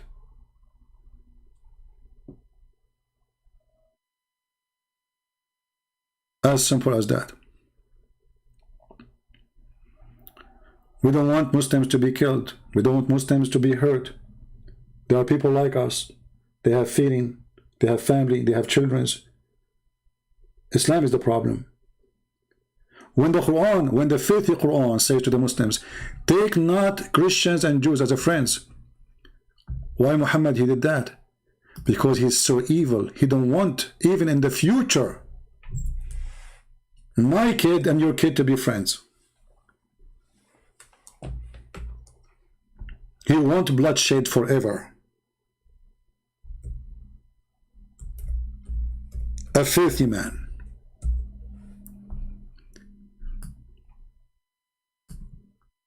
Muhammad the Satan, he knew that the second that us and the Muslims will become friends, Islam is dead.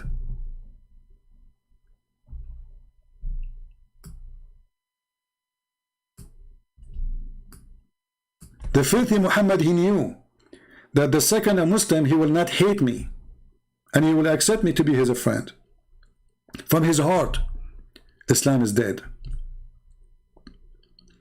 So this filthy satanic man, he wanted to be sure that even after he die, we will be enemy forever. But as you see, Muslims, when you are hungry, you go to the Christians. I don't see thousands of refugees going to Muslim countries.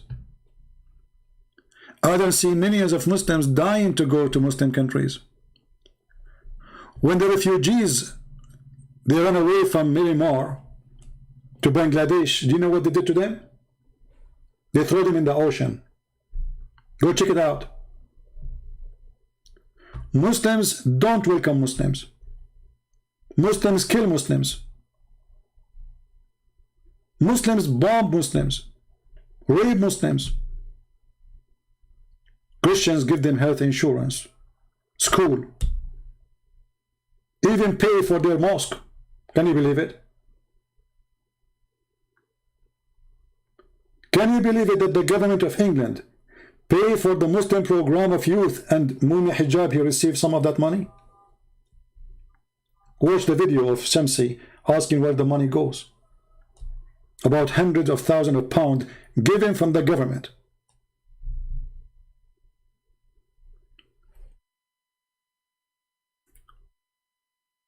So we are victorious. They cannot answer us. And more Muslims will leave the garbage of Muhammad.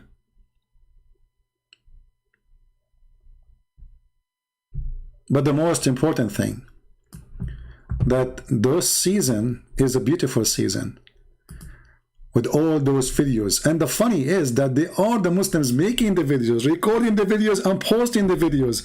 Isn't this is wonderful? Isn't this amazing? To see that example, Sheikh Farouk, may Allah bless him, going to the park, recording a video and posting it online, and in that video he confessed that Muhammad was not Abrahamic and he did not know who is Gabriel. Isn't it wonderful? It's a wonderful season. It's a wonderful time. Voids couldn't respond to. Yeah. So that's cool. That's so cool. He didn't know it was Gabriel. The angel didn't tell him it was Gabriel. He did, sure. Any later? No, even at that time, right? But here, by the way, here you see how Uthman, he's a stupid liar. I mean, did you just yourself? People will ask you, show why? I ask Christians when somebody says something, show me the reference. Like now, he said, Gabriel, he told him, I am Gabriel from the beginning. Show us where. Put him in the corner. But I mean, again, he doesn't know who Gabriel is, right? Because he didn't come from an Abrahamic faith. But I mean, again, he doesn't know who Gabriel is, right? Because he didn't come from an Abrahamic faith. But I mean, again, he doesn't know who Gabriel is, right? Because he didn't come from an Abrahamic faith. That's exactly the truth. Muhammad have nothing to do with the Abrahamic faith. Muhammad is a fraud.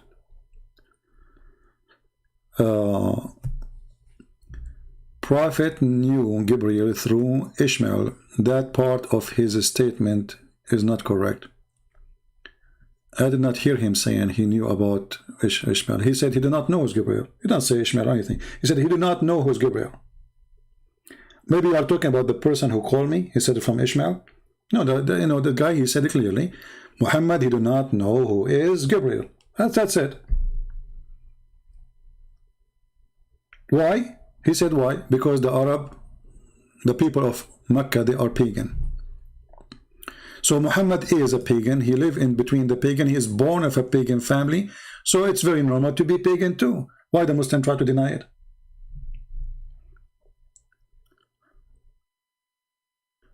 What happened to the Abdul?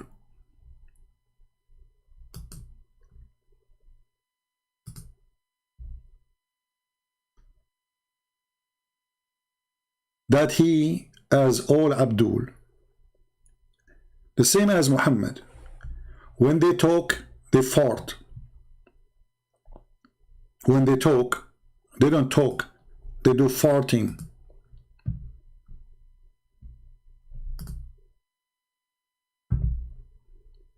I don't see Muslims talking really. I see Muslims farting when they try to defend their religion.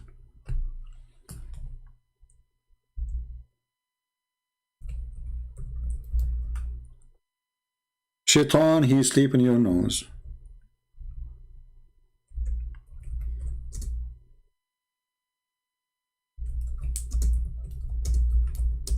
Piss in your ears.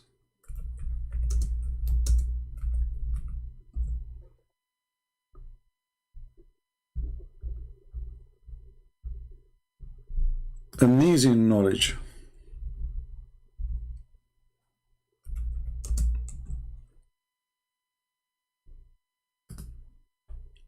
I'm searching for the video about shade, sitting in shade. I get makeup videos.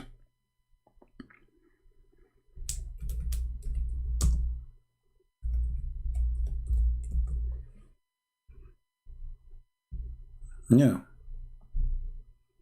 This is the truth about Islam. I was sitting once and I was half in the shade and half in the sun. So my teacher told me that I shouldn't do that. When I asked for the reason, he said, because this is where shaitan sits. So he's asking me, can you elaborate? Yeah, I can easily elaborate. This is what the Prophet told us, alayhi salatu wasalam. There are so many things, Yahya, that we believe without understanding, because this is part of our religion. Allah described us in the beginning of Surah Al-Baqarah that we believe in the unseen. So if I were to tell you that, Akhi, here is a mine gold, you said, wait, I can't see anything. You will not believe me. But when Allah tells us that there are angels around us, there are jinn around us. Here you notice the stupidity, how the brain have a low IQ when you believe in this cult. The question is, my sheikh told me I cannot sit in the shade because shaitan, he said half in the shade, half of the sun. He said because shaitan, he said there. So what? Let us say for the sake of argument, shaitan, he said half in the shade, half on the... So what? You see the stupidity? The question is why I cannot? Low IQ. I have somebody now sitting half in the shade, half in the sun. Okay. I'm going to tell him now not to do that. Okay. He asked me why I cannot do that. You say to him, because shaitan, he said this way. So what does that have to do with me? How stupid is that? So the question never answer. The question why I cannot sit half in the sun, half in the shade, he said because the Prophet said so. But why the stupid Prophet say so? If I sit half in the shade and half in the sun, does that make me Satan? Isn't it obvious that this religion is made by a fool? And look, this guy is sure he can explain it. Look, he's not like, you know, like how I can explain that. For sure I can elaborate. Shade and half in the sun. Half in the shade and I was half in the shade and half in the sun. I was half in the shade and half in the sun. I was half in the shade and half in the sun. I was half in the shade and half in the sun. I was half in the shade and half in the sun. I was half in the shade and half in the sun. Do you see the important topic in the 21st century? There's a guy, brother. He is sitting half on the shade and half in the sun. Brother. We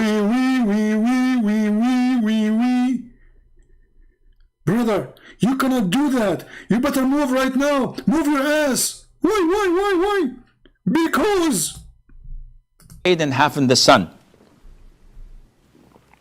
So my teacher told me that I shouldn't do that.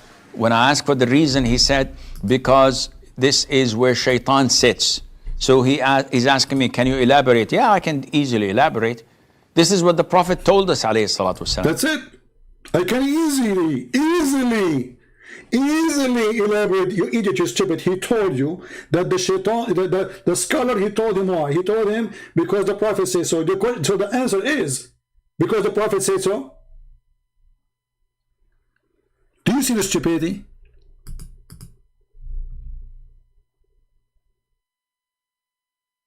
Hey Muslims, is your Prophet under the influence of hashish?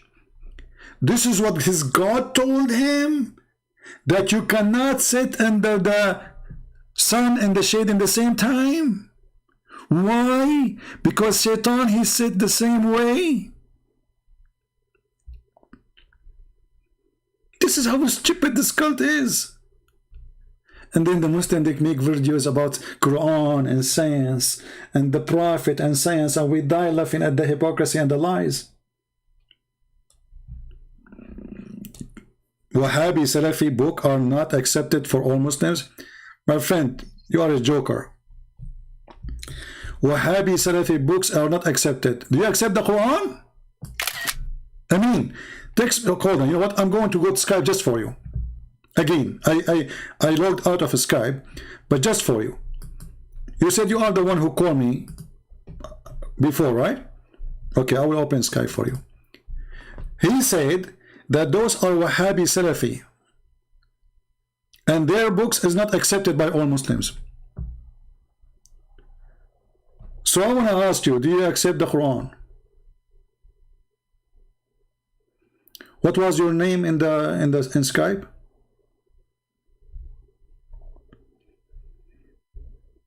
I think Armin. Okay, here we go. Let me call you.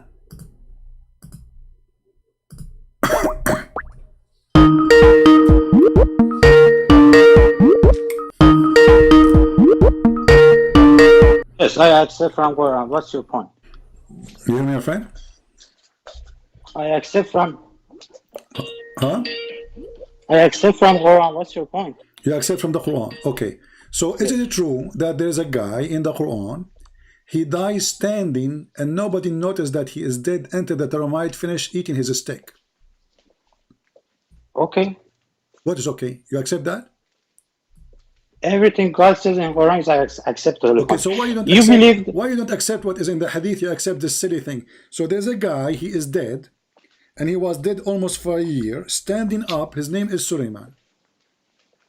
That's by Allah. That is acceptable by every Muslim. But the books that you refer to by these Wahhabis is not acceptable by all Muslims. I'm asking you now, you accept the story that there's a person, he died, and he was standing for a year, and his wives, and he's a king. He have an army. He have soldiers. He have hundreds of wives. Nobody noticed that he is dead until the termite, they ate his steak. You are saying to me this is logical for you, and this is acceptable story. Okay, you want to go by logic? You're by the same logic. Your book says a donkey talks. Is that acceptable? Is in Old Testament? How is that acceptable? Well, even that there it says that God opened the mouth of the donkey. It's not the donkey is talking. No, he said the donkey exactly said donkey No, talks. it How says is that that logically acceptable? God opened the mouth. It says God opened the mouth of the donkey. And by the way, your prophet, he copied the same story, but he claimed it's about him. He says he got a donkey. His name is Ya'fur. And your prophet asked him if he liked females, and the donkey he is a gay. He said, no, I don't like females. Again, you're referring to Wahhabi books. Don't bring those books No, for me. It's not okay, acceptable. so Just don't change just the topic. So now Quran. I'm saying to you, your Quran, when your Quran says there's a guy, he died holding a stick for a year, and nobody noticed that he is dead. Until the termite, they ate his steak. How come you accept this story? You don't accept the hadith? I accept it because Allah is word of God, but hadiths are translated by Wahhabis, Salafis. There are so many falsehoods. Well, the same thing. The hadith is written in the same time, actually, almost the same time. No. Hadith 200 years. Okay, Hadith 200 years. Okay, hold on. You said 200 years? Hadith 200 years, Quran within 20 years. Okay, Quran written when? Within 20 years. 200 years. Hadith when? 20 years within 20 years Quran. 20 years? And Hadith 20 years? 20. Okay, I want you to open the Quran you have in front of you and go to page number 8.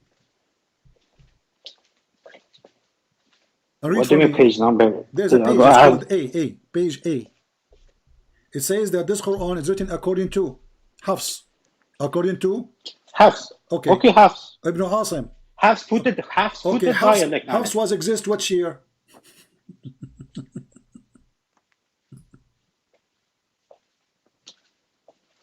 What? I haven't checked his. Okay, search Google right now. Okay, let's hold on a second. Remember, you said that the hadith written 200 years, this is why you don't accept it, right? Yeah. Okay. So, if Hafs came close to the time, we should not accept the Quran. You said the Quran written 20 years after. Hafs put the dialect on it. That's not something important. Or what do you mean not important? Osman canonized. Hafs came 100 years after Muhammad, and he is the one who gave you. He gave the dialect, not actually, the Quran. Osman canonized it. Actually, he came 200 years after. Let me get the numbers correct. Hold on. Okay. Okay. That's not important because just she put the dialect on it. But Osman canonized the book within 20 years. That's what important is. What do you mean the Book of Uthman? Do you have the Book of Uthman? Osman canonized it and then it was spread by. You don't have a Book of Uthman. You have the recitation of Hafs. Recitation, yes, the dialect. Okay, so you don't have a book. How we can trust a guy who is reciting from recitation, from recitation, from recitation? Because everyone, it is accepted by all Muslims. No one is objecting that. It's not accepted. That's not true. This is why there's many recitation. As an example, when you recite the chapter of Al-Fatiha, there is Al-Fatiha says, "Ahdina as-surat al-mustaqim." Do you know what surat mean? Way. Surat. Way of right way. Chapter of Al-Fatiha. Okay, so right way. A straight path. Yeah. In the recitation of Warsh, it is dhurat, which means fort. Lead us to the straight fort. So my Twitter is. So which one of them? Which one? Okay, don't tell me about your Twitter now. Which one is the correct one? Guide us to the straight fort, or guide us to the straight surat, which no Muslim knows what it means. Everybody gives his own meaning. King Mahdi Jesus is my Twitter, and the answer to your question is Hafs is the correct like Varsh is not, and the reason is that the mathematical protection works with the Hafs dialect, not with the Varsh dialect. Oh, there's mathematics protection. There's mathematical, yes. Okay, it's in the website of. Explain to us how the mathematic protection appear for you. The number of verses 6233 is divided by 19, and so many other things is dividable by that. Verse what? The verse what? The verse what? The verse what? The verses of Quran are 6236 verses are in the Quran, and it's divisible by 19. These are one of the miracles, and you can find it in Masjid Hussan Appendix 1. Hold on. This miracle of number 19 is made by who? It was recently gathered. It was recently discovered. No, but discovered by who? Hey, God, that's not important. What's your point? No, it's important. It's made by a guy. His name is Rashad Khalifa, and the Muslim they killed him because in order to do it, he have to take verses from the Quran.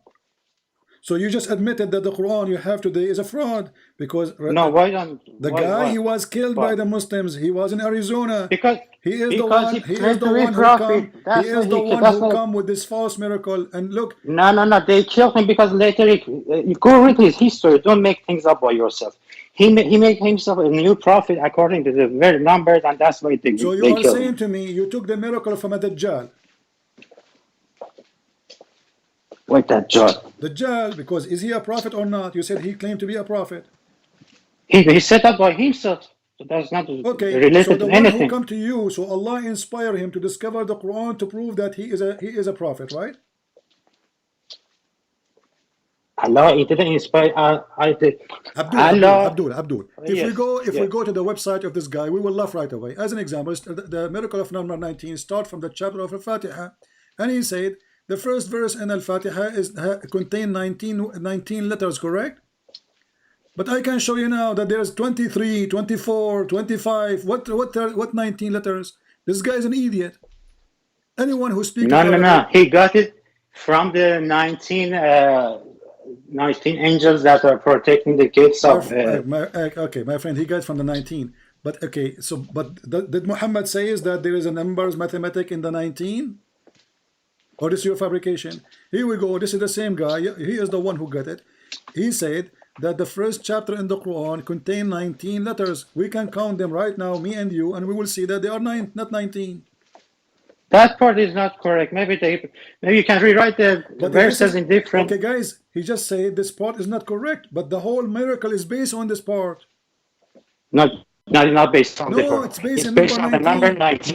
No, he says Allah, he started the Quran by such a phrase because he wanted to tell us that this is the number to start with, number 19. So then he divide all things on 19, and then he go to the verse about 19 angels. I don't know. 19 angels, he got it from the 19 angels, not from the verse of the hand, if you want to go by that. Okay, let me ask you. The verses of the 19 angels, we divide them with which number, you said? I have to look at the verse. Hold on a second.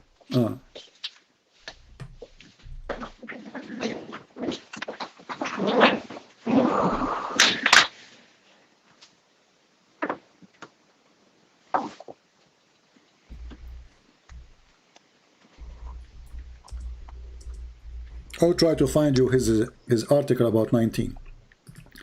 So we can put it in the screen and people laugh.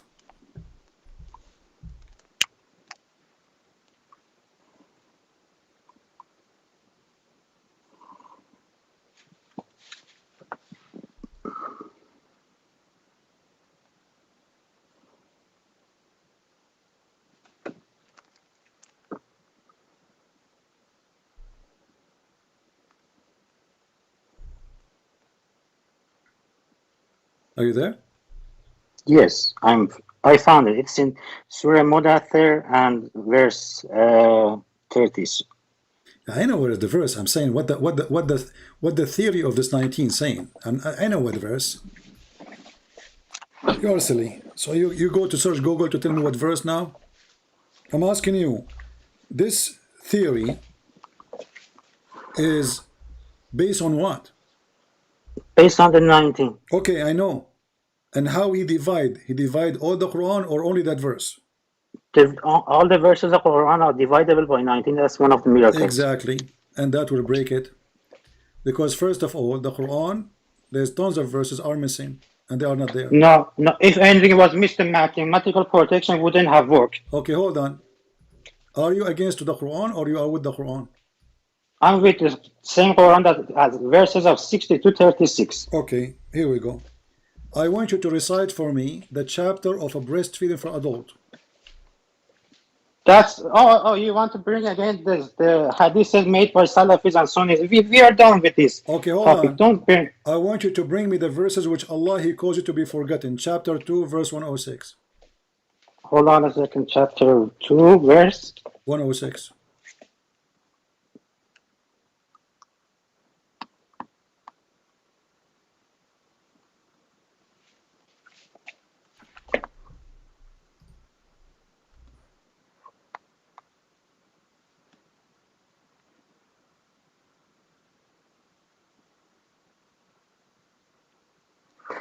Cause to be forgotten is not being practicable, not being forgotten literally.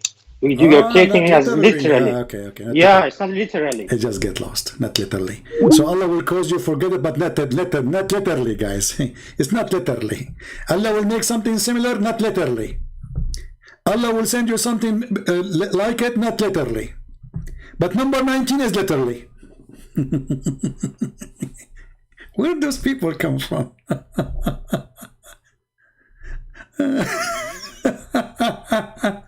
And they say to you, why you hang up on them?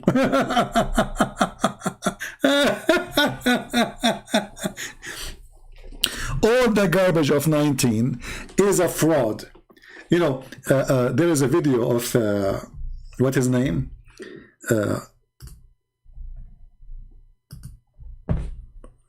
What his name? Like, I mean, the stupid idiot. Ali. Yeah, Shabir Ali. Hold on. That's just to take you there.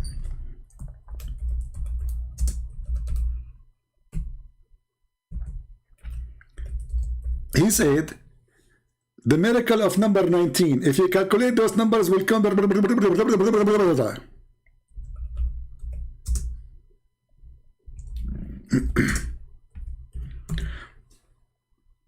Let us see.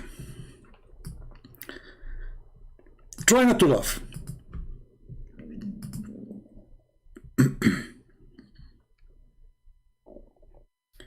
Let us move to Shabir Ali talking.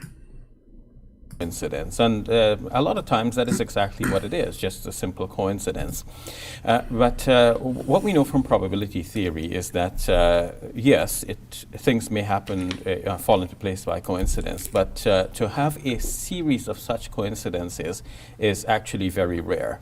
Let's say, for example, I flip a coin. Now it's either heads or tails coming up, right? And the chance of it being heads is 1/2 or 50%, because there is one chance out of two possibilities. It's either heads or tails, and I'm looking for that one possibility out of the two.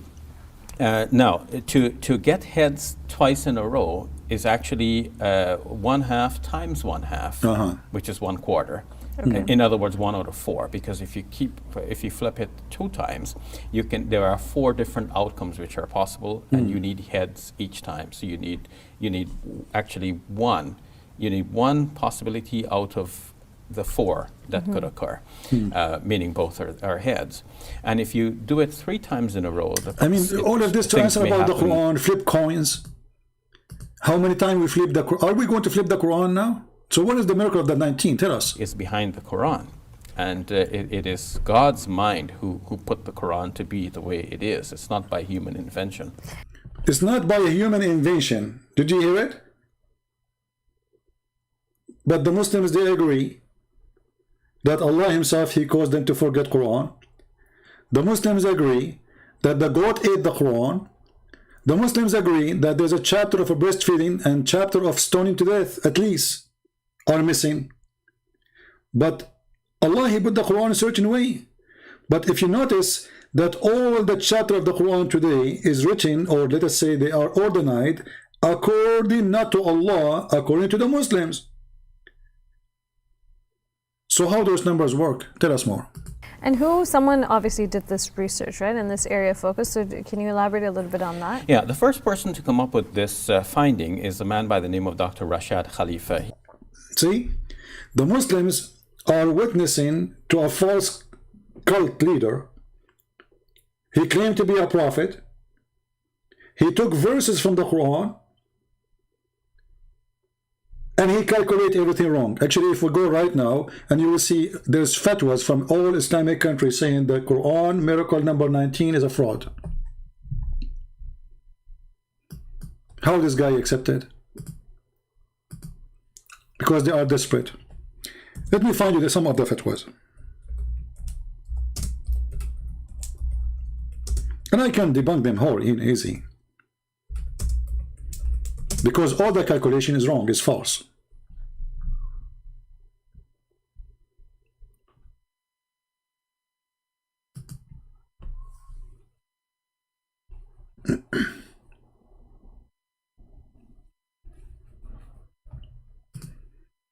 Okay, let's open.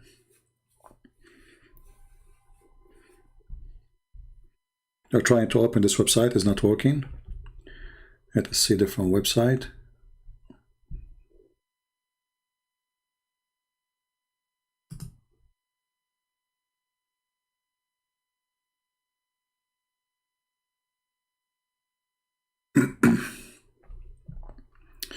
Man, this website is so slow, taking forever. Just forget. Hold on.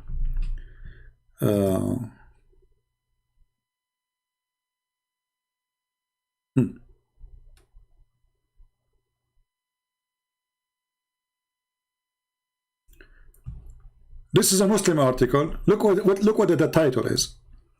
The problem about 19 that is requires solution. So you read the article, and they will show you that they are giving false counting for the numbers. This is the Muslims. This is not us. This is not the Muslim, not the Christians saying this is cannot be. You know, this is obviously there's a problem with this. This is a fraud. Let us show you a different article. I want to show you a fatwa. Hold on. Fatwa, which is made by Islamic scholars.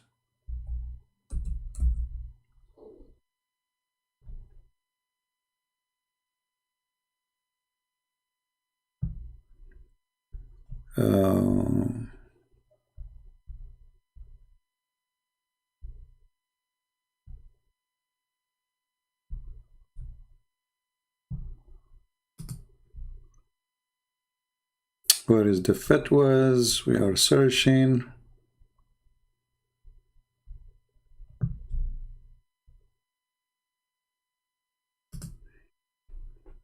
Let us see.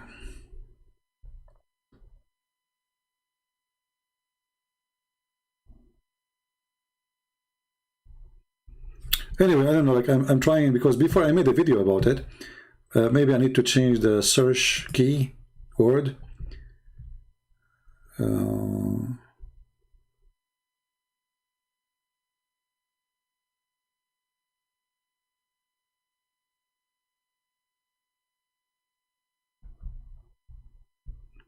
It's a very silly, you know, claim anyway. But all of it is based on false numbers.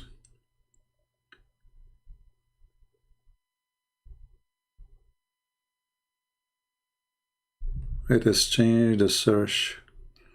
Let us type the word 19.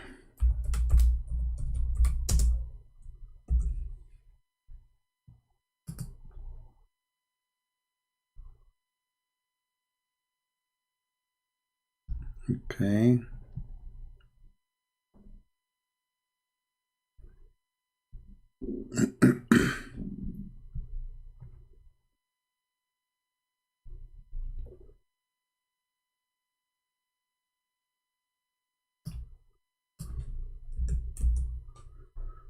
Maybe we can search actually videos. There's videos exposing those false miracles made by Muslims.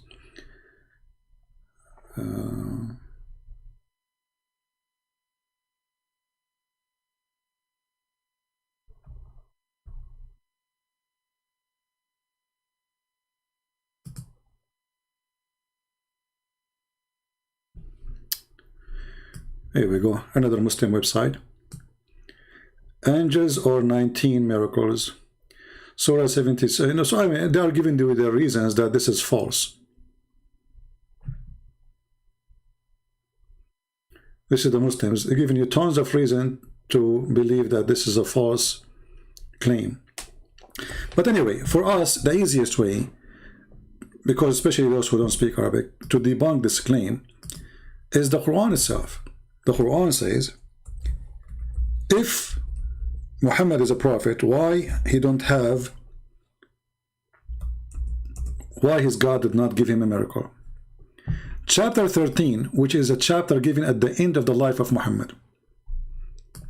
People are still asking Allah, Aka Muhammad, how come he don't have a sign? Why Muhammad did not say, this is the sign? He did not say, I have any sign. He says, well, Allah, he did not give him miracle. Allah, he deceive as he wish, and he guide as he wish. That's the answer. Which means Muhammad himself is not aware that there is a scientific, or let us say mathematical miracle as the Muslims they claim, which is rejected by Muslims. It's a stupid statement, because all the calculation is based on numbers and letters. If we go calculate them, we will find that those letters are not true. So when he calculate chapters, they say chapter Al-Fatiha, first verse is 19 letters. We go check them out, we find they are 23, 24, depending on the recitation. If you use Hafs, I think it's going to be at least 24 or 23. So they are not 19. So it's a very stupid claim. And here we go, Muhammad at the end of his life, still he don't receive any signs or miracle. The Quran says, well, if this is a book from other than Allah, well, then you will find contradiction. Barat Rahman, when he was speaking to Mimi Hijab, he said to him, well, my book, the yellow pages, have zero contradiction. It's very silly to say that this is from God. Same time, let us say for the sake of argument, I make a book now, I can divide number 19 on it. Does that make me God? That is a very stupid argument. But even that is a false.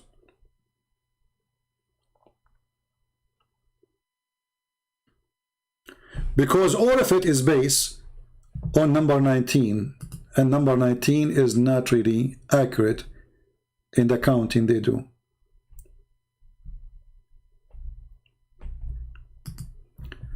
I will go to the website of Rashad Khalifa.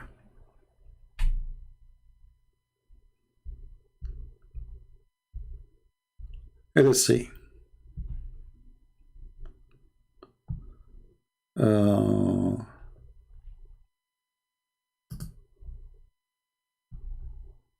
Here we go. All of the claim is based on this first verse in the Quran. The first verse, 1:1, known as a Basmala, contain 19. You remember when the guy, he said to me, no, it's not based on that? 19. Okay, let us go to the first verse. We will find that this is absolutely false. It does not contain 19. That is absolutely false. This is the Quran, which means if that verse is wrong, is not 19, the rest of the claim is destroyed already.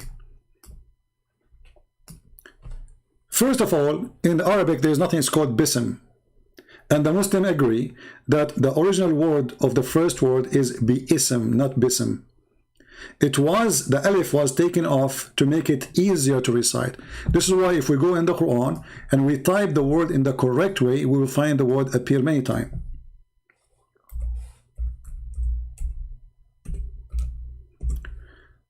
This is the correct way to write the word. Bi-ism, not bism. And you can go and read the interpretation of all Muslims. They agree that the alif was taken off, the letter A is taken off for that purpose. So which means the Muslim, they took it off. It's not Allah who took it off. So you remember we told you about the Arabic scholar Al-Farahidi. He took those letters and he add letters. He add Hamza, he add many letters. He add Shadda, he add Kasra, he add all of those things. So the first one is Bism, which means we have to add the letter A. But you know what? I'm not going to add it. I will give it as a tips, just to show you that even that will not affect the result. If you zoom with me, anyone who speaks Arabic, he knew that the Shadda present two letters. Actually, you can watch the video of the guy. His name is, what is the name of the guy who take off his t-shirts to girls? He sent his WhatsApp messages to Muslim girls. What's his name? Remind me here. You know, he have like about the coincidence words in the Quran. You know, Nu'man Khan. So watch Nu'man Khan. He will show you how when the letter have a top shadda in the top of it, that means the letter is repeated twice, like Ar-Rahman. Go watch his video. It's not my video. This is a Muslim videos. So the second you see shadda, and those who do not know shadda, let me show it to you. I will zoom in more. That thing, let us show you here. That little thing in the top of the letter here look like this, look like teeth. This is a thick line. Let us use thin. This letter here, this move here, look like that. In the top of the letter in the middle of Allah. I will put a sign underneath of it. See that letter? In the top of it, you will see that move. That move represents 2 letters, not 1. So the second you see that move in the top, it means there's 2 letters. So the same letter repeated twice. And the same goes for every letter after that. You see here Ar-Rahman, this is letter R, and have the same sign in the top here. So letter Ra is repeated twice. Okay, so now we have 2 letters more additional to 19. We continue. If you go here, you will see a little A here in the top. I will put a sign under the word, and this is the letter. You see it? Little A. Let me put an arrow with a different color. This is the A. You see it? It's a little tiny thing in the top. Oh, we need to make an arrow. Hold on. Arrow. Let us wipe it off and make it again. All right. So now, if you look here, you will see there's a little arrow. Sorry, little alif. You see it? It's like a dagger, like a knife. That is a letter. Ar-Rahman. There's A. So now we have 3 more letters to 19. So now what we have? 20, 21, 22. We did not finish yet. Here we have the shadda again over this letter. Let us make this arrow shorter.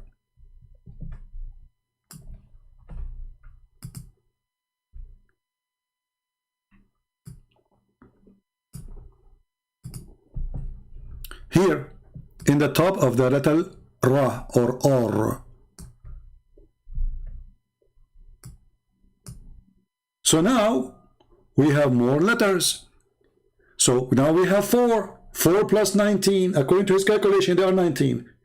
Plus 4, that is 23 letters. And we did not add the alif here, which is should be added. That will make it 5 more letters. Where's the miracle?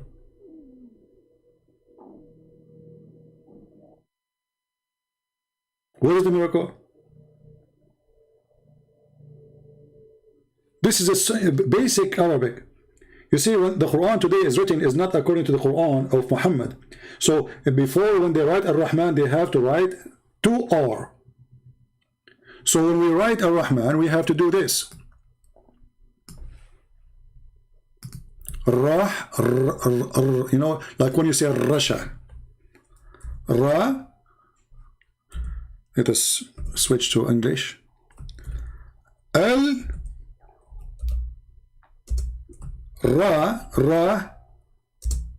Rahman.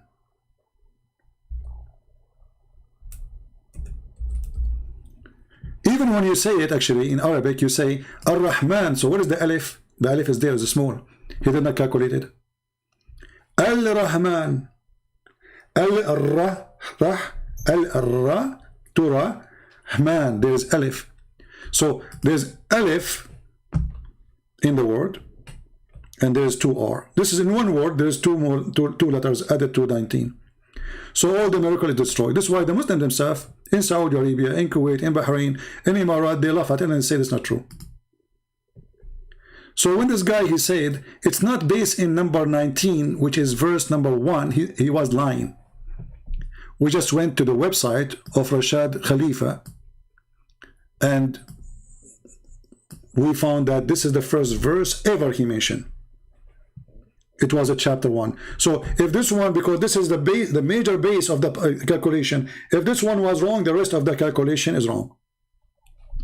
So do you see how easy to debunk their stupidity? The basic of Arabic alphabet is from number. You see, my friend, there's nothing is called the basic of Arabic language alphabet from numbers. This is Aramaic. Aramaic. All the world today using the Aramaic alphabet.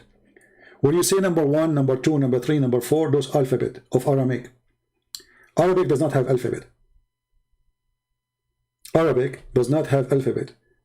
Arabic is, let us say, you bring a dog, he is a Doberman, and you make him have sex with other dog, and then you have a new dog mix.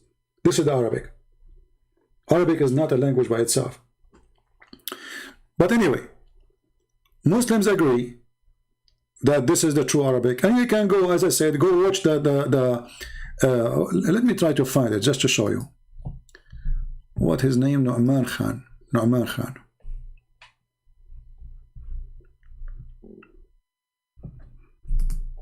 And by the way, I said to myself today, I will try to make the video short. What they call it in English, guys? So what can I search? Like what is the they say, like in the name of the miracle of the Quran, like how you find letters, you can read them backward, forward. Nu'man Khan, Quran words. Let us see. I'm not sure what I will say words after that.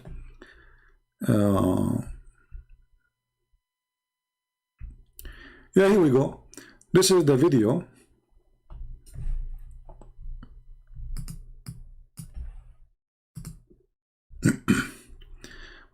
But we cannot play all of it. Let us search.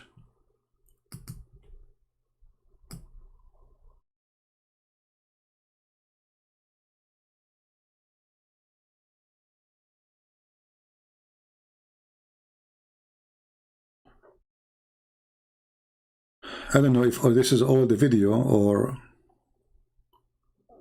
part of it.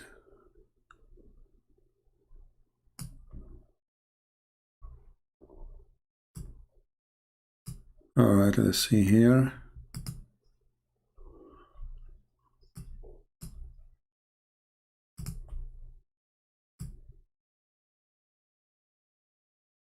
You have to look for it, because he have where he showed the word Rahman specifically.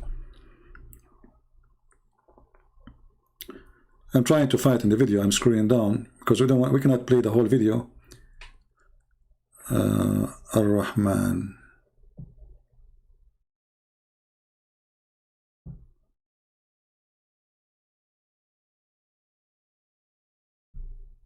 Until now, I cannot find it. We don't know if this is the same video or not. Okay.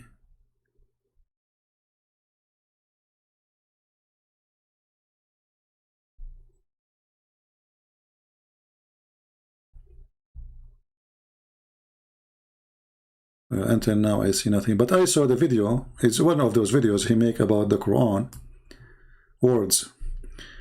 Let us search different one. Nu'man Ali Khan.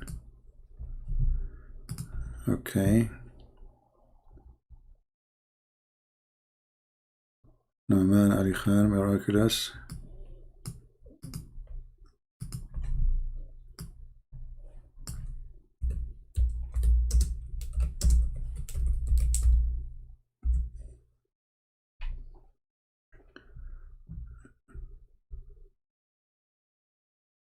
The problem, there's tons of videos, you have to find which one he speak about that word.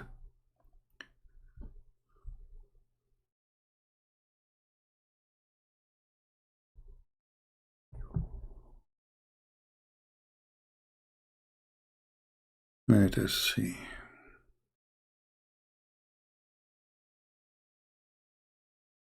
Anyway, maybe one of you can find it and find where he spoke about Ar-Rahman, and you will see how he count. How he count the letters, and he will show you that letter have to be counted twice. I mean, it's not a science, it's easy. I mean, any Arab, he knew when you add shadda is something added to the Arab language later, so you can make the writing shorter, so you do not need to write the letter twice.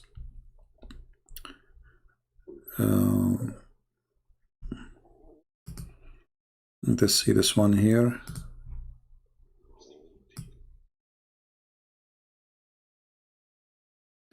Maybe if any of you can find it later and give me the link, and I will play it. But anyway, but you see how easy to debunk this stupid miracle. Number 19 does not exist. Not in a single verse of what he claimed. The counting is fabricated. And even Muslims have to agree with me.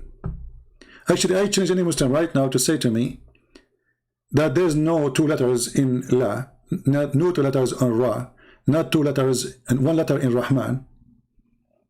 There's nothing in Arabic is called Ar-Rahman like this. Ar-Rahman have to come with Alif. Always. So this was added later by this guy Farahidi as a decoration. So he make it small, but this is a letter, Ar-Rahman. You say it, Rahman. But here, by making this letter small, and when the guy he calculate the numbers, he is not being honest because the letter is still there in front of our eyes. You see, the first letter here in Bism is taken off. So I can say, okay, well, he was calculating what is there from the Quran today. But why he did not count the letter here, which is in the front of our eyes? There's no way he don't see it. And he speak Arabic. Don't you knew that this is an Alif letter? He knew. Any Muslim here, he knew. Why he did not calculate the letters here? Why he did not calculate the letters here? Why he did not calculate the letter here? Because simply he did it on purpose.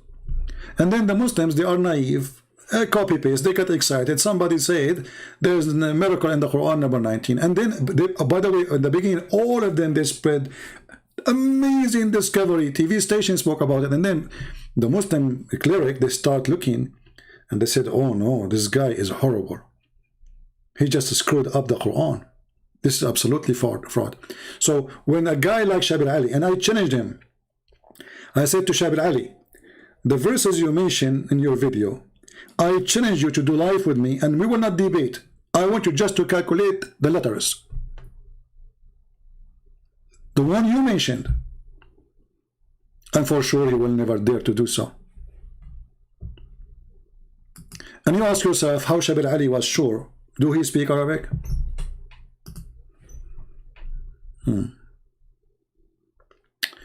Did you answer me, Abul? My friend, I answer you many times. You are just an idiot. Aren't you the one who asked me about the Christmas tree? Get out of here. Aren't you the one who said to me, Jesus, he killed people in the Bible of Thomas? I answered you, you idiot. You are just like a pimple in the ass of Muhammad. And now I pressure you and all the fuzz came out. Did you answer me? Like the guy, he think like he have a questions. Is those questions? Is really this is a question?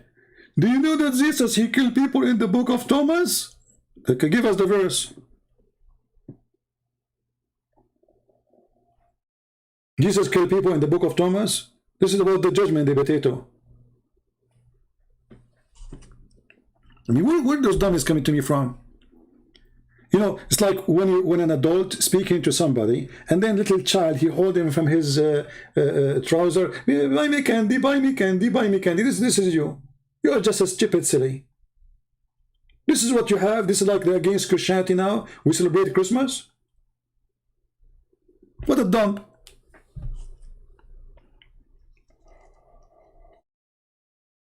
At least bring something valuable, something important. Let me tell you, the God in the Bible, he killed people too. Is it the flood of Noah done by God? Isn't it the Christian, they believe that this is the same God? So you are silly. You do not need to go and fabricate news. We have real news. Yes, God, he kill. He create. And he take life. He gave life. So he is the only owner of life. So he is the one who have the right to take it. Are you happy now? Stupid silly?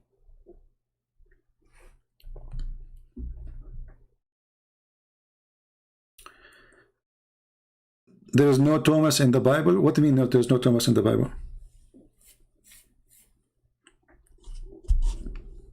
No, he's saying in the Bible of Thomas. In the Bible of Thomas. You know, I remember once I asked a Muslim, do you know the Bible of Jephanos? He says, yeah, I know it. I said, what about the Bible of Michalanos? He said, yeah, I know it too. What about the Bible of Sharhabil? He said, I know it too. Muslims, they come to you with Bibles as they wish. However, if they are trying to say that Jesus, he bring people to kill, his angels, they will kill, they will slaughter in the judgment day, well, we can find that in the Bible. But this is in the judgment day. But as we know, Jesus will not really slaughter them. Jesus will send them to hell, because slaughtering will end the life. But the Bible confirms that those people will live forever in hell. So the slaughtering here is a slaughter from the mercy of God.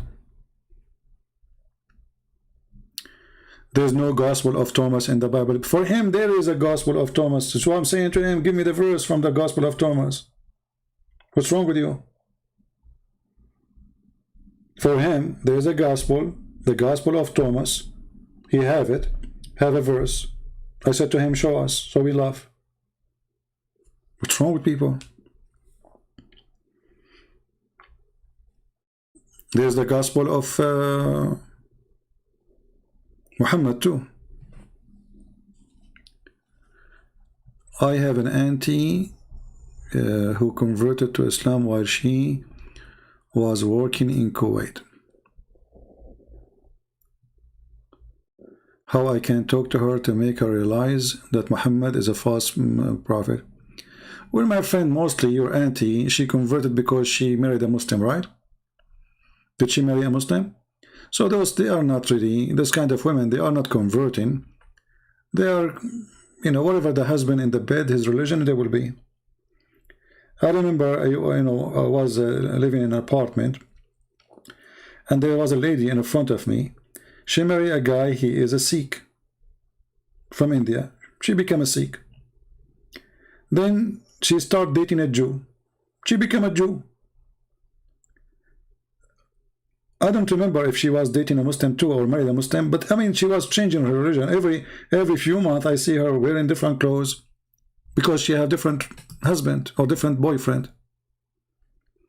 So those people, they don't convert. With my respect to your auntie, you know.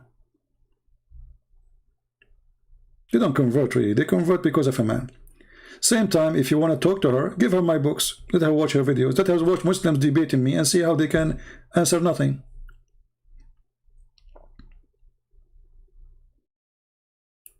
So the one who have a verse from gospel, the Muslim, they come to you, there's a gospel, it's called the gospel of Barnabas. Okay, give us the gospel of Barnabas. What is the gospel of Barnabas saying? Do you have it? Show it to us. That gospel says what? Muslims, they have all their own gospels. For us, we as a Christians, we have the 4 gospels. But anyway, if you have a gospel, bring it to me, as you call it gospel, because if you consider it as a gospel for you, that's good. Show us.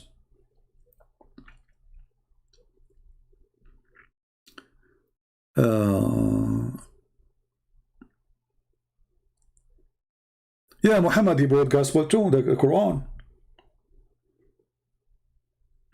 All of them, they have gospel.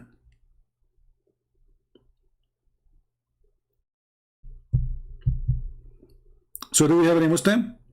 My Skype is still open if there's any Muslims. Anyone?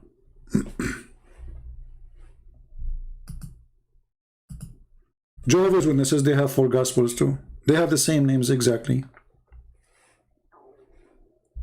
But if you read inside, you will see there's different stories. Different translation, false translation. Even though they have the same exact names,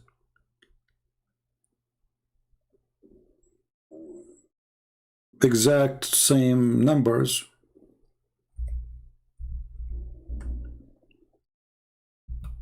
but the second you start reading, you will find that they are not there.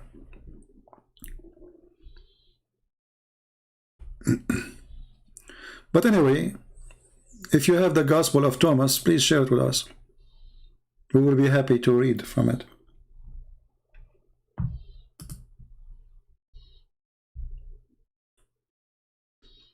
Do we have any Muslim?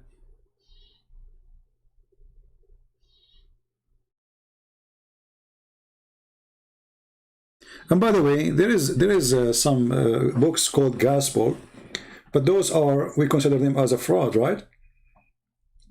And this is where some of the stories Muhammad he brought them from there. So we know that there's other books called Gospel, but those are not our Gospels.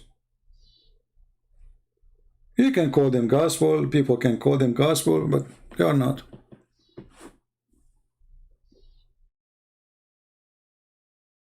Do we have any Muslim?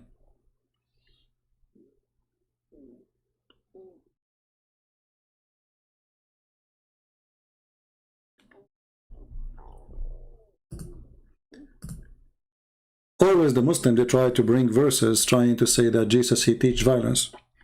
Well, I have a better news for you.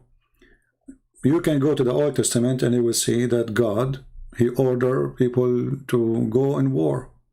The same God. We don't have two gods, three gods. The same God, he flooded the whole earth.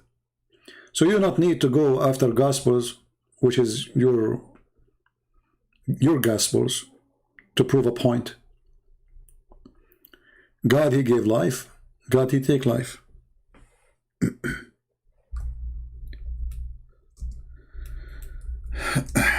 Let us see the Abduls in Skypes.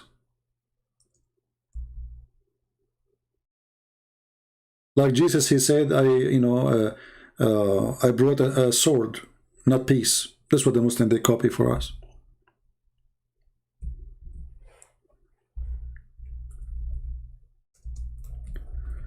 This Abdul here.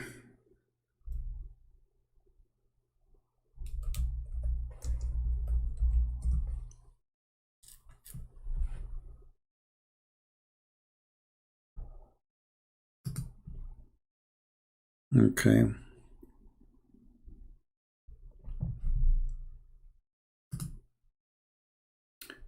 Do we have any Abdul?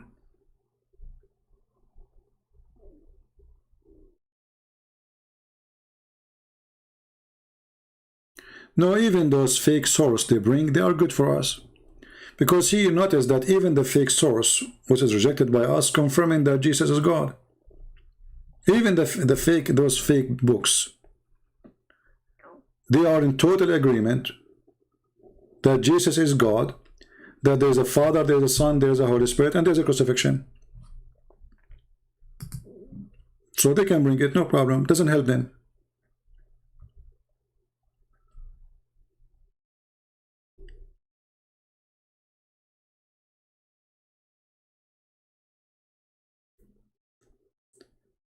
The one who said his auntie, she converted to Islam in Kuwait, why you don't call her right now and put her with me in the phone?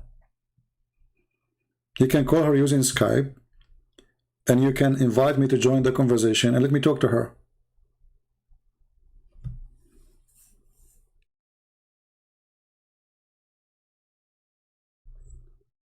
Any Muslim? Any one of you, he have somebody, he want to help? He is somebody, let's say he converted, the Muslims lied to him or to her. You can call me. I don't take calls from Christians, as you know. But in this case, I will accept. Because you will bring in somebody to come, so we can help. So you can call any person you know, he converted to Islam. And we can have a conversation live on air. And I promise you, I will speak nicely to them.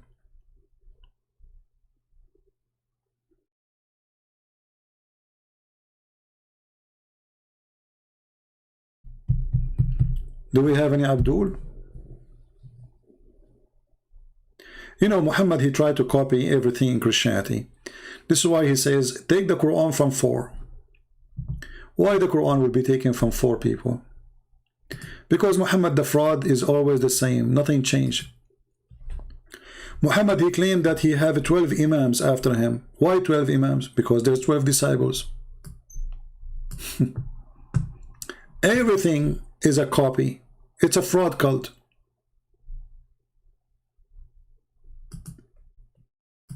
Take the Quran from 4. Is that Luke? Is that Mark? Is that John? Why, from 4? Is Matthew with them? So Muhammad, he have tons of, you know, companion, but yet take the Quran from 4. What made him say so? Because simply he is trying to copy Jesus. He's a fraud. And the funny is, the Muslim, they did not take the Quran from those 4.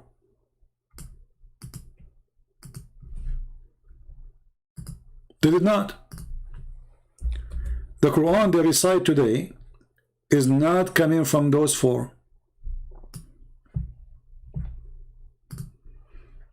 Is somebody trying to contact me?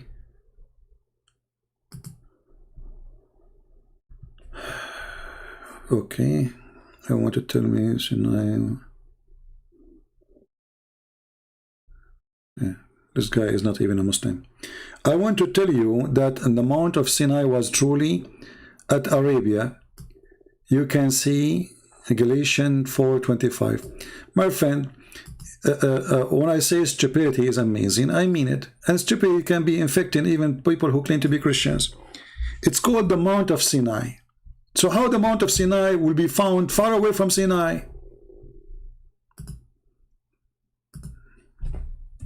Stupidity is amazing. It's like saying the Mount of Himalaya, and then you discover that the Mount of Himalaya in Alaska.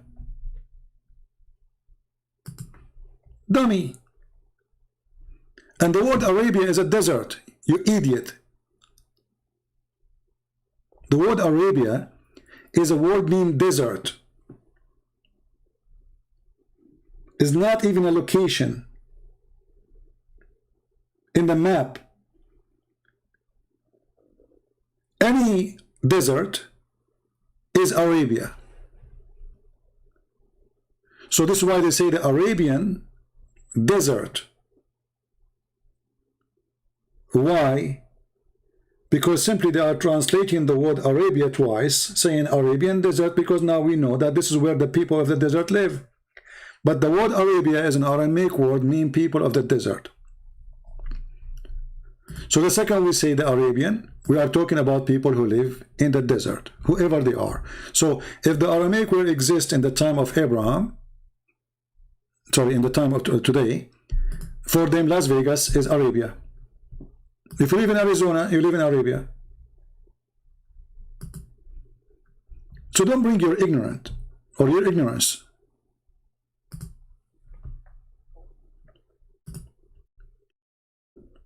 Ignorance is the problem in this world. This is why if you go in the Quran, you will see it says Al-A'rab.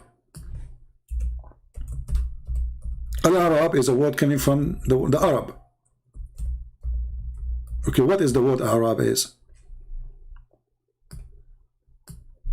All over the Quran. Look how many times. Look how many times. Okay. Well, what does that mean?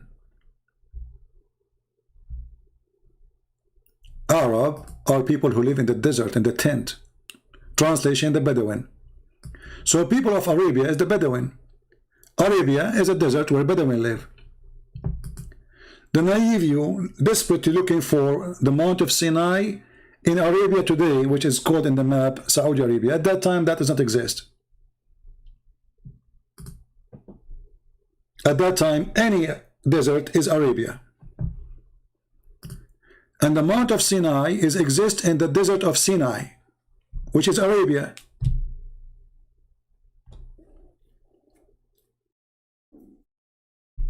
So don't be a fool.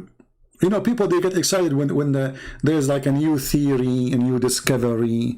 I want to show you. It says that. No, it doesn't say that. You are just an ignorant person. The word Aram is those who live in the top of the hills. Aramic. The word Arab is those who live in the flat desert. The Mount of Sinai is a mount, number one. It's a mount. It's a mountain. And that can be found in Sinai. I mean, the stupidity is amazing. It says the Mount of Sinai. It's giving you even the name of the location.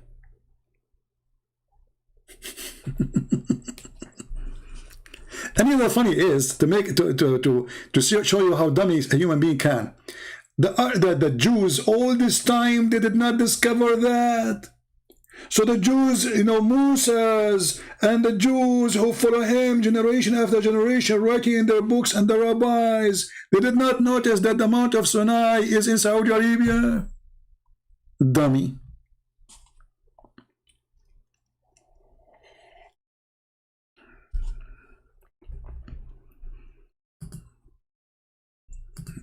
Our enemy is ignorance. So we go back here, take the Quran from 4. Why 4? Any Muslim can tell me? Allah said to Muhammad, take the Quran from 4. So what he was alive. Why we don't take the Quran from Muhammad?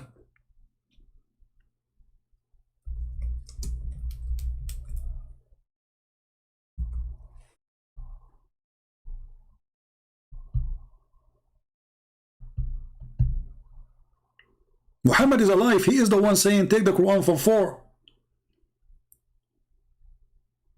Why we need to take the Quran from 4 if Muhammad is alive?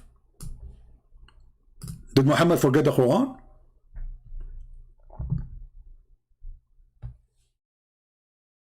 Do you have any Muslim?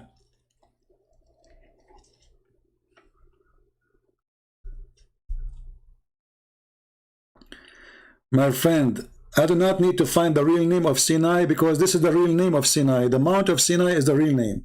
You are again being an idiot. Documentary. Those people, they take their religion and their belief from documentary. A documentary made by a truck driver. You did not see the documentary. So his proof is a documentary. And the Saudi, they have a fence around it. Stupidity is amazing. And you know, at the end of the day, let us say the Mount of Sinai was in Japan. Why this is so important? Why people are so silly? It's like a guy, you know, he used to have a lot of pimples in his face and he used to play with them. And then one day somebody told him, oh, there's a medicine, if you use it, no more pimples. So he used it. Pimples are gone. And he was so unhappy. Because now he will squeeze what? He needs pimples. So silly people, they try to find discovery, have useless use. Useless use. Because this is how they can get attention. If you say something different, you get attention.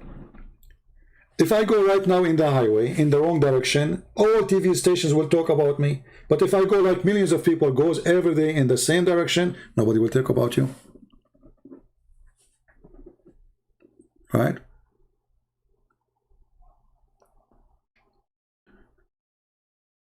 CP, Abaka, 1 Corinthos. Speak to me in English, Abdul.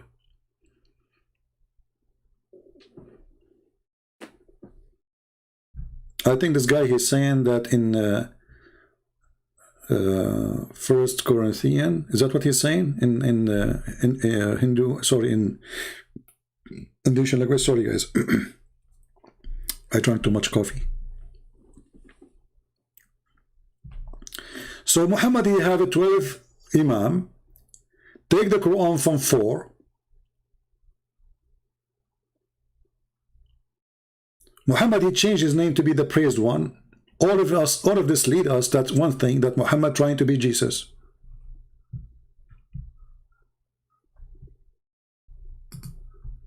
Is 1 Corinthians chapter 8, verse number 4, say la ilaha illallah. First of all, in the whole Bible, the word Allah does not exist. Secondly, to say there's no la ilaha illallah, that is very silly to come with, because you just said there's no God. So there's God or there's no God?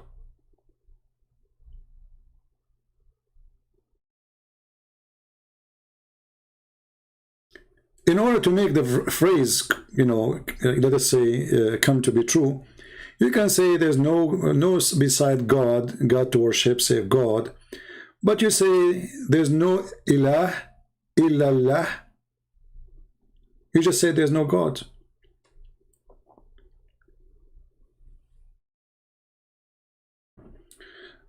Same time, if you go to 1 Corinthians, this is in total agreement with the Bible, all of it says it clearly that there's only one God, and that's what we believe.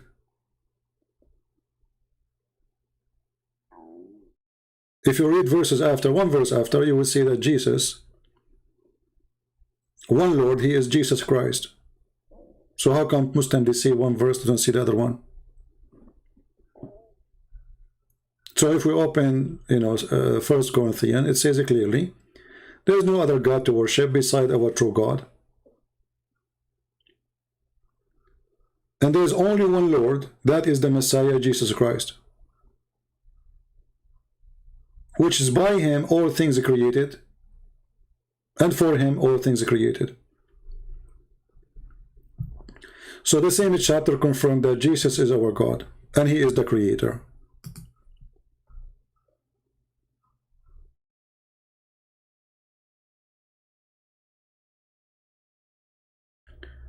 Do we have any Muslim?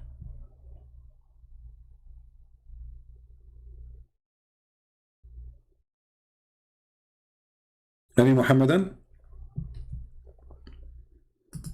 Any Muhammadan with the Gospel of Thomas?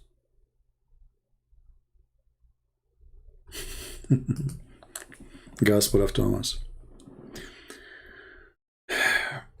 So you see, this is how you can, this is why, like, those things, like Muslims claiming miracles in the Quran by numbers, those are difficult for someone who do not know Arabic. But for us, those is a joke. We can debunk them in 2 seconds. 2 seconds. It doesn't even take us 2 seconds.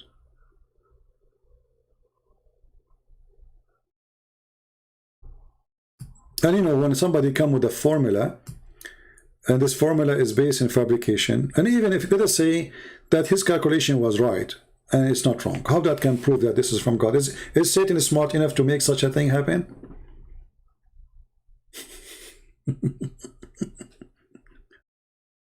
Religion is, sometimes religion can be very silly.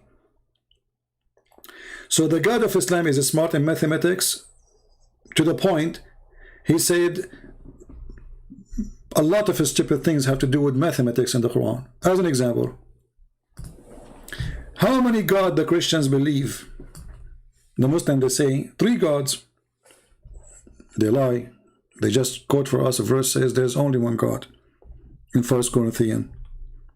And they are the one who's quoting. And then, when we asked last video,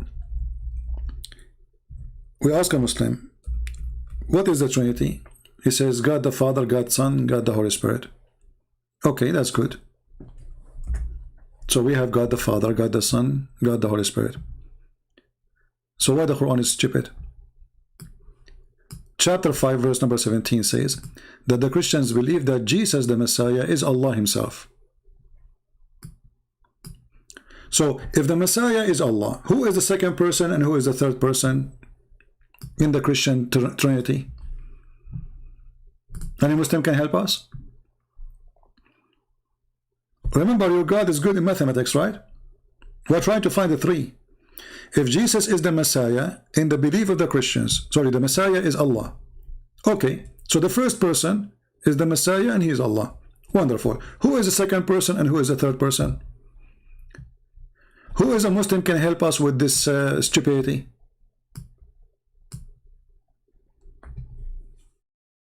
Remember, we Christians, we don't believe that God the Father is the same as God the Son. We believe in one God, yes, but we believe the Messiah is a person. God the Father is a person. God the Holy Spirit is a person. So 3 persons, 1 God. Here, the Quran saying that the Christians believe that the Messiah is Allah himself. Okay, so the first person is Allah, aka the Messiah. Who is the second person and who is the third person? If there's any Muslim want to help us? This is the most simple mathematics ever you can imagine. We do not need to calculate 19 and 17 and divide them and add numbers, take numbers, which all is stupid. The first person is Allah and he is Jesus at the same time. Wonderful. Who is the second person? Mary. Who is the third person?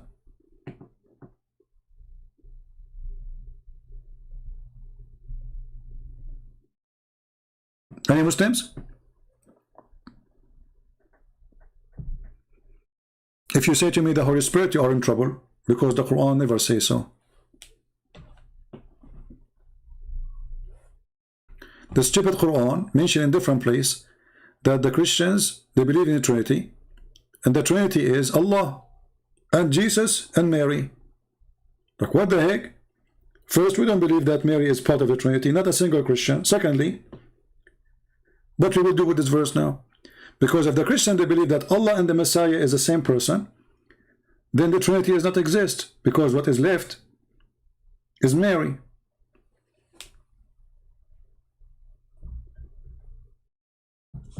Ami Abdul?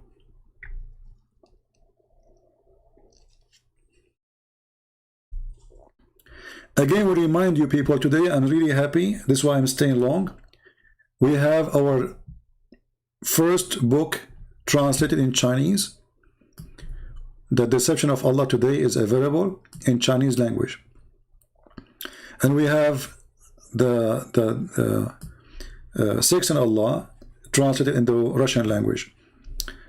You can go and get the links from Patreon, and they are for free. You know, by the way, some people, they ask me how many people you have in Patreon. I think I have like 1,090, but we can say 99, not 99, maybe 95, 90 something percent. They don't really make any donation. They are just there. They put a number like $1, but there's no donation because they don't have any setup for a credit card or anything. So the number is a huge as people in Patreon, but the real number of people who donate is very little. I'm not complaining. Thank you, God. Thank you, Lord. You know, I trust that people, they support us when they can. For sure, there's people who they are fake, they don't care, but you know, there's still the good people, they try their best. So do we have any Muhammadan?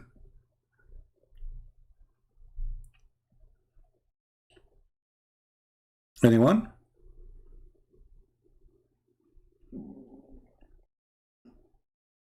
And I cannot wait until I finish my translation for the Quran, and then we translate to all languages, and then all languages will be posted for free. That will make my dream of accomplishing, you know, I mean, really something really good, because this will be forever. The second we finish this translation, you know, like, it's hard to do a work, right? But after you finish it, you will be so thankful for having it forever, because generation, maybe today, maybe tomorrow, maybe a year after, maybe 20 years, we don't know. I will die, but the book will stay. And your translation will stay. So thank you for those who help us with the translation. You are part of this memory which is going to stay forever. And the best of it, that it's for free. God is good. You know, those people did not ask me for money. They did not say we will not do it unless you pay us. And that is telling you the quality of those people. They are wonderful. Harun Abdullah saying the Trinity is pagan. Okay, thank you, Harun Abdullah. That means Allah is a pagan, because the Trinity is all over Islam. Islam exists because of a three: Muhammad,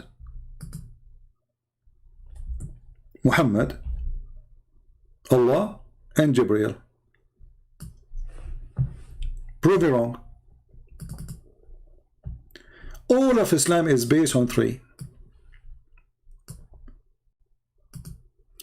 When you do ablution, you have to put water in your nose 3 times, in your ears 3 times, in your mouth 3 times. You wipe your hand, your feet 3 times. So everything you do is based on Trinity. Allah is God. Allah, He sent His Spirit to Muhammad. 3. Trinity. All of your religion based on Trinity. So when you say Trinity is pagan, that's mean Allah is a stupid God.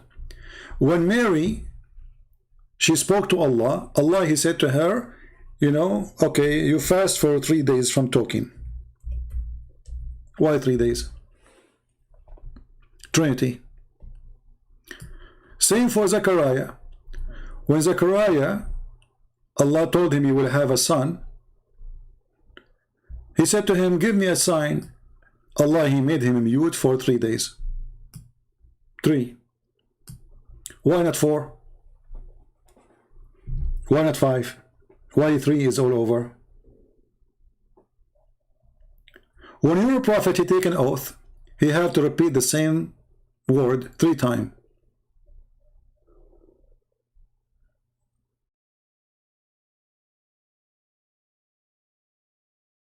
Any Muslim?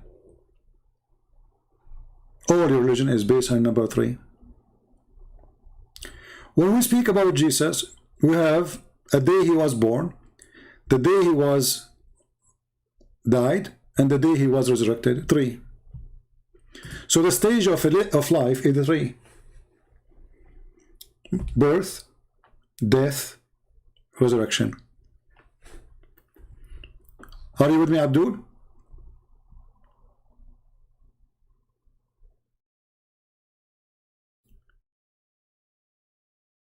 Do we have any Abdul have anything to say? When a Muslim, he divorced his wife, the final divorce, if when you divorce her 3 times. Why 3? Any answer?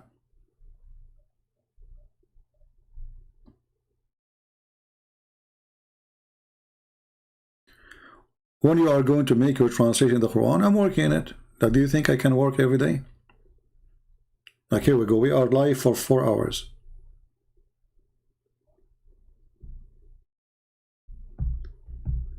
Do we have any Abdul? If I go right now and I type the word 3 in the hadith, just do this, guys. Here we go. In front of your eyes. I will type the word 3 in English, not in Arabic. You will die laughing when you see. Let's type 3 times, so just to make it easier to find. 3 times. Endless numbers of pages in the search engine. 3 times. When Allah Messenger supplicate, He supplicated 3 times. Do you see it? How many times you have to pray in the Quran? 3 times. When Muhammad, he do wudu, he do everything, is every limb 3 times. His hands, he rinse his mouth, his nose 3 times. He wash his face 3 times. Trinity. The Prophet do wudu 3 times each limb. He have limbs, by the way. He's limpy.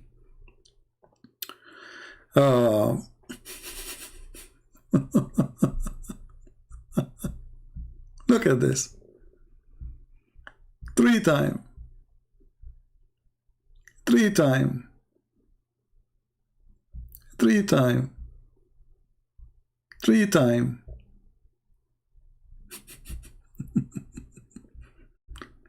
Every, you know, even by the way, when you do piss, you have to shake your penis 3 times. Do we have any Muslim? Muhammad, he repeat the same word 3 times. Mental, actually, this is a sign of mental. Okay, we are people who believe in Trinity. Why I need to repeat the same sentence 3 times or the same word 3 times? You tell me. He's mental. It's a clear sign of his stupidity to say the same word 3 times. Imagine if Muhammad is the guy who do the weather news. brothers, brothers, brothers, brothers, brothers, sisters, sisters, sisters. Today, today, today, the weather, the weather, the weather will be cloudy, cloudy, cloudy, and some rain, rain, rain might fail, might fail, might fail, and maybe I have some idiots, they are so slow to understand me. So I have to say 3 times. Is it a clear sign that your prophet is mental? This guy is coming from the zoo. Why he need to repeat the same word 3 times? You tell me.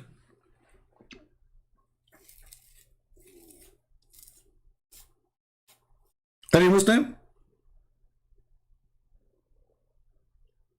I challenge any Muhammadan to tell me what's wrong with this guy.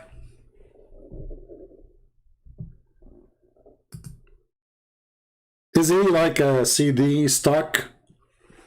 Like there's a Muslim lady, she brought a CD teaching her how to do to make a cake, and then the CD stuck. Keep saying break an egg, break an egg, break an egg. And the lady, she called her husband, honey, send me some eggs. I'm out of eggs. I'm making cake. I bought yesterday 30 eggs. She said, yeah, but this is still saying make an egg, break an egg. He sent her another 100 egg. She called him again. Honey, I need more egg. I just sent you 100 egg. Because the CD stuck with the break an egg.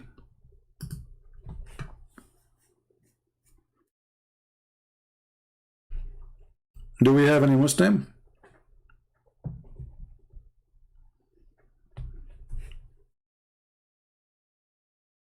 Who's a Muslim like to call me and say to me the word 3 times as the Prophet do it?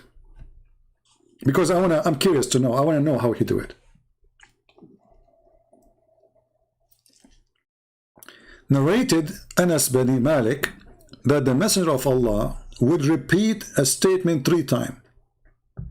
So it could be understood, and he's so clear.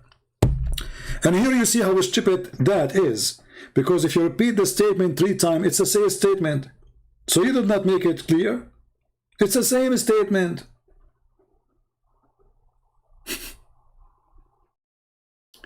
Just to make it simple for you, excuse me, I have to use my drawing.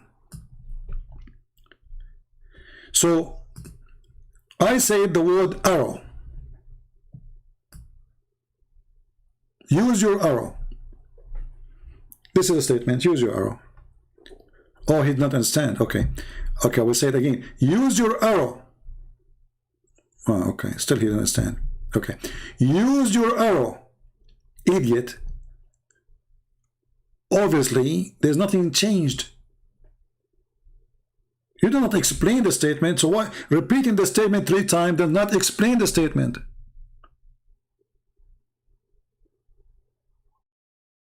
If a student, he watched a video of a teacher teaching mathematics, he did not understand. We play the video again. He did not understand. Is he going to understand if we play a 3rd time? How stupid is that logic? It doesn't matter how many times you play it for him, he will not understand, because he understand, that's it. What you want to say, you said already. So if it was able to understood, he will be able to understand it. Obviously he cannot. So repeating the same thing twice, 3 times, that will not change anything. It's stupid. This is a stupid statement. Like if Muhammad repeating and explaining, I will say, okay, he said something, he explained it. Okay, makes sense. But no, he's repeating the same thing. As an example, Muhammad now he is making it to clear, right? Okay. Just to show you the stupidity.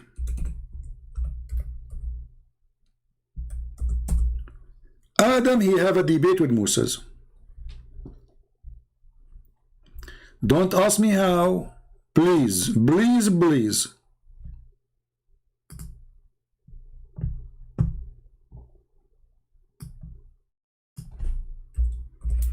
Because according to Moses,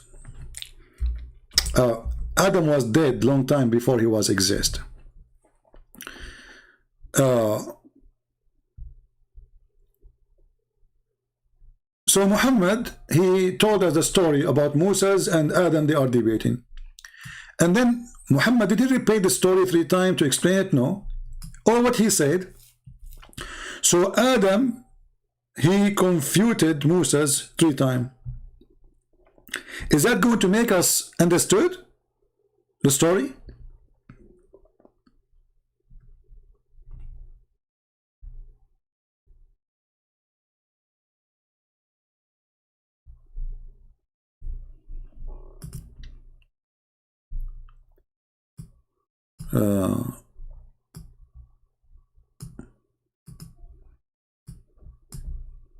Imagine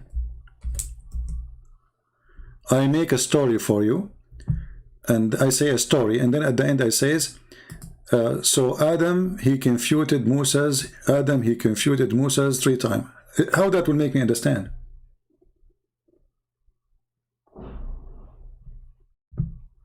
And look in the translation here, they took the word 3 out of the translation. It's not there. Let us see.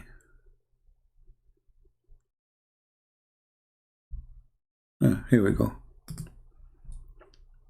So instead of explaining the story, he repeated that Adam confuted Moses 3 times. How that can make, I mean, isn't it enough to say it once? How that make it more clear?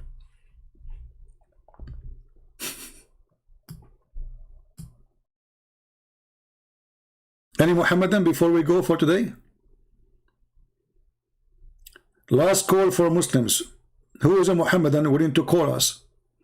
Now those who download the videos and share it, the video is so long, let us say take the cheese of it, play the videos of Mimi Hijab showing us his nipples, make it short, play the videos of Muhammad do not know, or make a part about what this guy Uthman he said. And the importance of the video of Uthman, very important. And actually, as I said, I'm thinking to add it to my intro videos. I will make a new one, thinking to make a new one, that Muhammad do not know who is Jibreel. He do not know. So Muhammad, he was for 40 years, he have zero knowledge of Gabriel. Therefore, the God of the Arab in Mecca, who his name is Allah, obviously have nothing to do with the God of Moses, the God in the Bible. Why? Because as you see, this God, those who worship him, they never heard of Gabriel. All the people of Mecca, according to Sheikh Uthman, may Allah bless his penis, because Islam is about penis anyway. I mean, what will happen? You convert to Islam, you pray to Allah, you do jihad, you kill, join Hamas. Then what Allah will do will make your penis endless. This is the reward. It's a penis God. Don't shy to say loud and clear that Islam is a religion of penis, because the reward is about penis. Even Muhammad himself, when he go to heaven, Allah will give him the power of 40 men of people of heaven. But each one of those people of heaven, he will have the power of 100 men, and boom, boom, effing. So Muhammad will have the power of 4,000 men, penis. Muhammad, he will have the power of 4,000 penises. So don't be shy to say the truth. This is the truth. I mean, I know that some Christian, they will be like, it's really not nice to say such a word, penis, right? But this is how it is, what they will say. Should I say lipstick? Should I say banana? It is penis. What I can do? If Allah say penis, it's penis. So Muhammad will get the power of 4,000 penis. So what the name of the god? Penis. This is the penis god. For everything about him, focus in one part, penis. The heaven of Allah is a penisy heaven. When Muhammad said, you know, they asked him, I don't know if you have my book, 6 on Allah. Now we have the book translated to some languages already for free, you can read it. When they ask him how we will do ifin, he says, dahman, dahman. What dahman, dahman mean? Let me explain to you without, you know, saying anything.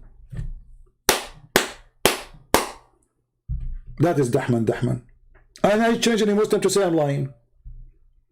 And now you tell me, what kind of a prophet? He's a prophet of God. He described for us how we do the boom boom with sound and action. Even their sex will be violent. Violent boom boom.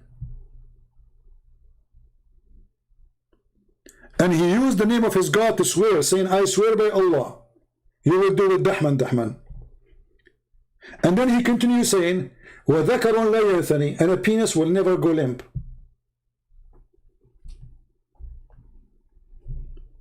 This is the truth. They try to make science and the Quran, they try all the garbage.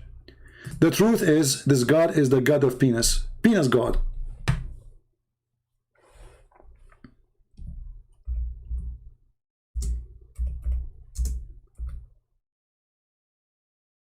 ذكر لا يمل.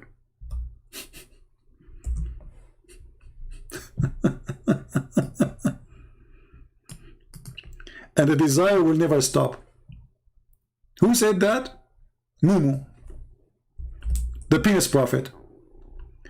I cannot find this hadith here in Arabic. Hold on, in English.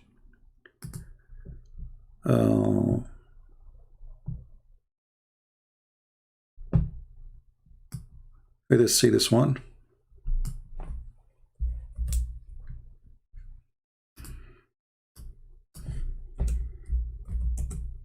Here we go. Read and laugh. This is in English. Muhammad, he describing how he will do the boom boom. This is God. God told him. God, the penis God told him. It was narrated by Abu Umrah that the Messenger of Allah said, there is no one whom Allah will admit to paradise. Allah, he will marry him to 72 wives, at least, you know. 2 from the Houris and 72 from the inheritance of people of hell. Listen carefully, people of hell. I will tell you later why people of hell. Of whom will have desirable front passages. Allah will choose women from hell. Those women, they love sex. They are obsessed with sex. But they are a special kind of women. They have nice boobs. Desirable front passages.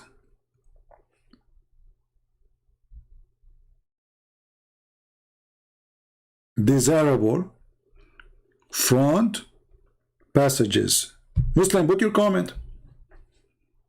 And he will have a male member will never go flaccid, i.e. soft. I'm sorry, I cannot draw that. Other guys, you will shoot me. This is God? This is a prophet of God?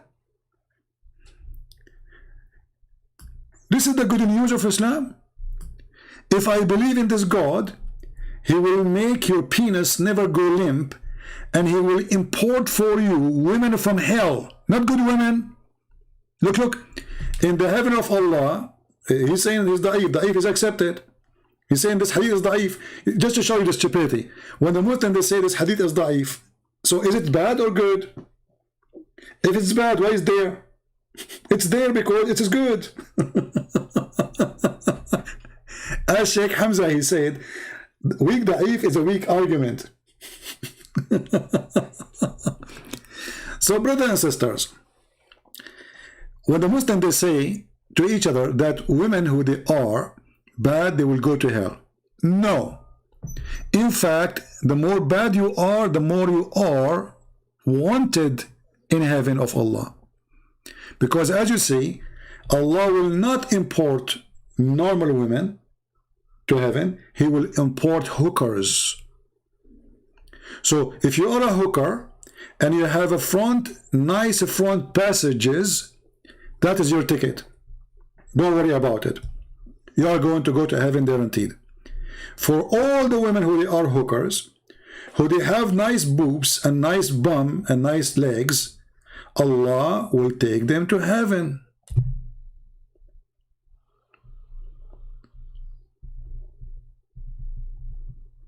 Any Muslim?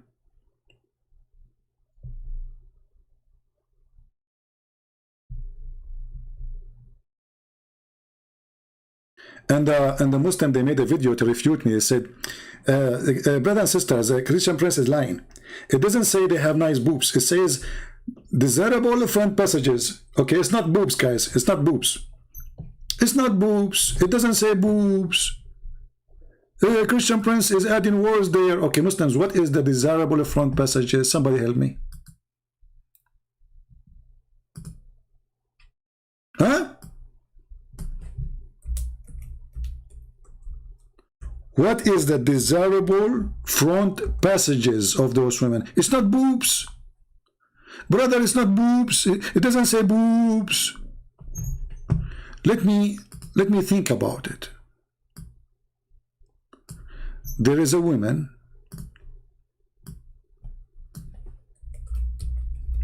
and she have desirable front passages.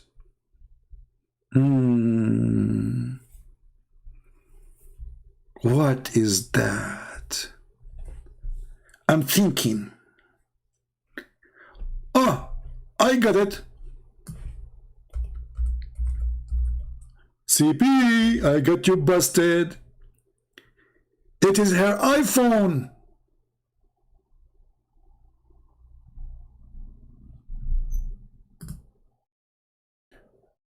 Don't the women, they hold their phone in the front of them? So she have a desirable front passages, obviously. It's not their breast. It's not their legs. No, it doesn't say that, CP. Desirable front passages. It's clear, it is the iPhone 13.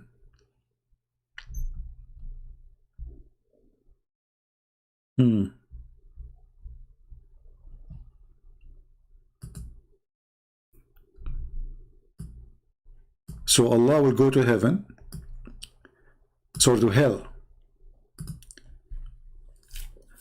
Why you are laughing? I mean, you are not in heaven now.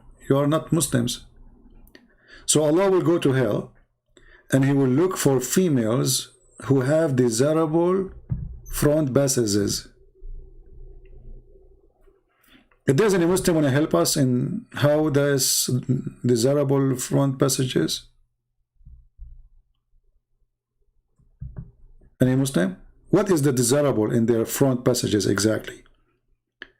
It does, maybe the glasses, she's wearing glasses there. Maybe the blouse. I mean vagina. Okay. Well, I'm trying to be polite. I'm not saying the word vagina.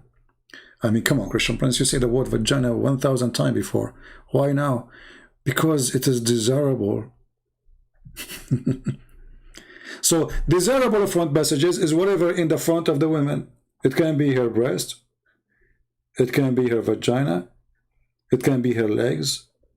All of it, actually. And here you ask yourself, what kind of God this God is? So he is going to bring me women from hell, which means they are not good women. Who is going to be in hell? And why they are in hell? Because they are bad. And this is actually the reason for Allah to import them. The Muslim guy, he don't want a woman. She is going to spend her day saying inshallah. He wants a hooker. Because remember, the whole point of this reward is sex. He wants a hooker who knows all the tricks to make man happy in bed, not a decent woman. So look at the ratio.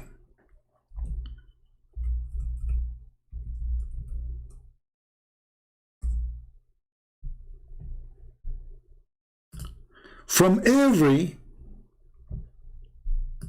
2 women in the heaven of Allah, there is 70 hookers.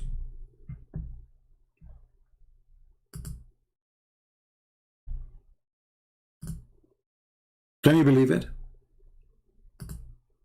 This is the heaven of Allah. From every 2 decent women in heaven, or let's say in the other side, this is the ratio, 2 to 72 to 70.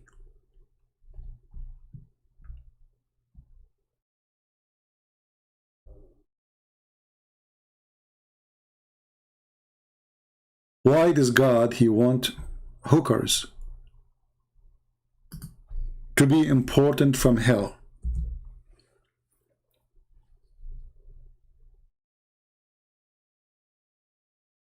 Muhammad is a filthy man. He's trying to tempt men. The whole point is temptation. You enter your heaven, you go to your palace, Allah will go to hell, and he will start looking for hookers. And those hookers, they have a special, unique qualification. Their vagina is so good. Their breast is so beautiful. I'm not going to mention the rest. You know the rest. And here you ask yourself, why those things even exist in the books of Muslims if Muhammad was a good person? And when the Muslims, they say this is da'if, which means it is not very, very, very authentic, but it's in their book. Why it is not authentic today? Is it because it's a shameful? You are trying to regret it or trying to hide it? What kind of God he promised me hookers unless he is a hooker?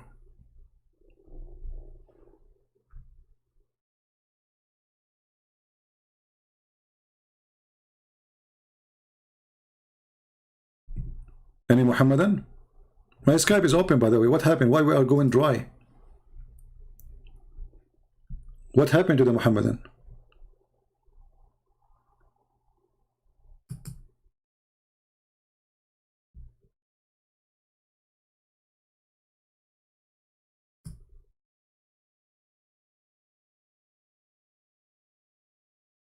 Anyone?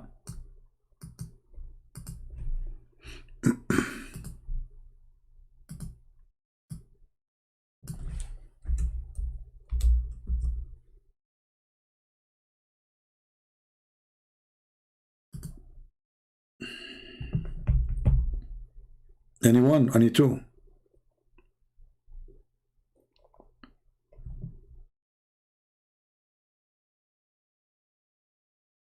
Any half?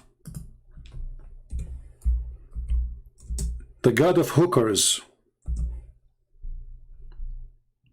The God who will collect hookers from hell. This must be a very good God. So imagine you are a Muslim woman and supposedly you will go to heaven for some reasons. Obviously you have to have good vagina too, because you will lose your qualification. But for the sake of argument, imagine you are a woman going to heaven and your husband will be given 70 hookers beside you. How fun it is to have a house full of hookers with you.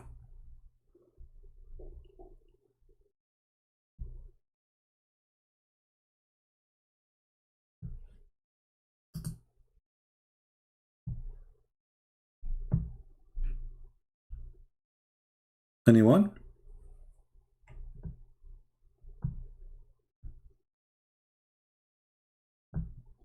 Isn't it wonderful to have such a God?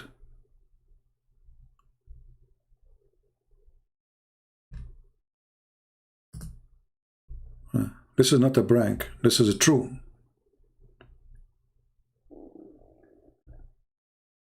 You will be a decent woman and there is 70 hooker with you in the same house. And the poor you have no skills like them. And when Muhammad, he mentioned that each time a Muslim he have sex, he will have 70 years orgasm. I don't know if this is a blessing or a curse. You go to talk to the Muslim. Let us say you are a wife of this guy. If his orgasm is 70 years, what you would do during that time when it's not your turn? If the orgasm alone is 70 years, you take a nap? Do you take a vacation? What you would do with your time when your husband is doing effing and his orgasm alone is 70 years? If the orgasm alone is 70 years, the sex how long? 300 years? 400 years? 1,000 years? And if you have orgasm with every woman for 70 years, Muhammad is stuck with number 70, man. I mean, this guy is obviously mentally ill. Jesus, he said 70, Muhammad, he took 70, that's it. Muhammad, he put it everywhere. So, if every woman you are going to sleep with, the orgasm alone will be 70 years. And remember, those women, they will have 70 maids. And the 70 maid, they will have 70 assistant. And the 70 assistant, they will have 70 assistant. So 70, actually there's a video on YouTube by the Sheikh explain it. 70 x 70, x 70, x 70, at least. This is a 24 million women, just for a bad Muslim. This is just 70, not 72. We did not calculate 72, remember. It should be 72, actually, hold on. The number is wrong here. It should be 72. 72, x 72, x 72, x 72. 26,873,000 women. Now, if the orgasm alone, 70 years, so x 70.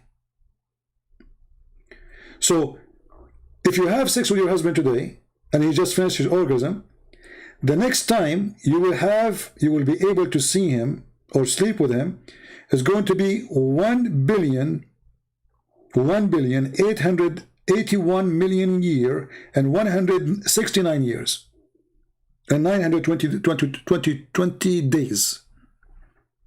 1 billion year. So what you will be doing, your husband now is effing other women. What you will do in the 1 billion year? 1 billion year of effing. And by the way, he did not finish yet, because after 1 billion, as the numbers here says 1,881,000,000 years, he will go back to zero. He will start effing again, starting with you. Hey Muslims, Muslim men, I feel sorry for you, man. You will spend your eternity effing.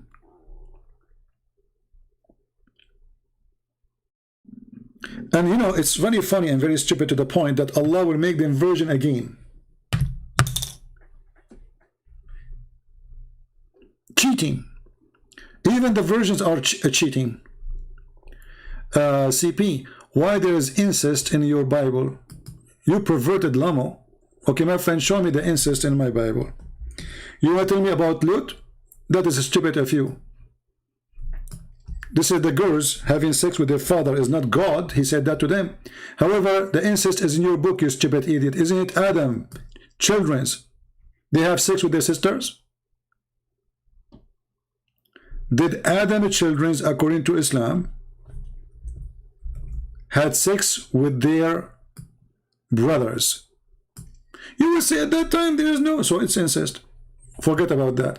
What about your Quran in the chapter 25, verse number 54 says, وَجَعَلْنَاهُ نَسَبًا وَصَهْرًا. And remember here, the Bible tells us about people committing sin, not the Bible saying God said to them, do it. But in your religion, God said that we made a human being from a lineage. Nasaban wa sayra. We go and read the interpretation. It says, if a Muslim man have sex with a woman, and then he have a daughter from that woman, her daughter and the mother is lawful for him. Do you want to call me and challenge me to make you read it? Guys, do you think this guy, he dare to call me? And either he prove me a liar or I prove him to be stupid.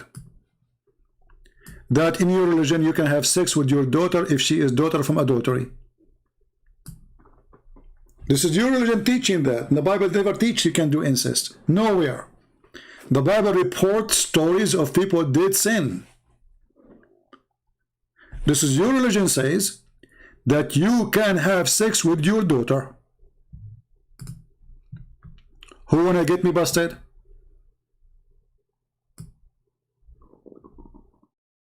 Who want to get me busted?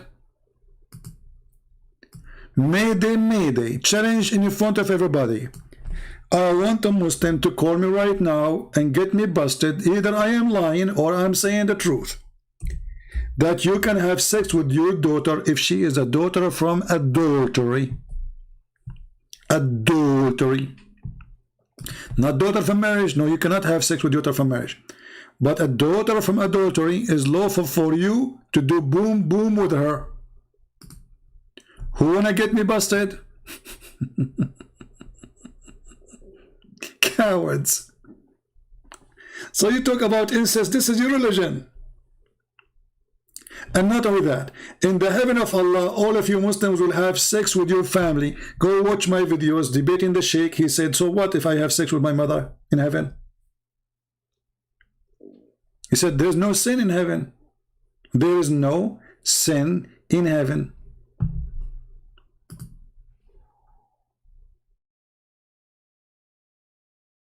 So this is in your belief, not in my belief.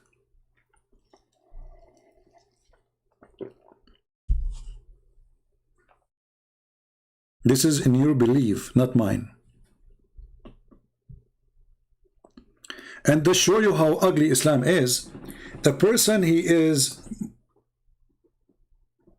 let us say you have a daughter from adultery. You have a girlfriend, you step with her, okay, she have a baby from you. According to Islam, this child cannot carry the father name. Why you are punishing the child? What is the problem? Why the child have to be punished? Is that his sin? Did he choose what his mother she will do in the bed? Did he choose what his father will do in the bed? This is the cult of Muhammad. A child of adultery, he cannot inherit. He cannot even carry the name of his father.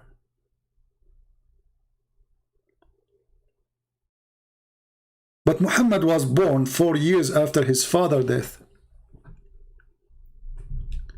If you search right now, how long the women, the Muslim women, she can carry a child from a husband, from real marriage. You will see the Muslims, they have different numbers, and they agree that a woman, she can be carrying a child for 4 years.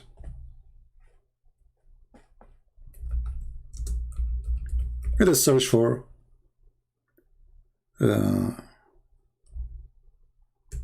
some fatwa.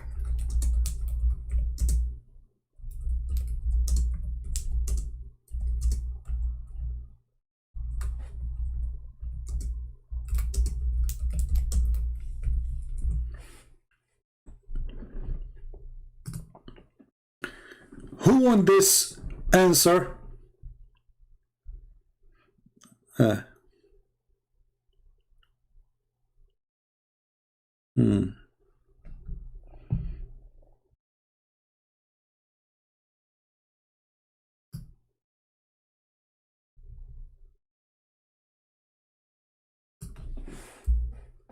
Let us find it in English. Hold on.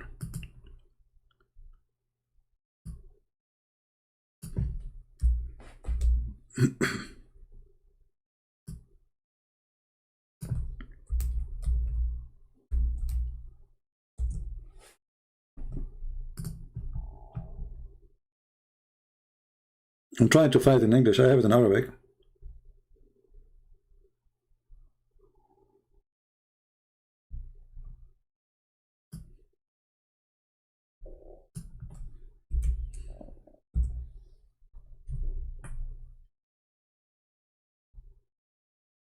Looks like I cannot find it in English.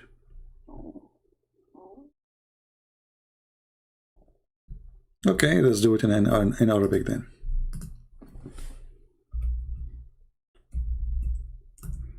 And we can use Google Translation.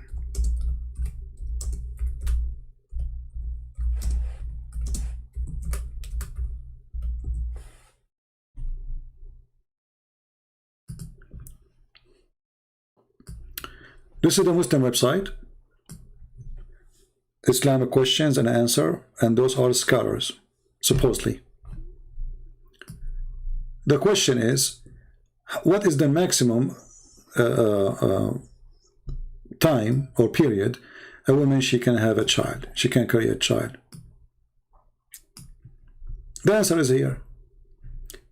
Click translate and dial off in.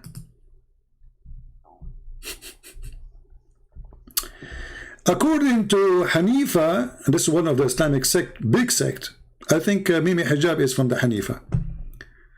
2 years. According to view of Abu Layth and Ibn Sa'd, 3 years. According to the popular, the most opinion on, of Shafi'i and Hanbali and Maliki, those are the 3 major sects of Islam. The Sunni. The Sunni are 4. Even their sect is 4. So, according to 3 of them, the Shafi'i, the Hanbali, and the Maliki, is 4 years. Do you see it? 4 years. According to the sect of the Shafi'i, Hanbali, and the most popular, like the 2 view of Al-Maliki. Then he continued that Imam Malik, he have even more, 5 years. Az-Zuhri and Malik, they say 6 years. Az-Zuhri and Malik, they say in other place, 7 years. Yeah, it can happen, you know. I mean, there's cars walking by electricity these days, so it can happen. And then the view number 8, there's no limit.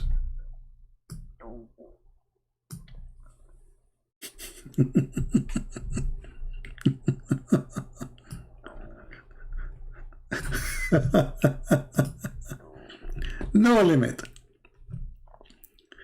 So if you you know, let us say you divorce your wife 25 years ago, and your wife, she called you yesterday, she says, come and pay the bill of the baby, I deliver a baby in the hospital. Don't complain, pay it. This is your child. You will say to her, but I divorced you, you know, 10 years ago, 15 years ago. She say, honey, this is your child, you have to pay it, you like it or not. You say to her, what is the proof? This is my child. She will say, this, he looks stupid like you. What kind of religion this religion is? So Muhammad, obviously, he is a son of adultery. He was born 4 years after his father's death.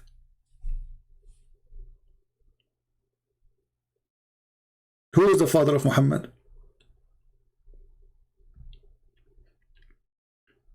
Now I wish I did not make this video long, because the first part of it, guys, what is important. So I'm going to finish here. It's already 5 hours.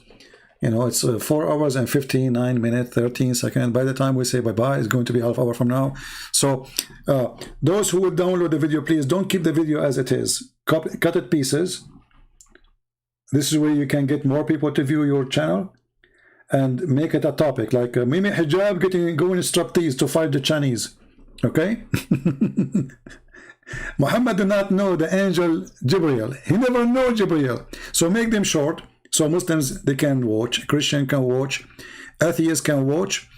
And now you have to be careful if you are a Muslim, in case your wife, she call you later after you divorce her 10 years after, and she have a baby, because it's your baby for sure. It's proven scientifically to be true. All right? So obviously the Quran is meant to be a book for the stupid, for the ignorant. not for those who want to use their brain. When I asked the guy from India, I asked him how the Quran says a man, his name is Solomon, he died standing for a year and nobody noticed that he is dead because he's standing holding a stick. He said, accept. So what the problem? And he is the person who want to speak about logic. And he is the person who want to speak about what is corrupt. Suleiman, he stand and he is dead and nobody noticed for a year. And he is a king. See, if there is a person, he live alone. Nobody come to his house. Maybe 10,000 years. Okay, I mean, nobody noticed he's dead. This is a king. He have army. He have ministers. He have wives. He's a leader of community. He have enemies. He's dead for a year and nobody notice. And the Quran explain why they notice later. Because the termite, they ate his stick.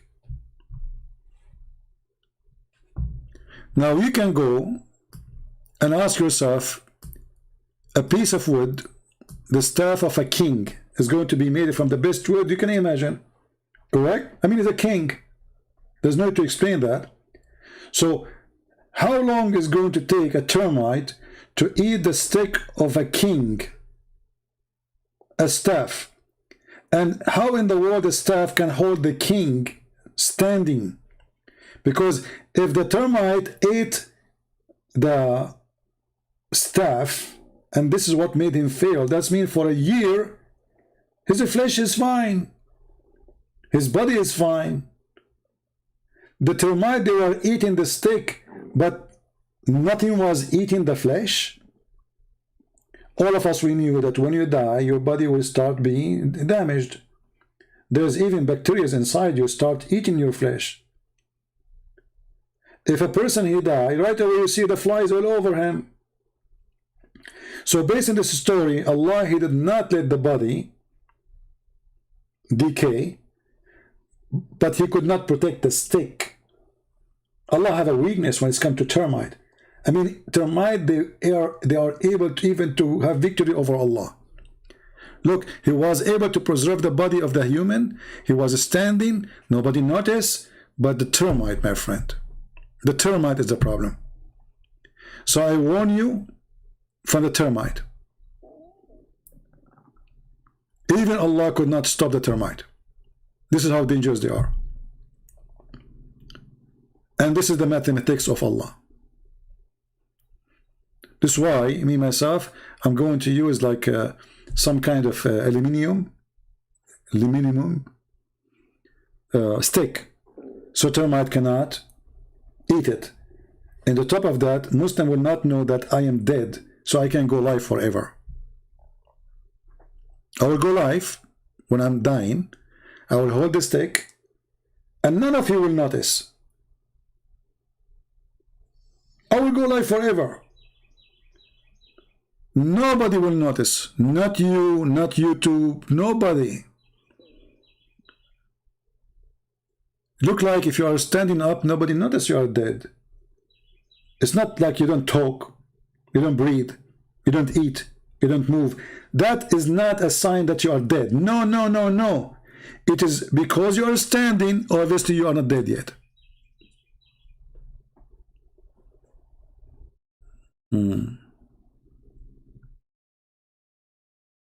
Right? Genius, the one who wrote the Quran. Genius, not a... I don't talk about genie. Because the same guy, Suleiman, the Muslims, they say to us that Islam is against paganism. Islam is against statues. Then you read the Quran, you see that Allah, he ordered the genie to build the statues for Suleiman in his synagogue. You read here, you will see images. Okay, I thought images is haram. No, it's not haram. But by the way, this is a false translation.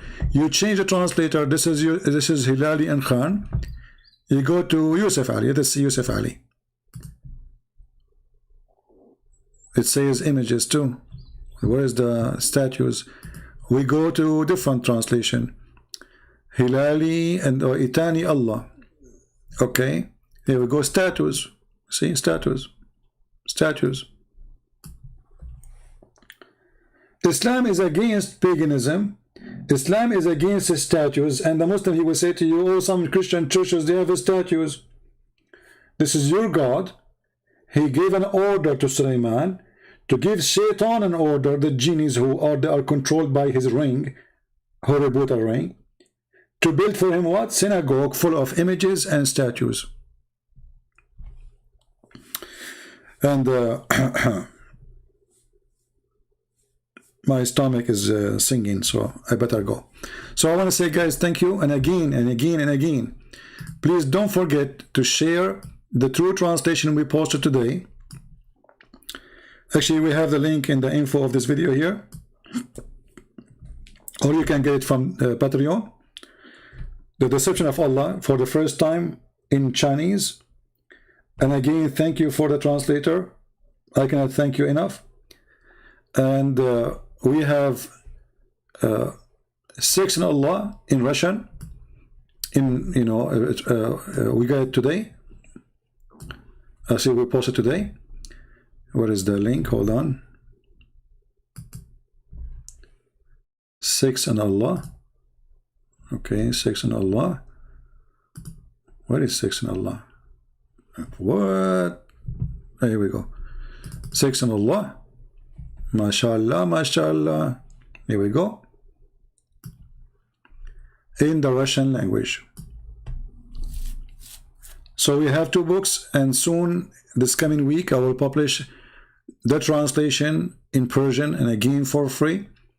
So all those books are gift from me for all of you.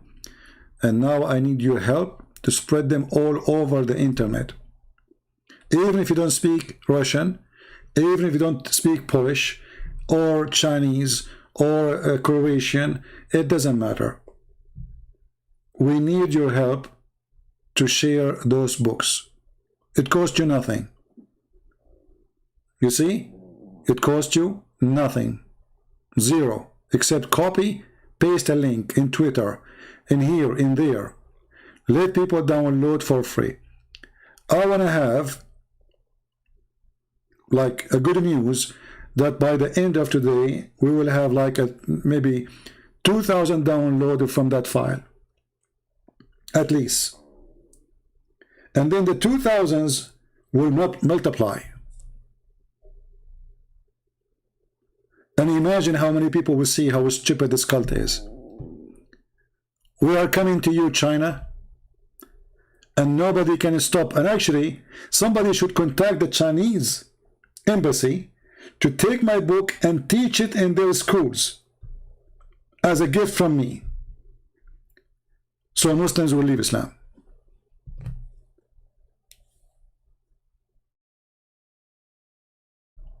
All right?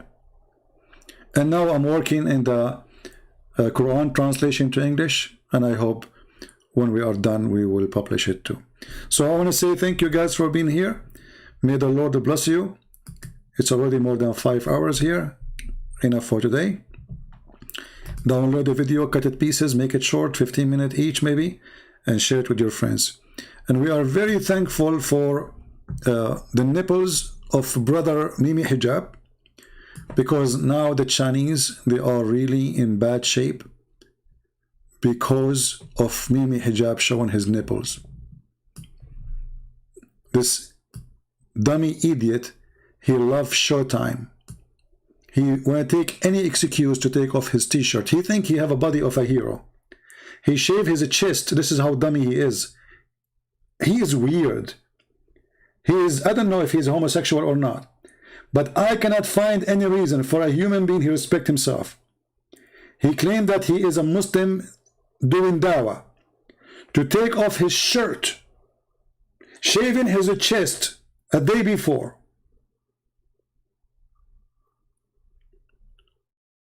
Thank you. You must be a perverted person. And you coward, Mimi Hijab. The embassy is in front of you.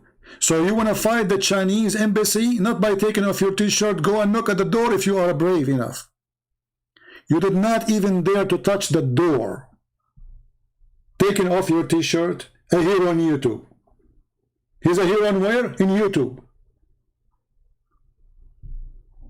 I want the Muslims to follow Brother Mimi Hijab next week. Follow his step and go and do topless protest in front of the Chinese embassy. Imagine, brother, if the news say the following: 10,000 topless Muslims, not to forget the women, because obviously it's okay. I thought in Islam it is haram for a Muslim man to show his chest, to show his body. It is awrah. No, it is not. It's a lie. And the proof in front of you. So I challenge the Muslims to go by thousands next weekend, topless, in front of the Chinese embassies, and throw your bra at the Chinese. Cover your flag, the flag of China, cover it with your top. Take it off, throw it. Bury the Chinese embassy by your t-shirts. And this is how you can defeat China. In the same time, all Islamic government, they are kissing the ass of China. Saudi Arabia, go and check how many times their crown prince, he went to Saudi Arabia, how many agreements they signed with them. Emirat, Bahrain, Qatar, Kuwait. Qatar. Oh, don't tell me about Qatar. Erdogan. Oh, don't tell me about Erdogan. Erdogan suddenly in front of the Chinese, he is a potato. Where's the heroes? Hey, Erdogan, take off your t-shirt. So in reality, they kiss the ass of every single Chinese in the government of China. But they have to do a show, a YouTube show, taking off their clothing. This guy, he loved to show himself. And he think he have a body of a hero. All what I see is somebody stuffed with beef. You don't even have muscles. Look at this. Even your arms have no muscles. What is the point of this? Where is the Muslims? Either you agree with him and you take off your t-shirt, or you expose this perverted man who's exposing his chest to Muslim women. And not only that, he go and he post such a video in his channel. And not only that, he says, you brought tears to my family, Habibi. A Muslim man calling him Habibi. He's in love. Habibi. What a perverted idiot. And we are grateful for all their videos. So this month, those last 2 weeks, actually, they are priceless. We have this video confirming that Muhammad is not Abrahamic. And he is a pagan. And he do not know who is Jibreel.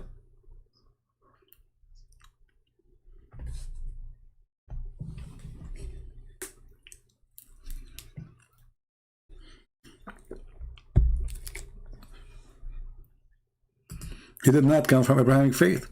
This year we have another video too, made by the help of Mimi Hijab, where he have an interview with this guy, where he confirmed that Islam is a stupid cult, and the Bible is saying the truth, that Jesus really was crucified.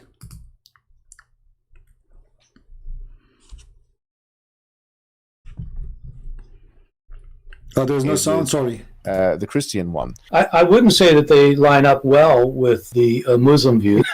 I really do think Jesus was crucified and that he really was dead and buried. I'm not interested in whether Jesus was the Son of God, because I don't think there was a God. And so, my understanding is that your conclusion is that Jesus Christ was a messianic prophet. I think he thought that he was a son of God in the sense that he was specially chosen by God. I think Jesus really did think he was going to be the Messiah, the future king of Israel. I mean, that is... Did you notice what he said? In the front of his face. Jesus, he thought he is the Messiah, which means Muhammad is a liar.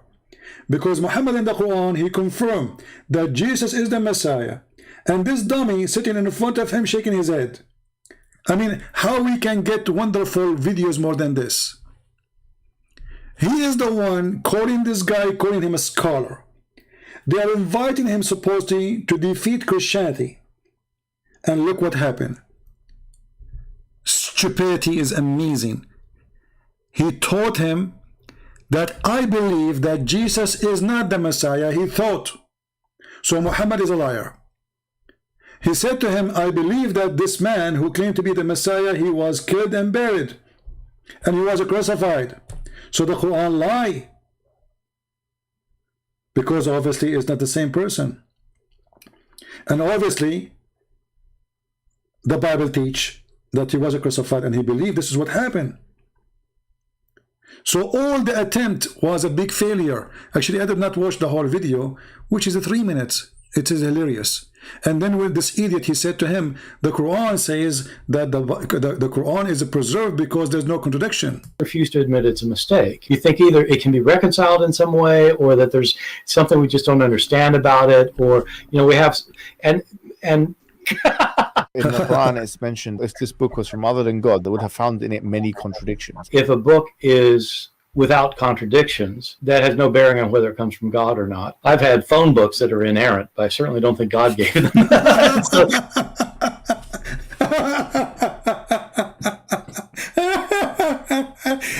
hijab, why did you not take off your t-shirt to beat the guy?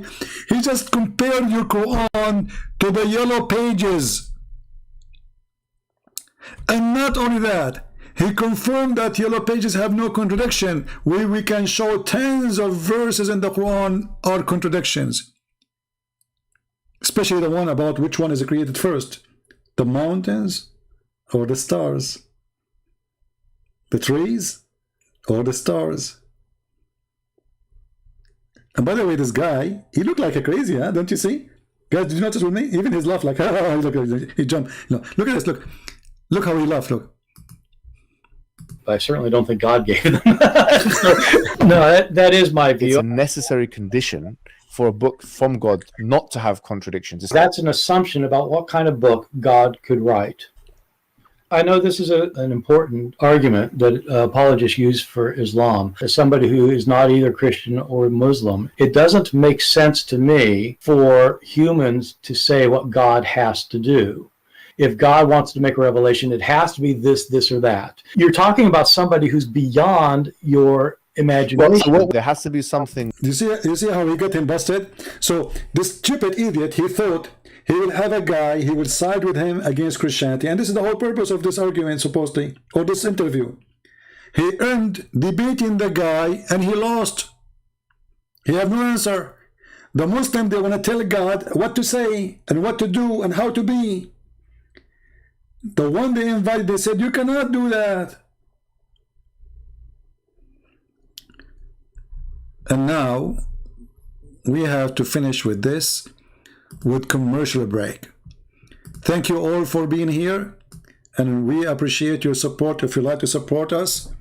And this is our commercial break, and with it we say good evening, good night, good day for all of you. Take care, and this is your brother Christian Prince sharing with you some gifts for today.